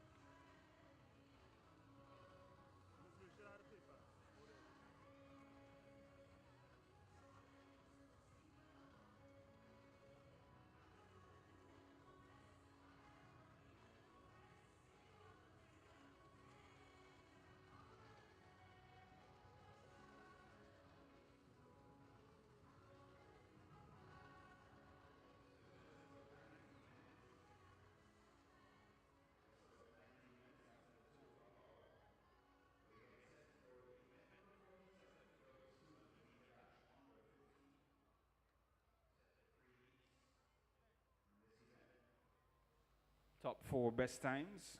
will join the top 4 best athletes over 200 meters in the final later this evening. Introducing your field for this event, running out of lane number 2 from Exceed Sports Club, Kelvinique York.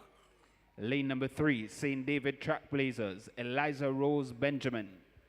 Lane number 4, Zenith Athletics Club, Zaya Tobias.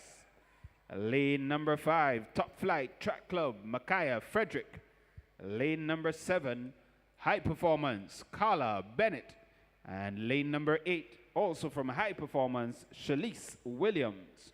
Your field for heat number 1 of the girls 200 meter dash under 15. All right, so we're back with you, and we're about to witness the start of the 200 meters. It's the 200 meter under 15 girls have a decent field. There are some 7 athletes in this one. So it's seat 1. It's a good sight. A pretty good sight to see. 7 athletes in this one. Well, this is the girls 200 meters. 6 or 7? 6.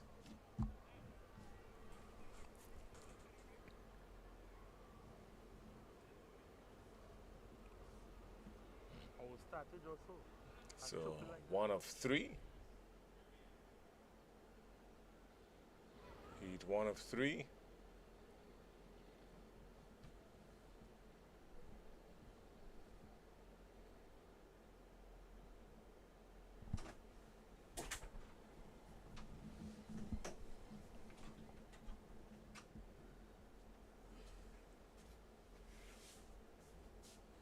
So no Reese and no Clark, because General Clark of Mustang was supposed to be in this one. She's not there. And Cesare Reese supposed to have been there as well, but she's not there. So lanes 1 and 6 are empty, and everything else from 2 through 8, save and except that, is occupied.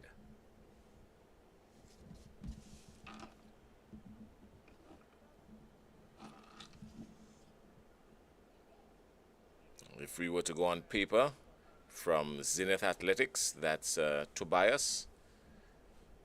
Zena Tobias from Zenith Athletics. The fastest qualifying time, 25.07.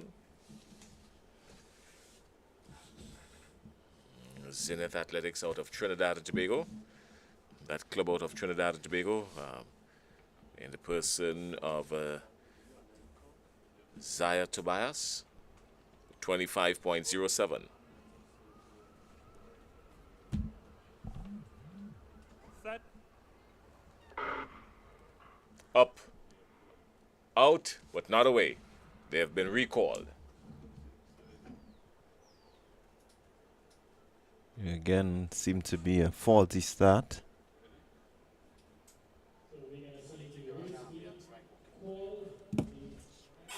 Look at it again. Yeah, it just seemed to be a faulty start. Maybe something with the equipment. Somebody probably just twitching a little bit while in the block. The blocks are pretty sensitive, and so you want to make sure that you remain as calm as possible, as still as possible before the gun goes off.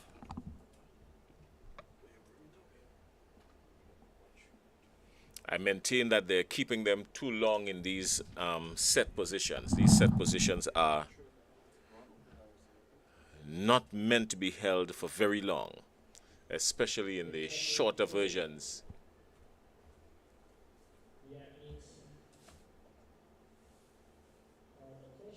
Especially in the shorter versions of these games, the sprints. You don't want to keep them in the blocks for too long.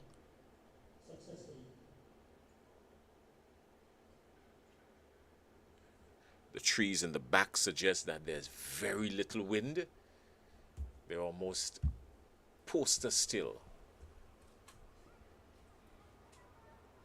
hot sun is blaring down on these athletes.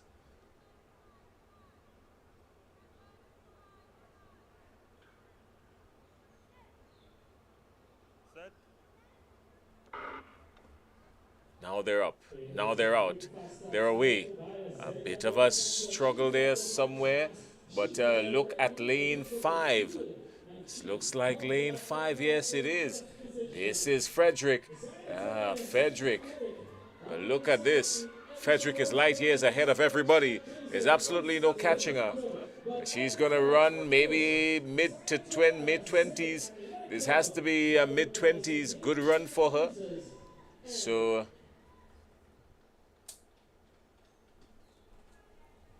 or is it Tobias? Zena Tobias? Lane 4.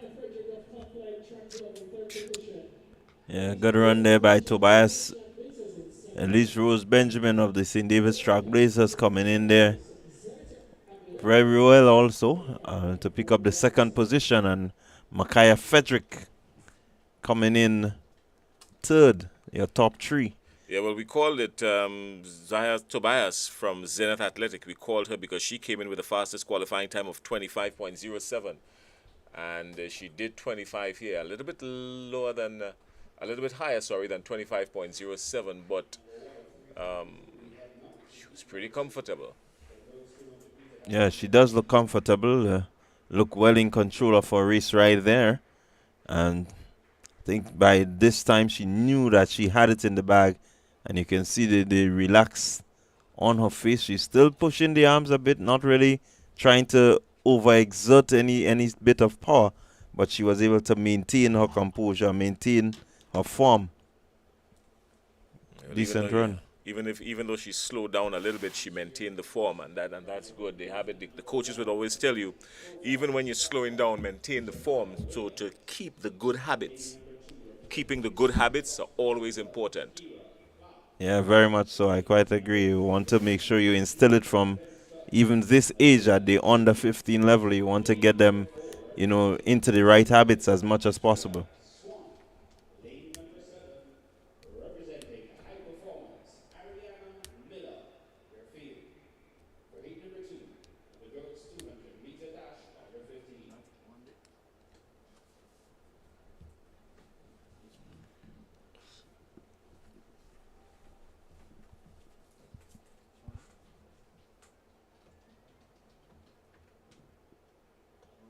So some 5 athletes in this event.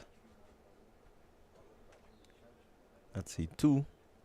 Zenith Athletics again being featured in this one, coming out of lane 3. That's Malaya Cupid. Malaya Cupid, and Cupid is out. Cupid is out from Zenith Athletics. She's out. She's in lane 3. She's going to get a challenge. That challenge is going to come from her right on the outside in lane 6. That's Andrew. But Andrew is not going to catch it. No, she's not. Not today. Zenith Athletics and Malaya Cupid will win this one comfortably. Even though she's slowing down, she has kept the form. And she will run through to just about 26, I think it is. It has to be just around there. So a good run from Zenith Athletics in the person of Malaya Cupid. And look at the time. Yeah, 26.82. That's a good run for her. Yeah, again, a really outstanding run there by Cupid. Cupid did all the hard work early, made sure that she made up the stagger, put herself in a position where coming the last 30, 40 meters, she had enough. She didn't have to, force to try and run back or anything. She's just there maintaining her composure, maintaining her stride, and bringing it home, shutting it down a little bit. And that's the end of her race. So definitely she can go a bit faster. Let's see what happens later on when there's a higher level of competition. How she would go progress. Well, her qualifying time coming in against her fellow club mate from Zenith Athletics was a clear 2 seconds thereabout, because Tobias, she came in with 25.07. and Cupid came in with 27 flat, so just about a clear 2 seconds between them. And here in this case, even though Cupid ran just about 26. You saw her shutting down. So it means that she has done a whole lot of work between the time this qualifying time here was posted and now she's done a whole lot of work because she has looked a lot more dangerous than 27. So, Out, gone, heat number 3. This is a fast one. She's shaping up to be a fast one. 2 athletes from finish line. Finish line and high performance. And the athlete from high performance has split the both of them. That's Ariel Stevens of high performance. She has split the both athletes from finish line. So a pretty decent run. Pretty decent run from Sarah Sandy of finish line. 28.17. 28.17, Sarah Sandy. Ariel Stevens of high performance, 28.31. And Angel Lewis, also of finish line sports, bringing up the third position. So that's your top 3 in heat number 3.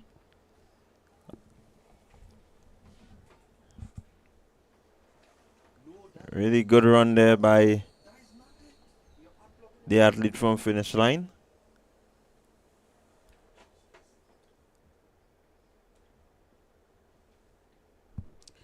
We can also give you, just before we go into the break, we will give you the final qualifying list for some of the 100s and 200s for both male and female. So we're going to get you that just before we go into the break. Let's go downstairs for the lane assignments. Burnley Athletics Club, Jaden Goodrich, lane number 6, representing South City Rising Stars, Allian James, lane number 7, representing Exceed Sports Club, Danville Peters, and rounding out your field, running out of lane number 8, representing St. Francis College, Chijoke Kalu. Your field for the under 15 boys 200-meter dash. This is heat number 1.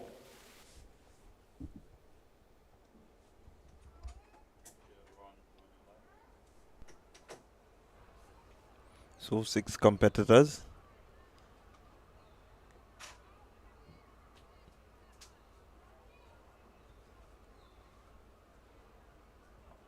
Set. Up, out, away. It is a fast start for Burnley Athletic. Jaden Goodrich, he is on like a bullet on his inside. Goodrich looks comfortable. He looks dangerous. He looks comfortable and he looks dangerous. He's shutting it down now already. And momentum takes him over the finish line. So Jaden Goodrich is showing that he's the man to watch in this one from Burnley. We saw him earlier on this morning. And he's the guy to watch, Jaden Goodrich. Yeah, decent, really decent run there from Goodrich. I mean, you look at him, he got out of that block really quickly, and he definitely used the curve well. As he came off the curve, you saw that he knew that he had a decent lead. He didn't have to look around, but you can feel it, and he just kept his form, looking to just close it off pretty easy. If you go back on it again, look at it. Look at everybody else's feet and look at his own. If we back it up just a little bit from a different angle, you'll see it. When we go back and we look at a side view of the entire field running, when you look at Goodrich, look at his feet and look at everybody else's feet. Look at that.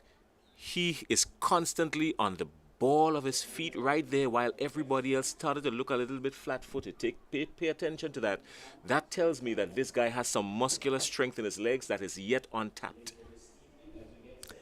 Yeah, he does look really comfortable. You look at his strides and he does look, from the time he started, he looked comfortable.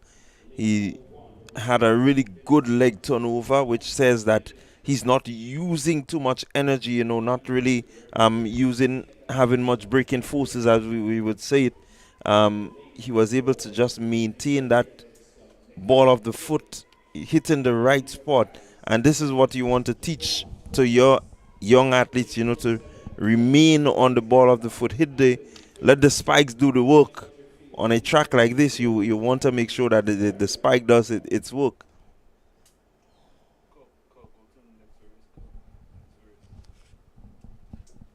We're getting ready for heat number 2 of 3. This track, a newly laid track at the Kirani James Athletic Stadium. And when we see a newly laid track, it's not that the old track was lifted. The old track was washed and the dirt lifted. And the new stuff went down on it. So it has a whole lot of potential energy in it. And look at that. Energy coming around the bend. Look at speed. Look at talent. Wow. Look at Douglas. Douglas is right there from lane 4, Zenith. Look at Jaquan Douglas. He's getting a little bit of a challenge. Zenith in Douglas, just coming through the end, just edging out Nickel Gill of Burnley Academy. Just edging out, but 1-2 in that one. You know, it tells me that there's something brewing there for a little bit later on this afternoon. Yeah, definitely there is something brewing. I really like to see Douglas, his composure. I think he kept his composure pretty well. Gill seemed to have done quite a lot early in the race and didn't have enough to keep Douglas out, right? Because Douglas ran a race where he was always in control of what he wanted to do and knew just when to really hit the afterburners. He came from a good way back. Not that he needed to, because with only 3 heats, he was in one of the automatic qualifying positions. But I think it was more psychological warfare than anything else. Yeah, the drive to make sure, hey, I'm not asking if I'm in, I'm telling you I'm in.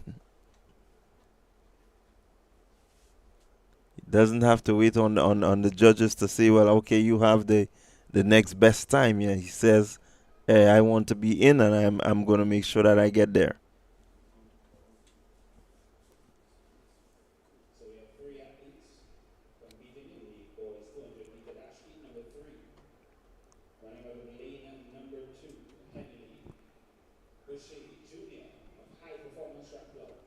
Lane number 5, Surya Fleming, Top Flight Track Club. And lane number 8, St. Francis College, Nicholas O'Malley.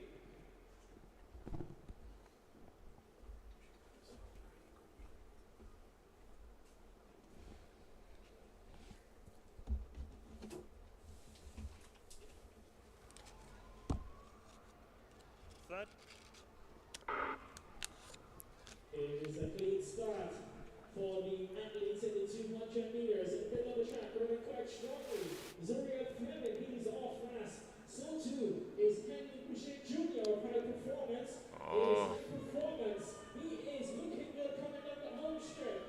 Ahead of TFPC. It is High Performance ahead of Top Flight Track Club. It's a pretty decent run there. It has to be early 20s. It could be just around 23, 24. Yeah. 24.31. Boucher, 24.31. Yeah, Boucher doing really well. I think he put in some good yards early up just to make sure that he got a good position coming off the curve. And you look at him there again. We make mention of being on the ball of the foot. Before that, if you look at the athlete behind him, he's a bit more flat-footed. But you look at him, Boucher, he's just gone. He's on the ball of the foot, making sure that he has less braking forces, keeping his momentum going. Well, by the time we get through these, we will have the final qualifying list for the finals. So we have 4 athletes in heat number 1 for the under 17 girls 200 meter dash. Out of lane number 1, Melissa Shakina Francis, also of High Performance. Lane number 3, Brandy Taylor, Finish Line Sports Club. And lane number 7, Kenisha Richards, High Performance. So we have 3 athletes from the High Performance Track Club out of St. Vincent and the Grenadines. So this one is a St. Vincent affair. Brandy Taylor, Finish Line, the lone Grenadian in the midst.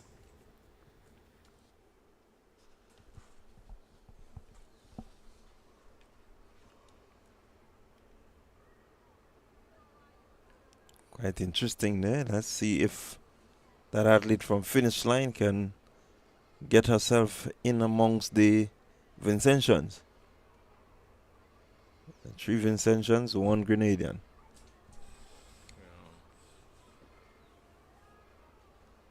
High Performance, a notable club coming out of St. Vincent and the Grenadines. Melissa Solomon is in 1. Francis is in 2. And Richards is in 7. The athlete you spoke about from Grenada, Brandy Taylor from Finish Line Sports Club. She's listed in lane 3.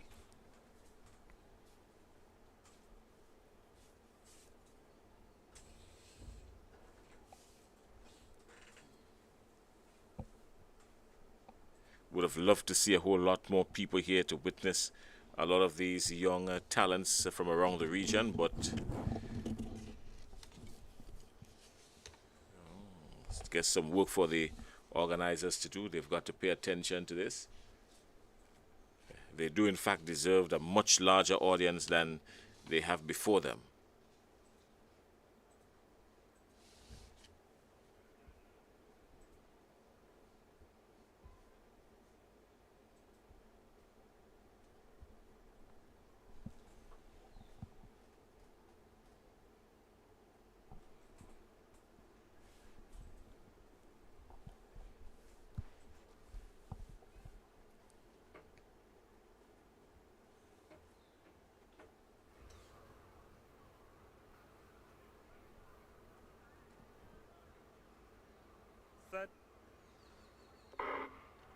That's a good clean start. Everybody's out in this one. Taylor is there. She has a lot of work to do, but here comes Francis. Francis out of lane 2 for High Performance. Francis out of lane 2. Lane 6, keep your eyes on lane 6. Lane 7 as well. That's Richards. Keep your eyes on lane 7 and Richards, and it's Francis. Francis and Richards. Francis and Richards. It's going to be close. Francis and Richards, both of High Performance. And Taylor comes in 3rd. Is she going to get a qualifying place? I'm not quite sure. It's difficult to tell. But a pretty decent run there by the 2 Vincentians from High Performance. Francis, yes, she gets the nod in 24.94. And Richards, 25.03. Yeah, again, Francis looking the part very early in her race. She made sure that she make up the stagger, and then she left everyone else behind. Good effort there by the athlete in lane 7, that is Richards. But Taylor, I think she had the momentum. She did all that she needed to do. She could have kept her form. If you look at Richards, Richards was really trying. But in this athletics, the more you can relax the body and let it do what it naturally does, is the better your form would be, the better you would run. So pretty good run there by her.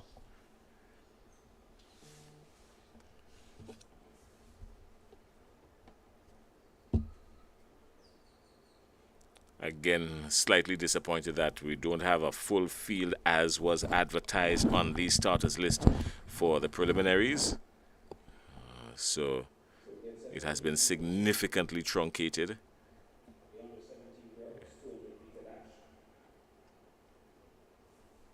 Case in point, this heat, only 2.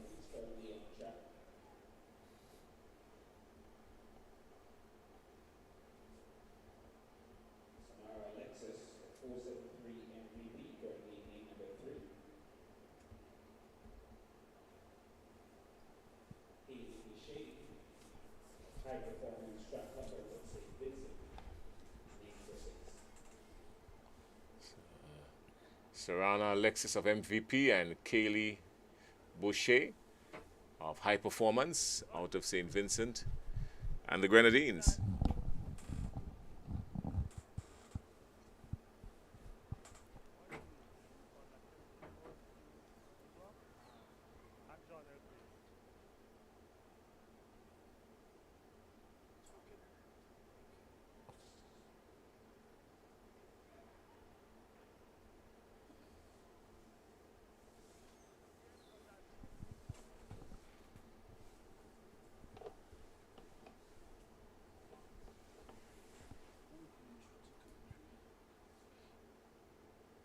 Again, you don't want to keep these athletes outside there too long.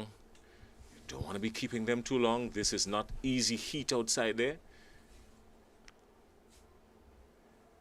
Running is hard enough as it is.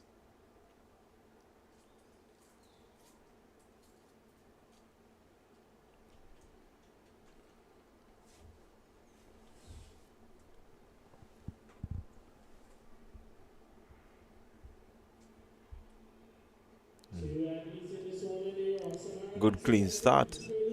And Boucher looking good coming off the curb, but MVP in the like of Alexis is looking good, looking to assert herself coming off the curb. It's gonna be down to who has the most strength, who is the stronger one in the two. That's who's gonna come to the line, and Boucher showing that she's the stronger one of the two, and so she was able to maintain her form, maintain her composure, and she won this heat.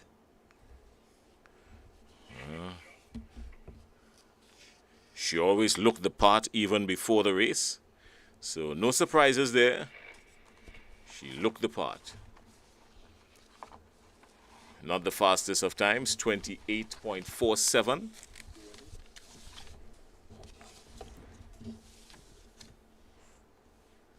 A lot of movement and fighting up work from Alexis from MVP.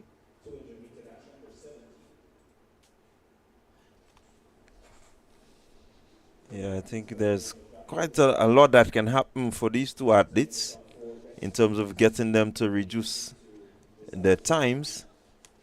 You look at the arm and the fact that it goes slightly out the body means that you're running and you still have to try and get your balance well enough. They're not really driving back and forward. And so it says that there's a little bit of work to do.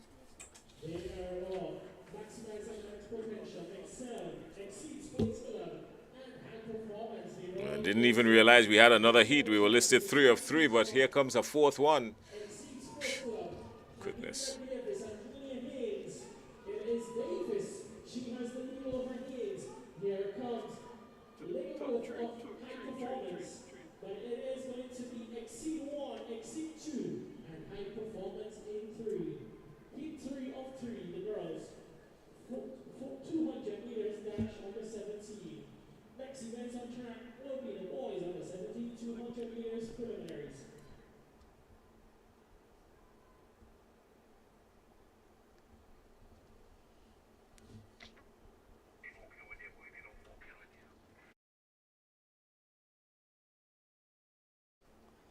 Yes, so that was the end of the under 17 girls 200.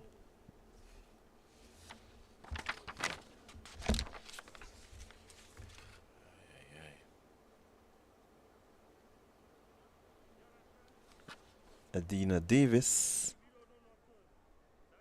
your winner there, automatic winner.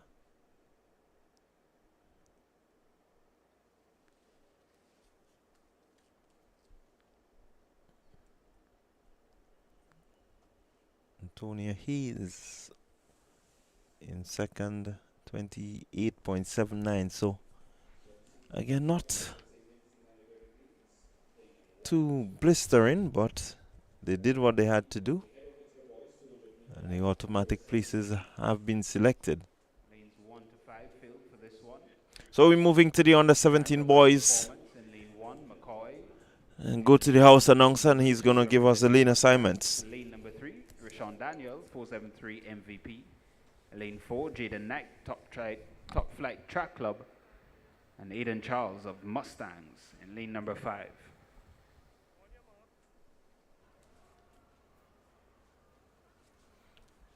So a group of 5 in this first heat of the boys on the 17.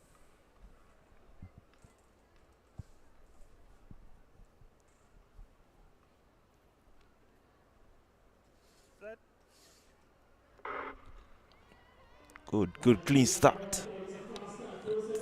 Looking to move over there. Jaden Knight, MVP. Sorry, Jaden Knight is from Top Flight and looking good. High performance is there. MVP is there. It is the automatic spot. It seems from my vantage point, high performance will be the automatic qualifier. Had to work hard. Had to make sure that he did not let up. And yeah, Leonardo Grant, 23.41. Really good run there from him. He had competition to his right, but he did just enough. Fast finishing Jaden Knight was on his outside, but he did just enough to make sure that he got across the line.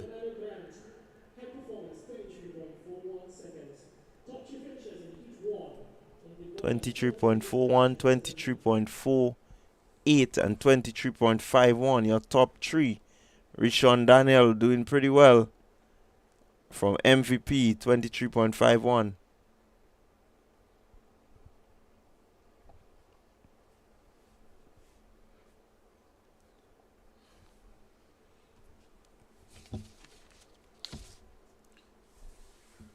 We're getting ready for the second heat in the boys 200 meters under 17. We've got 5 heats listed in this one, Clyde. So we've got some action.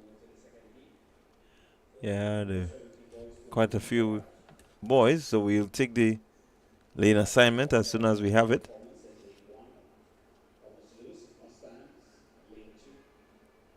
Toba Abbey, Velocity Track Club lane 3. Deron St. Cyr, Altitude Track Academy in lane number 5.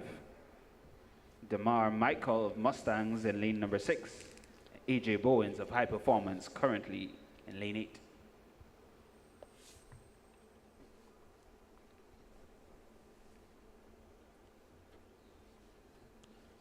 So High Performance is loaded in this heat. We've got 3 athletes in this heat, a very large contingent coming from St. Vincent and the Grenadines, in excess of 100 athletes coming in from St. Vincent and the Grenadines. And High Performance, of course, being the club with obviously the most participants.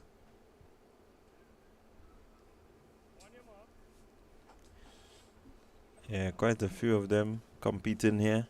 They have competed here before, a few of them. And so it seems like they enjoy being in Spice Country.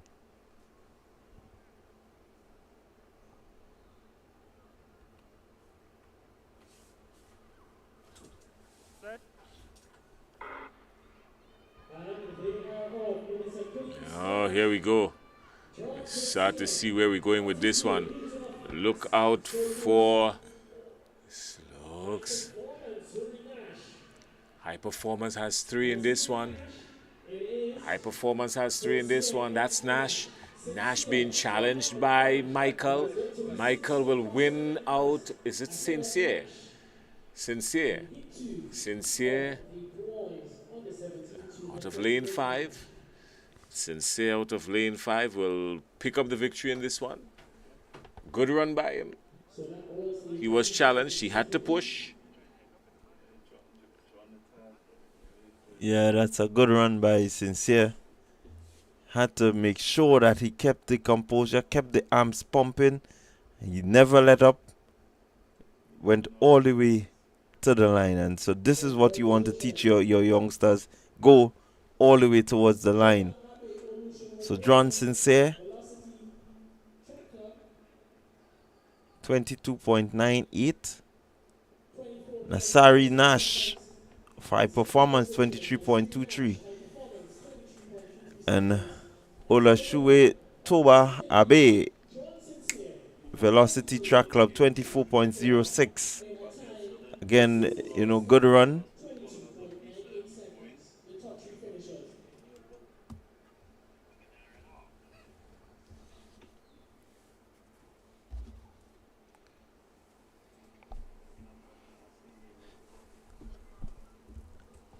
I think this heat, Jason, you're taking the winners and the top two. Yeah, this one has to be That's the under 15s. under 15. So this is the top plus the last three, Okay, the fastest three. the fastest. The top finishers, then the fastest three.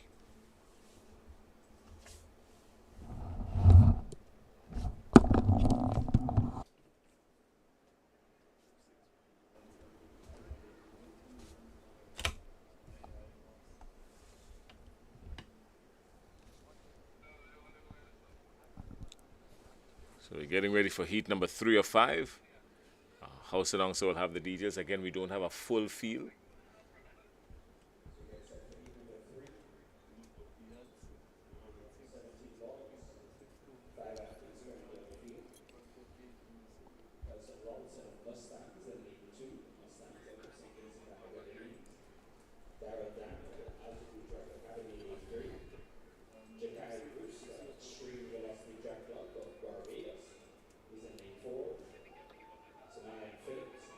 Extreme Velocity in lane 5, and Alexis Banuel of High Performance, lane number 6.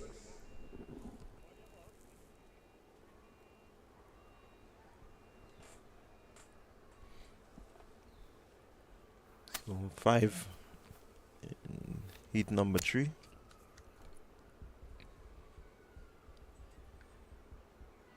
All nicely stacked together in the middle of the field.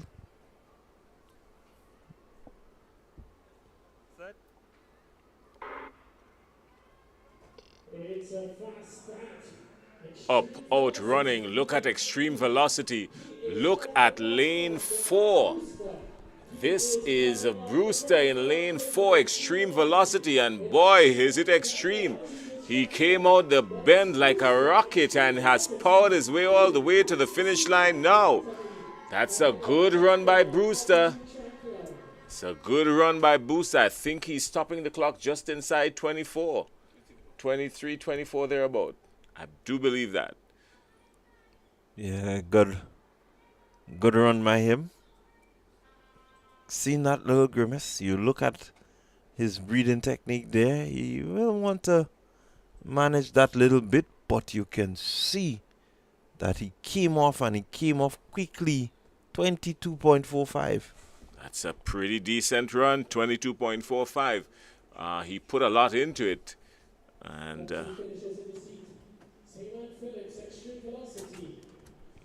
he did put a lot into it.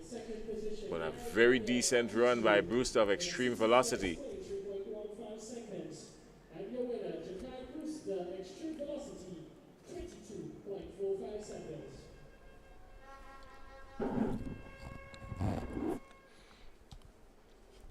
So some more people trickling in bit by bit. I'm still saying that they deserve a much larger crowd than what we're seeing here.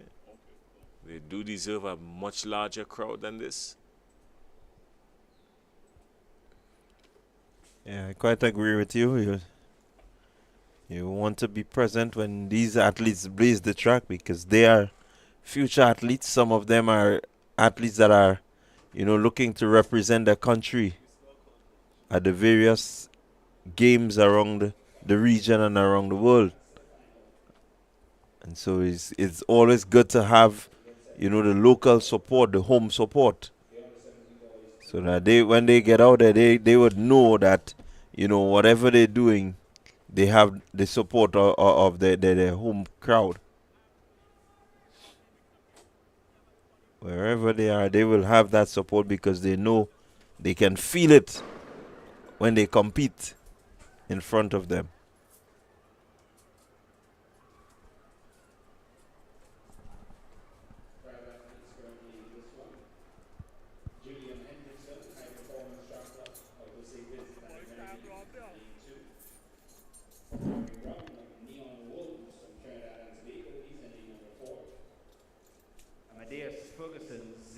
Athletics Club out of Trinidad and Tobago, lane 5.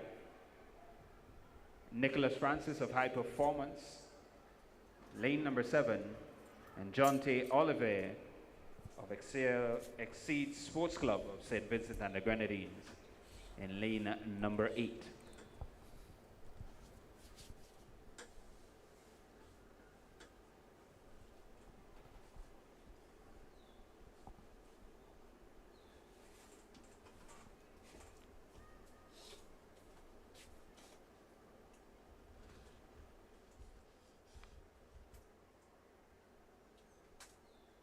Again, a lot of fidgeting on the track. Can't say it enough. It's too much fidgeting. You want to get these folks on and off as quickly as possible. It's 3 o'clock local time.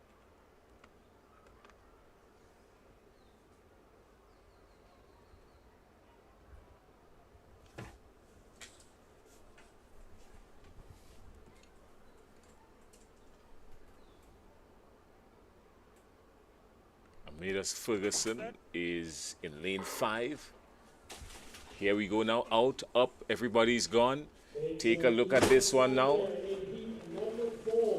Take a look at this one. This looks like danger out of lane 4. This looks like Brown. This looks like Brown. Brown has the form. He's on the ball of his feet. He's separating himself from everybody. Yeah, he's going to pull away with this one, no doubt about it. He has run a very good race. That's Omari Brown. And Omari Brown has come home, winning this heat. Yeah, good run by him. Really, just making sure that whatever he has planned is executed, ensuring that he did all the hard yards early enough, made up the stagger, and just looked to assert himself in that number 1 position. 22.92. Omari Brown, your automatic winner. 22.92, not bad at all from the Neon Wolves out of Trinidad and Tobago. That's not a bad run at all by Omari Brown. I mean, he came off the curve ahead of everybody. He's on the ball of his feet, showing that he has something left. He has some power in his legs on tap that he can use later on in the finals. He's using the track to perfection. When you stay on the ball of your feet, you use the track to perfection because you use the potential energy from the track to leap you forward. Yeah, he did show that he has the technical competence.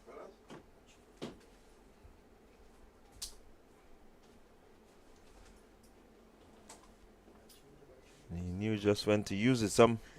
Sometimes you have to just know exactly when to do what. Well, we're going to see how this one is going to go. This heat here, from the look of things, it's could be a dangerous one. Let's go down for the lane assignments on this one.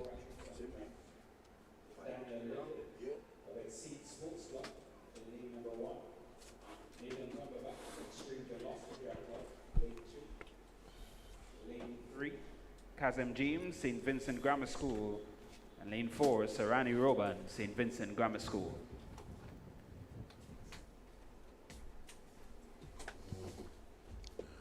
Keep your eyes in lane 4, Roban, St. Vincent Grammar School. I think he's the one to watch here. Keep your eyes on him.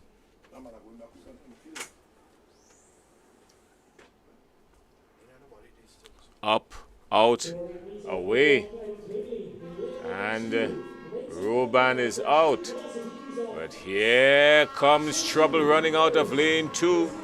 Here's trouble out of lane 2. That's James.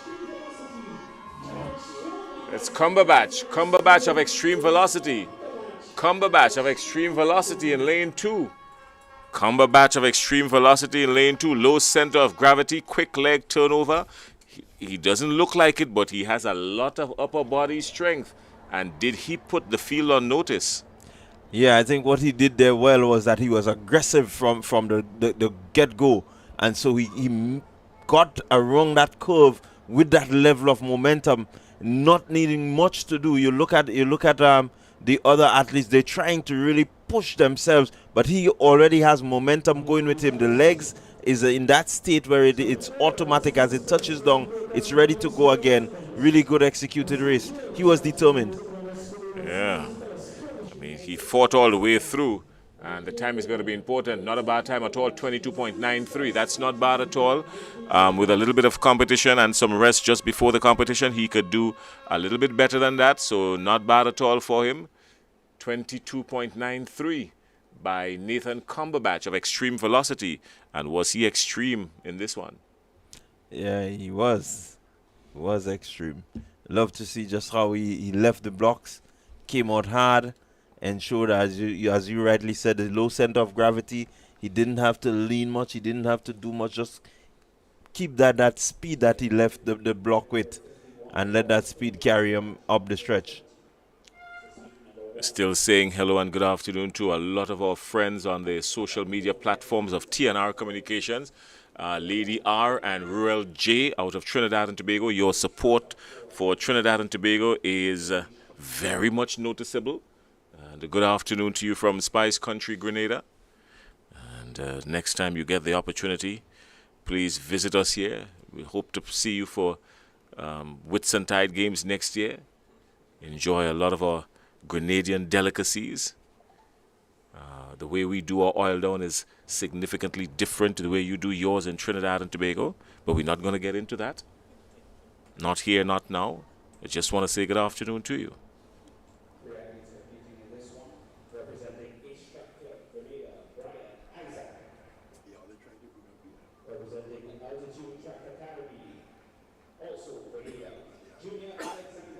Rounding out your field, finish line, Sports Club, Daniel Mitchell. He's running out of lane number 6.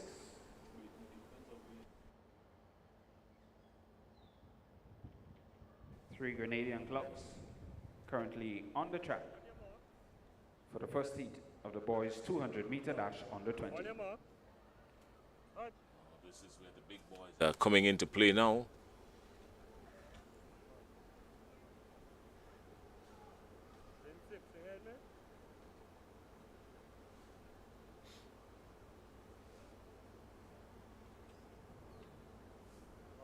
The boys 200-meter dash under 20. Again, our starters list shows a full field, but this one very much truncated, cut in half actually. Only 4 in this one. Finish Line Sports Club, Daniel Mitchell. He's there. If we look to lane 4, AJ Del Plesh, Mustangs out of St. Vincent and the Grenadines. Lane 3, Junior Alexander, Altitude. And in lane 2, Brian Isaac of Ace. Up, out, away, gone. And here comes Brian Isaac of Ace. A good first 50 meters by him. A good first 50 meters, but Mustang has got a lead. Of course, he's driving a Mustang on this one. He's separating himself now. And from Mustangs, AJ Del Plesh. He came in qualifying with 21.32, and I feel he has done just about that. If not, it's not very far off. Yeah, he has done really well. Del Plesh, we saw him in the prelims for the 100. Really looked a composed athlete. Doesn't seem to be one that is easily flustered. He knows exactly what he wants to do. And there you look at it, nice and smooth. He's just executing his races. 22.06, not a bad time at all for him. 22.06 with a whole lot of daylight, a whole lot of room, and some energy still stored. Yeah, really, really good run from him. You want to make sure that, you know, in the 200 you get yourself out there early enough that you can ride the curve well, and then you have enough energy and enough strength to bring you home. And so he has executed that race really well, and you're seeing the time 22.06. Could be lower. You get the sense that he kind of had a little something reserved as he got closer to the line. Maybe a bit of competition will push him, you know, a bit more, and so we can see a bit more coming from him. All right, well, while we're getting ready for the start of the next heat, I'm going to try to run through some details for you very quickly. We've given you a lot of the finals for the heat events, for the field events, that should be, sorry. And we've got a whole lot of them that were completed, so we listed those for you. But quickly, I will tell you that the women's 400 meters international open, the final list has been posted. Tiana Bowen of Barbados, Shaquan Jacobs of Exceed Sports Club, Tiwana McLean of Performers, Nea Hope of Extreme Velocity, Monroe of Exceed Sports Club, and Angelique is there from Tranquil, Trinidad and Tobago. And that will round off the top 6 to qualify to meet the Grenadian quartet.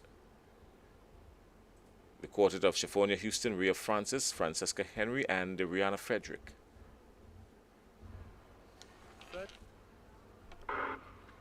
Up, out, away, the big boys are gone. This is heat number 2 in the boys 200 meters dash under 20.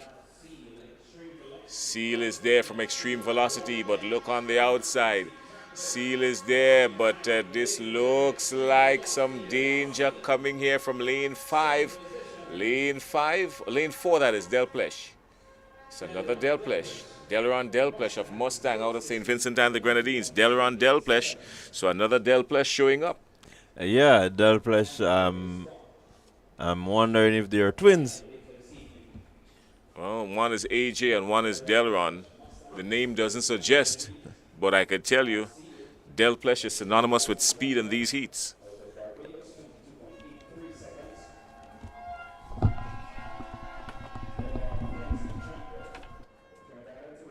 Yeah, you look at him there, and again, really composed running by Deleron Delplesh. 22.28, so a pretty decent time. Again, you know, coming off and just doing what needs to be done, ensuring that they get that start. I think this is the key from what I've seen from quite a few of the athletes. Once they get that good start, they seem to be able to maintain it. So it tells you that they do have a bit of power behind them. The distance, the times between them, not far off at all. 22.06 in the previous heat. This one, 22.28, so not very far off at all. They're just about there, even Steven. Let's go to heat number 3. Lane number 6, Velocity Track Club, Kevin Martin. And lane number 7, Reginaldo Spencer, Proformers Track Club.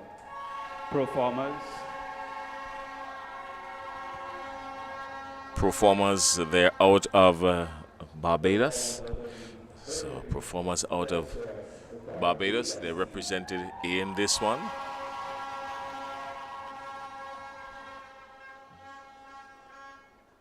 Reginaldo Spencer, he is in 7.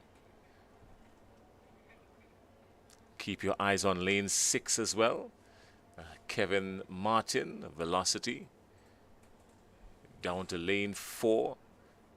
Ethan Isaac, St. Vincent and the Grenadines. This is going to be a quick one. Ezra and Sam is there now in lane 1, but he's nowhere in the mix. But look at Isaacs. Isaacs is there. Isaacs is coming. Isaacs is trying to push forward. This one is going to be close. It's going to be a whole lot tighter than we anticipated. He has been eclipsed. Now the danger looks like Martin. I told you, keep your eyes on Martin. Martin means business. Velocity Track Club, 22.72. Well, I can tell you, Martin has what we in athletics call top end speed. He is able to dig deep and gather some momentum even as he comes closer to the end of his race. This is where he more or less would be maintaining. Most athletes would be maintaining, but he just seemed to be able to generate a bit of speed going through at the end of his races. So it tells you that that youngster, maybe with a little faster start and you work on the middle, he can be a really outstanding athlete. Kevin Martin. Remember the name Kevin Martin. Good run for him.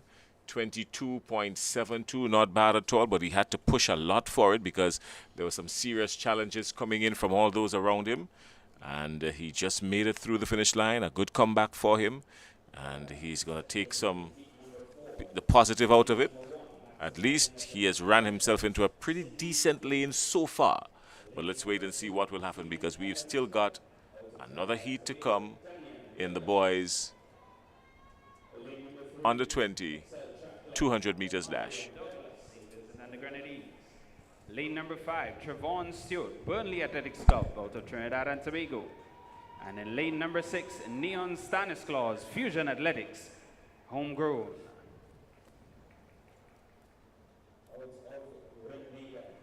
Set for heat number 4, the under 20 boys 200 meter dash. This is the Whitsuntide Games 2024. So 5 in this one. No lane 4. Lane 4 would have been Che Wickham out of Stallion Athletics. He would have come in with a 21.86. Not a bad time at all, but he's not there. So with him being out of the mix, keep your eyes on Omarion Douglas in lane 3. Omarion Douglas, 22.60. That was a pretty decent time for him. Outside of that, everybody else was 22, 23 and up.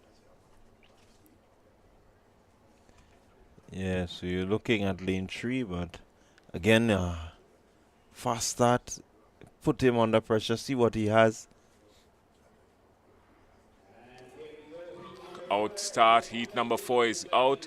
And yeah, look at this. Now keep your eyes on lane 3. Lane 3. Here comes lane 5 now. This looks like danger. That's Stewart, Trevon Stewart. Trevon Stewart. Trevon Stewart. Trevon Stewart of Burnley, Trinidad and Tobago. That's your boy, Trevon Stewart. Look out for him. This is going to be good. This one has to be fast. 21.77. Yeah, again, good fast start from Stewart. Came off the curb with that bit of momentum, and you look at him, he's able to, really drive himself forward. It tells you that, look, 21.77, man, he is a bit leaps and bounds above the others in terms of being able to really execute the 200-meter race. Pretty decent run there for him. We're winding out the end of these 200 meters preliminaries. Still have some more information to give you as it relates to the 400 meters and the qualifiers. For the boys 400 meters under 20, Jaden Clement, maximizing athletic potential. Kieran Haynes, extreme velocity. AJ Delplesh, he's into the finals of the 400 from Mustang St. Vincent and the Grenadines. Randy Jones is there from Carriacou. Keelan Moses, St. David's Track Blazers. Antoine Aline, South City Rising Stars. Jubril Oliver, that should be, of High Performance, and Nadel Seal of Extreme Velocity. That's your final. Those are the finalists for the boys 400 meters under 20.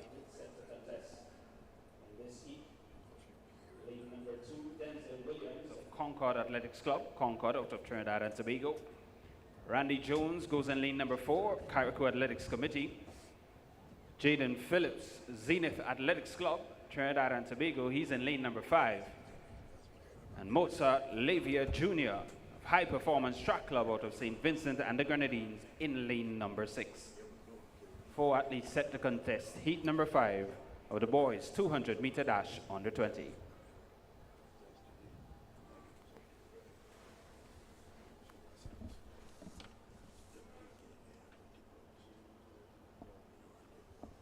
Heat 5 of 5. 4 in this one.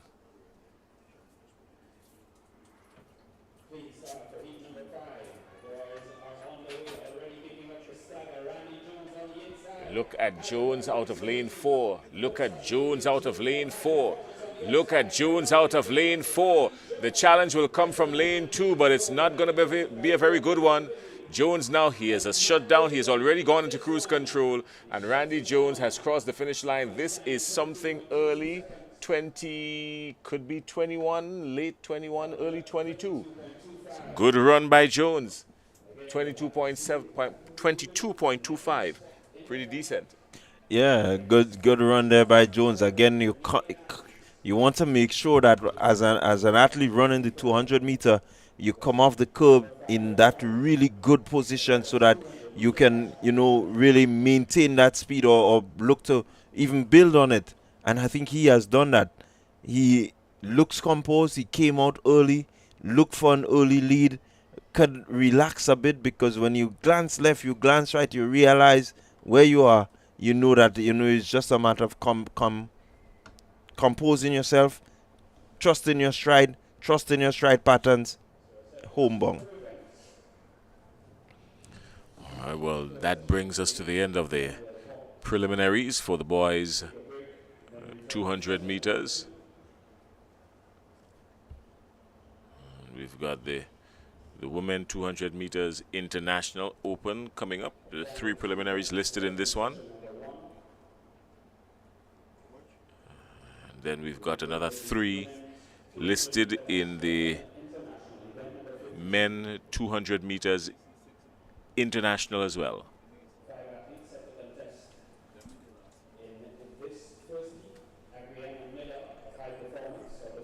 And the Grenadine goes in lead 1. 473 MVP, Elena DiCoto. She goes in lane 4. Naya Hope, Extreme Velocity out of Barbados. She goes in lane 5. Lane number 7, Excel Track Club, Lindsay Lewis. She goes in lane number 7. Excel out of St. Vincent and the Grenadines. And rounding out your field, representing Concord Athletics Club, Trinidad and Tobago, Rochelle Rollins. Set. Your field for Heat 1. And there they go. They're off. Clean start. Good. Setting the piece. Looking to get early off the curb. Let's see who comes out.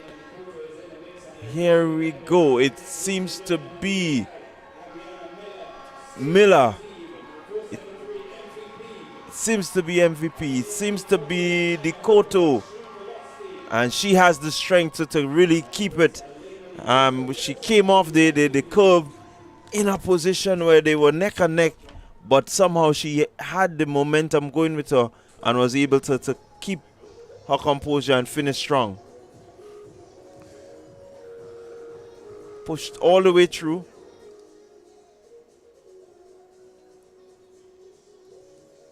And there is the separation. She knew she had it right there. You can see her exerting, really putting some energy into it. Will want to try and relax a bit more as she goes into the finals. She doesn't want to have to look as if she's fighting for her life. She has to be able to relax so that the muscles can respond. She's going to have the fight of her life. That much I can tell you, because with that amount of hard work and you clock 26.40, and that's just Heat 1 of 3, it sort of sets the atmosphere to let everybody else know where they're at. And then coming into the next couple of heats, we have a couple of athletes here who came in with some 24s and some 25s. So she's going to have a whole lot of work to do. But she wouldn't want to worry about that now, not too much. She has gotten in. They're getting into the finals. That's always a good start. Aliana Dikoto, she came from good stock. Her father, Leon Dikoto, and a recognizable sprinter back in his day. And she has been coached very well. Dikoto, she would want to tap into the history of her father right now to get her through these finals. So Leon Dikoto, if you're listening, now is a good time to make a telephone call and say, well, speak some wisdom and some motivation into Aliana.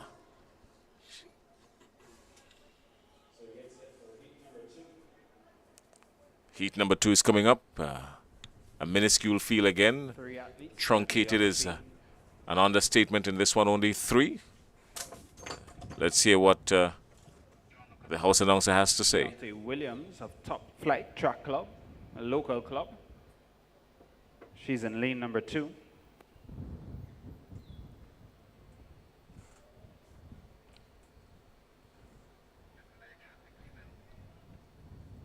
Top Flight operating out of St. John's. So shout out to Guav Massive. Lane number 6 occupied by Francesca Henry of McDonald College. And lane number 7, Tawana McLean of Proformers Track Club out of Barbados.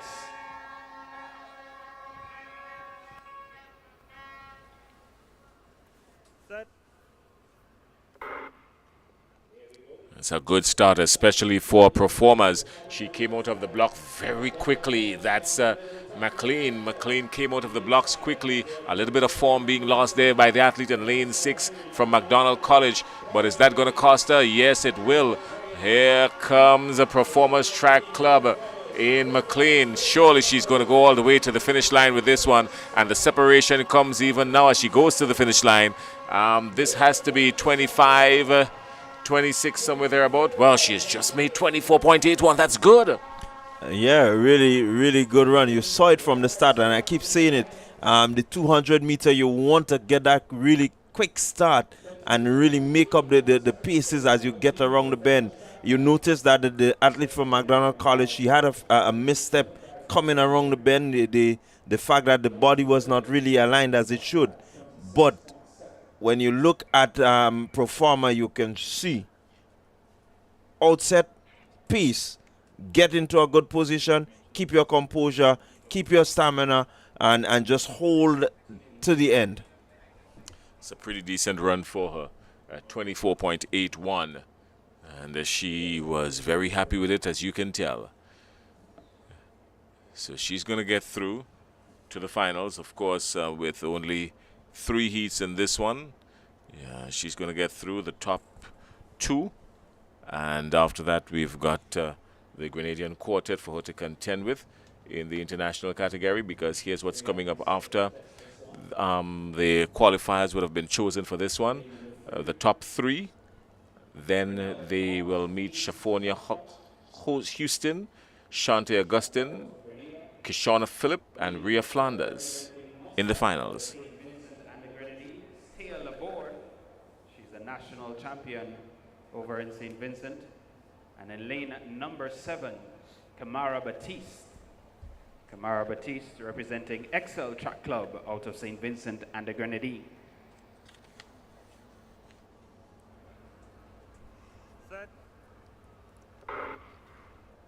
They've not been held long at all. They're out and running very quickly. Still even, Stephen. Good start. Keep your eyes on the athlete coming out of lane 3. That's Thomas of Ace. Thomas of Ace comes around the bend just ahead of everybody. She's got the advantage as it relates to her legs. Her legs are long and she's going to use them now to stride forward. The challenge will come from the person right next to her, from Mustang, but Mustang is not going to hold her. No, Laborde is not going to hold her. So Thomas comes through with just pure form and momentum all the way to the finish line. 25.28. Not very fast, but composed. Yeah, good. Again, good run. You got it from the start. She made up the stagger, and she was ready to straighten up and really power home. Powerful young lady, and so she used her power to bring her to the end of the line. Again, you want to make sure that you place yourself in that position. Now, she has an advantage of her height. She has an advantage of her power. And so she will want to make sure that in the final she brings both the strength, the power, the speed, and she can have a win in the 200 meters. Oh, that's Thomas. 25.24, not bad at all.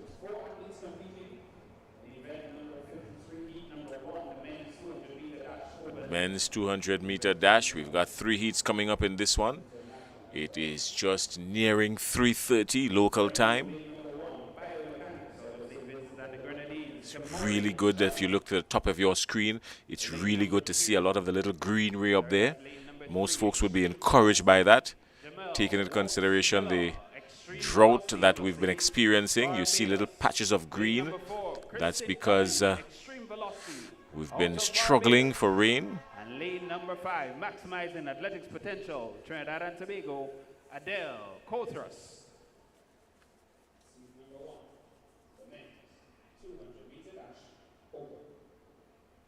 On your mark.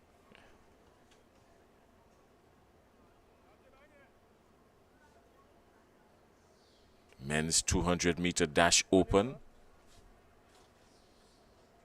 3 in this one. It's always more intense when these numbers are smaller.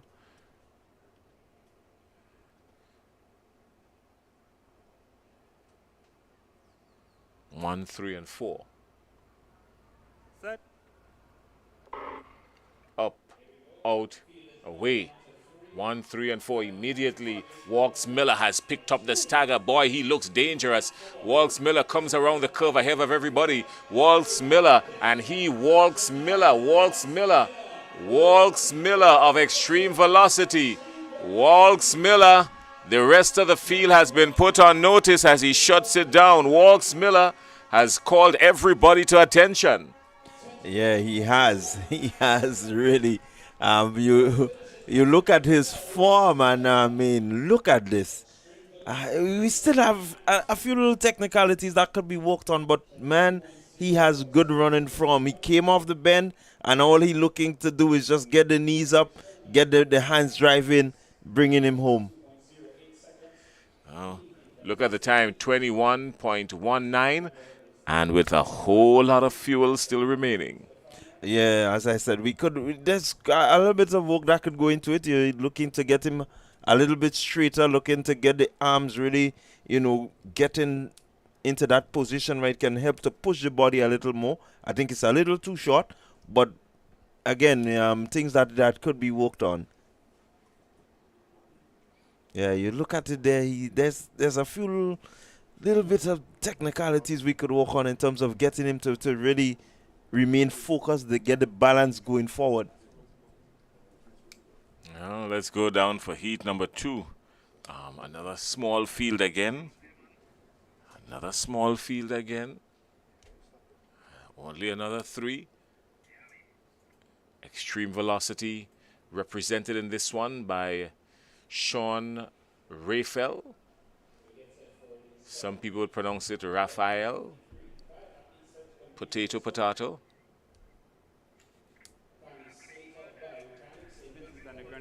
He goes in lane 1. Sean Raphael, Extreme Velocity Track Club of Barbados. He goes in lane 2. Lane number 3, Kyle Lawrence of Chatoya, St. Vincent and the Grenadine. He goes in lane number 4. Lane number 5, Amari Knight, Extreme Velocity Track Club, Barbados. And in lane number 7, Excel Track Club, Ngozi Rogers. He goes in lane number 7. Extreme being represented here. Extreme is from Barbados. So all our friends in Barbados, good afternoon to you. Some things you never forget from primary school, the land of cuckoo and flying fish. Yeah, definitely. You can't forget that, especially if you're a cuckoo lover. I was more interested in the flying fish, I could tell you that much. Set.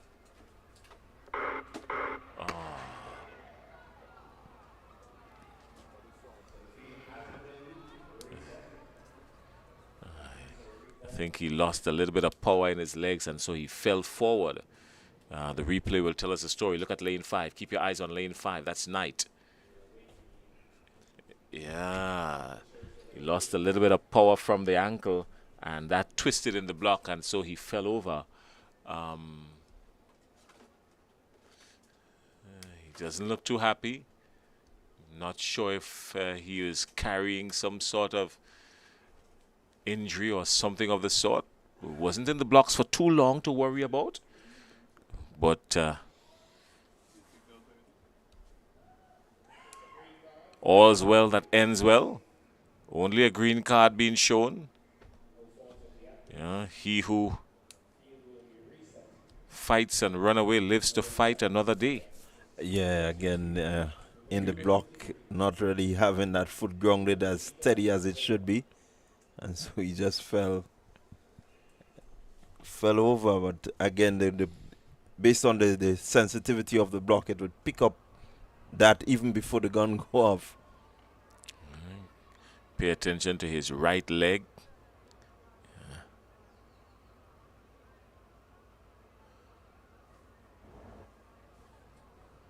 Set. This time they're out. This time they're up. He got a good start this time. But keep your eyes on Kyle Lawrence. Keep your eyes on Lawrence. Lawrence is coming around in the red spikes and the white shirt. Lawrence is dangerous. Here comes Lawrence of Chatoya. That's a club out of St. Vincent and the Grenadines. But look at what's happening in lane one. He's not good. Oh, lane one just eclipsed him. That looks like Slater. Slater of Biomechanics. He was quiet all the way through. And with about 50, 60 meters to go, his top end speed carried him through. He was nowhere in this. Biomechanics was nowhere in this up until now. But look at this. Momentum. And right there, hi guys, my name is Slater. Look at me. And he got it. Yeah, if you look at Slater and you look at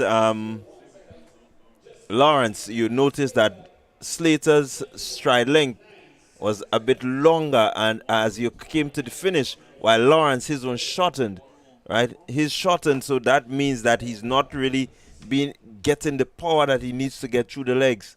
And I think this is where the breakdown came. Lawrence was doing a lot of hard work. He was doing a lot of hard work with about 75, 80 meters to go. That's not a good sign when you've got to start pumping so early in a 200 meters. Yeah, I think Slater did just enough to be able to pressure him coming off the curve. And the pressure now, the two of them had to go neck and neck, and it's about keeping the form and whose form is truer. And you saw it there, Slater's form is truer. He has the ability to stay up, stay tall, keep the hips up, and that got him home.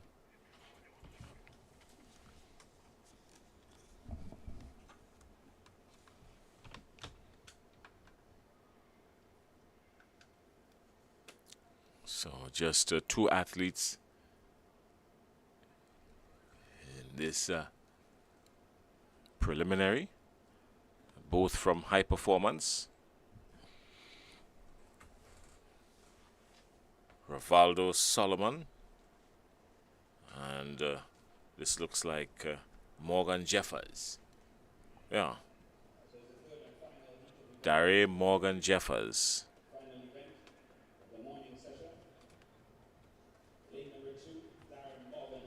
High performance of St. Vincent and the Grenadines.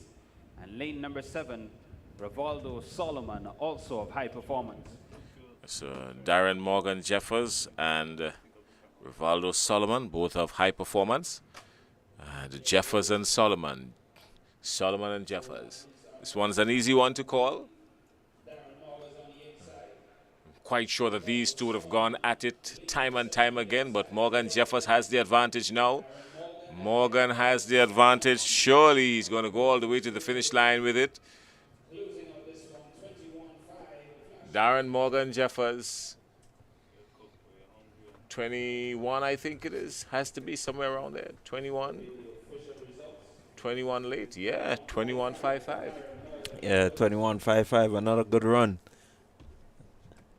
Really, you look at, again, you look at his strides, you look at how composed he is. I think this sets the trend for good, outstanding running come finals. Oh, well, here's what I can tell you. The finals has been set for a number of these events.